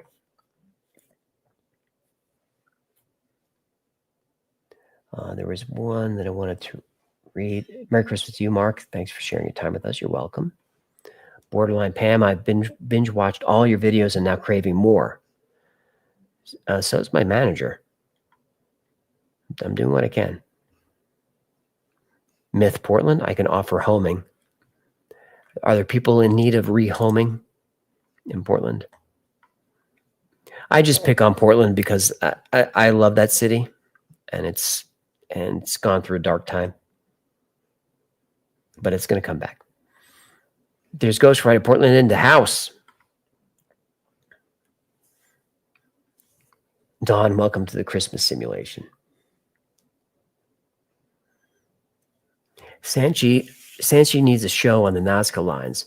I think are we putting that in part of a comp? Oh, the girls are gone. I'm talking to no one. I think we're putting that in part of a comp because there's not a full story there because it's just images in the landscape. But I think the comp or the episode is about symbolism and possible communication, paranormal, alien, all of that. So it'll be crop circles, Nazca lines, the Serpent Hill, that kind of stuff. Sagi says, I don't think the Stargate files were declassified today. I couldn't find it either. And Black Vault, I think, would have it. Avatar Guy, any update on a collab with Joe Scott? We haven't talked about one. I wrote a bit that I wanted to do with him. I even offered to fly him and his wife out and put him up and all that. But I gave him like 4 or 5 days notice. There was no way he could do it because I couldn't do that. You know, someone like Joe would need at least 2 or 3 months. We've talked since then, but I don't really collab. He really doesn't either. But when the basement is up, the podcast studio, I'd love to have Joe in and just talk about YouTube. You know, it's just 2 guys who don't know anything that just tell stories. Speaking of, we should probably get Johnny Allen in. Yep. I think John would come down. Right? You guys would like to see a little Mr. Ballin. We talked to Ballin. You guys would like that. Merry Christmas, Mitch. Say it's just that having Joe on would be awesome. Yeah, I think we'd have fun. I don't think anyone would learn anything, but I think it'd be entertaining. Steve Sparks, when are you going to do interviews? We're in construction now on the studio. So I'm hoping 3-4 months. Sedge World, will we ever get new episodes? I don't know. I don't know if we'll ever get a new one. We are. I'm working on one right now that you're going to like. Callum likes Mr. Ballin.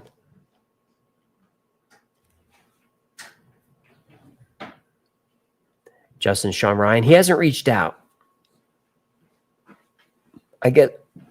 we'll have the team do some outreach to some of those podcasts. The ones I mentioned were just the ones that asked me. So those are shows that I can confirm that I would be on. I don't want to say Sean Ryan because he hasn't reached out, but we'll try. You know, he's a natural. Deep fried deals. What bourbon are you drinking? I don't know. The wife brought it over. So when someone says, which of these bourbons would you like? My answer is yes. It's Turkey 101. That's the thing. I've got plenty of like really nice, expensive bourbons, but I always end up with the Turkey 101. Shannon Freeman says Bongino. I know he watches the show, but you know, what would we talk about that his audience would care about? You know, like if I go on Joe's show, we can talk about all kinds of weird stuff.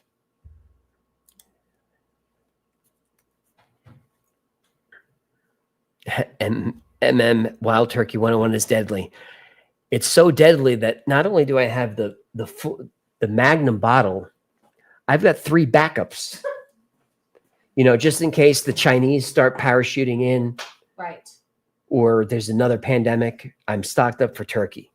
I got Turkey 101 and plenty of ammo. Try Jim Beam Bread Stag. The chat always turns to booze. Richard Sizemore Woodford is smooth. Can confirm it's over there on the shelf. Welcome to Redneck Red Dawn. You got the reference.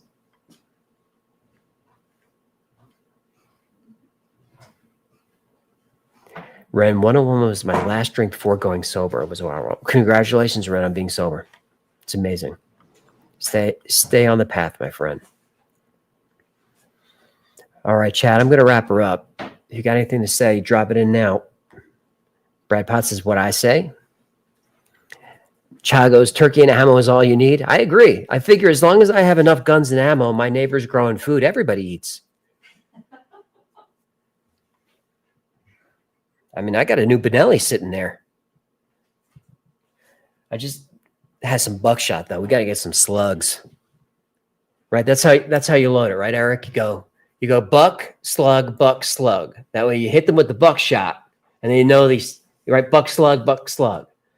That's how you load the shotgun. If you hit them with the buck, sends a message. They don't get the message, the next one's a slug. That's right. That's how we do it. It's the Mossberg way. Yes. I got it. Oh, you do? Okay. Shelnut, hey, shout out for my wife for being 12 weeks pregnant after we went through Hurricane Helene in Western North Carolina. I don't know what the hurricane has to do with her pregnancy, but I'm glad that she survived it. Merry Christmas to everyone at the Wi-Fi's Best channel on YouTube, says Jared.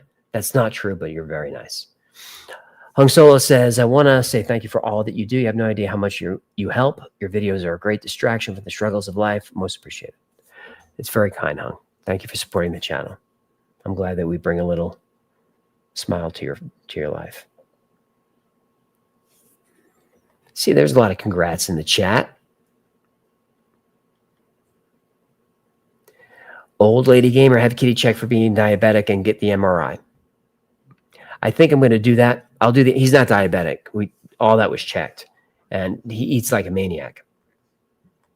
But we'll definitely do the MRI. This is my boy had a brain tumor, was 4 weeks from diagnosis to death. I held him while he had seizure and died in my arms. Oof. Oof. We can't go out with that comment. Jake Woolley. Oh, no. Jake Woolley, $50. Yo, yo, boo la la. Yo, fish really needs some money. I need to buy some stuff. Fish really needs some money. YouTube don't pay enough. Fish really needs some money. So click the super chat. Like that. Jake's a big fan of the show. As a lifelong New York resident myself, I always wondered why you never covered 9/11. Because it's too hot for YouTube. I'll cover it on the podcast because I have questions, especially about Building 7. But that's a no-no for YouTube. We'll cover that in the podcast for sure. And what I'd like to do is in the basement, maybe find someone who wrote a book with the conspiracy theories and see what they have to say about it. But I have questions. Mad Mark, aliens, drones, defense, conspiracy, government failures. You are the man. Keep it up. Yeah, I mean, I'll keep doing it. I got an IRS audit for my trouble. Doja Cat uploading today. I am not. Matt V says, buck slug winning. That's the way you do it. Merry Christmas to you, Ethereal. Happy to you, Mike. Someone was asking, Melissa, are you doing a live stream New Year's Eve? That's my birthday. Yep. I'll be streaming right to the ball when the ball drops, but East Coast time. So 9 o'clock. And I'll probably wrap it up at 9:30. Casey Gates, dude, is Wi-Fi joining Jeremy from the quartering? I check out Jeremy's channel from time to time, but I don't know what we do together.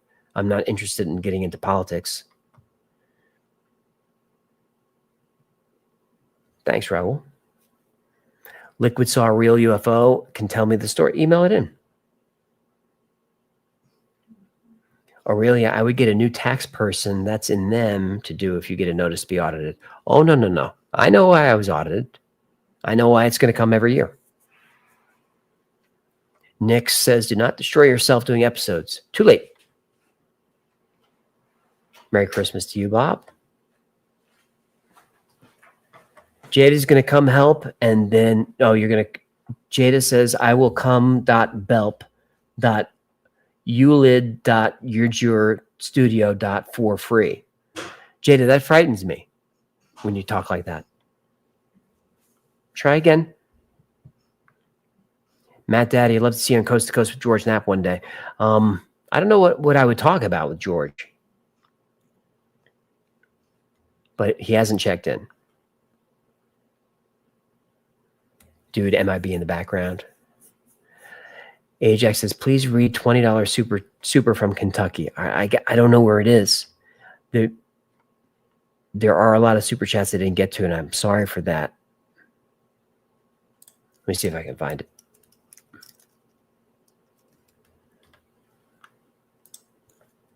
I can't find it, but if you tag me, I'll read it.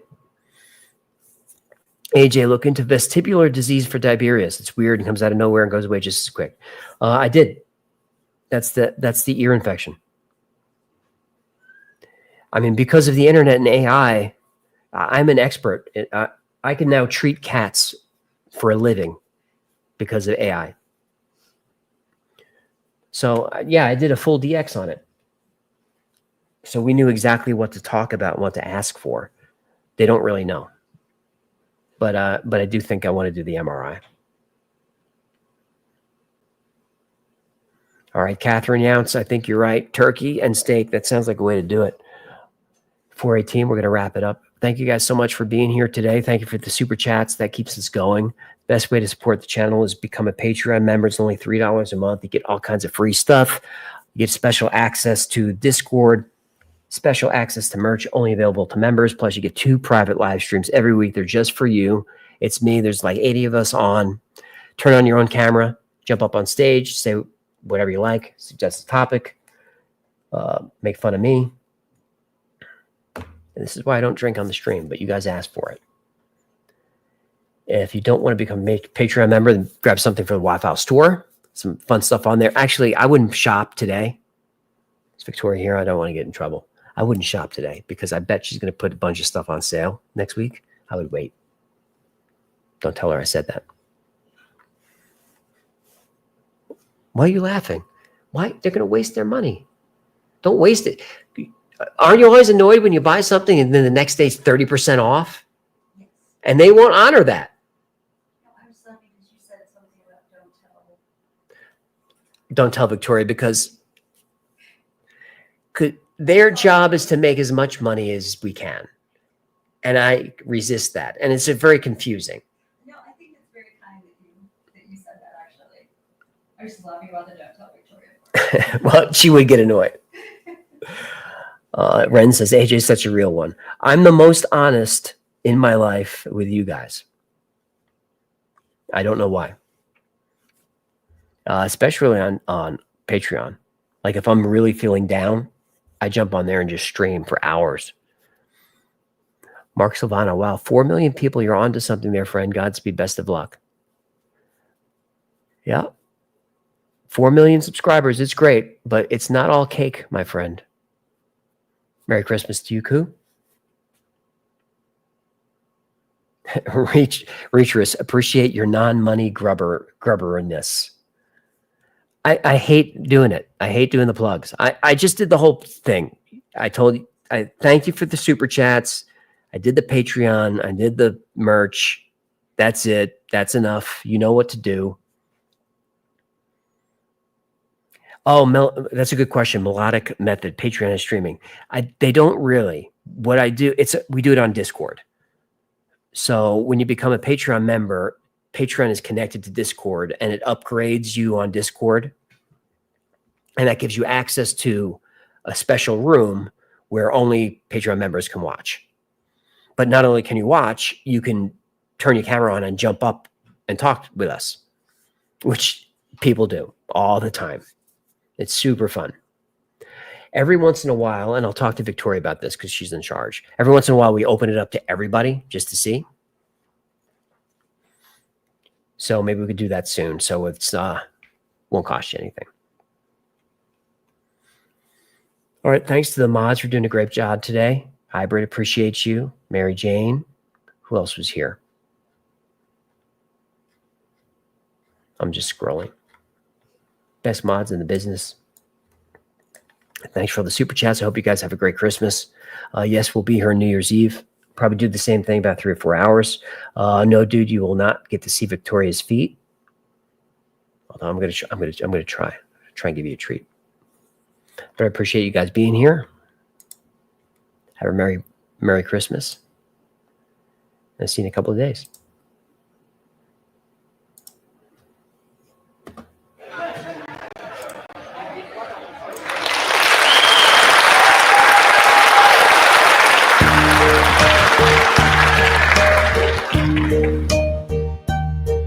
And now the end is near, and so I face the final curtain. My friend, I'll say it clear, I'll state my case, of which I'm certain. I've lived a life that's full.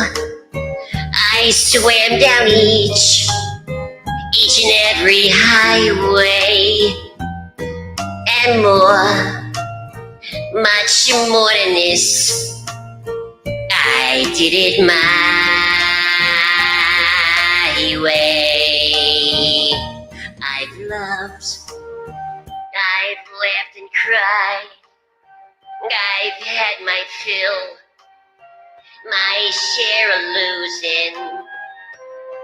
And now, as tears subside, I find it all, it's all so amusing to think I did all that, and may I say, not in a shy way. Oh no, not me.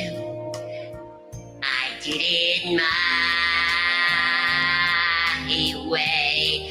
For what is a fish? What has he got? If not himself, then he has not to say the things he truly feels, and not the words of what kneels. Our record shows I took the blows and did it my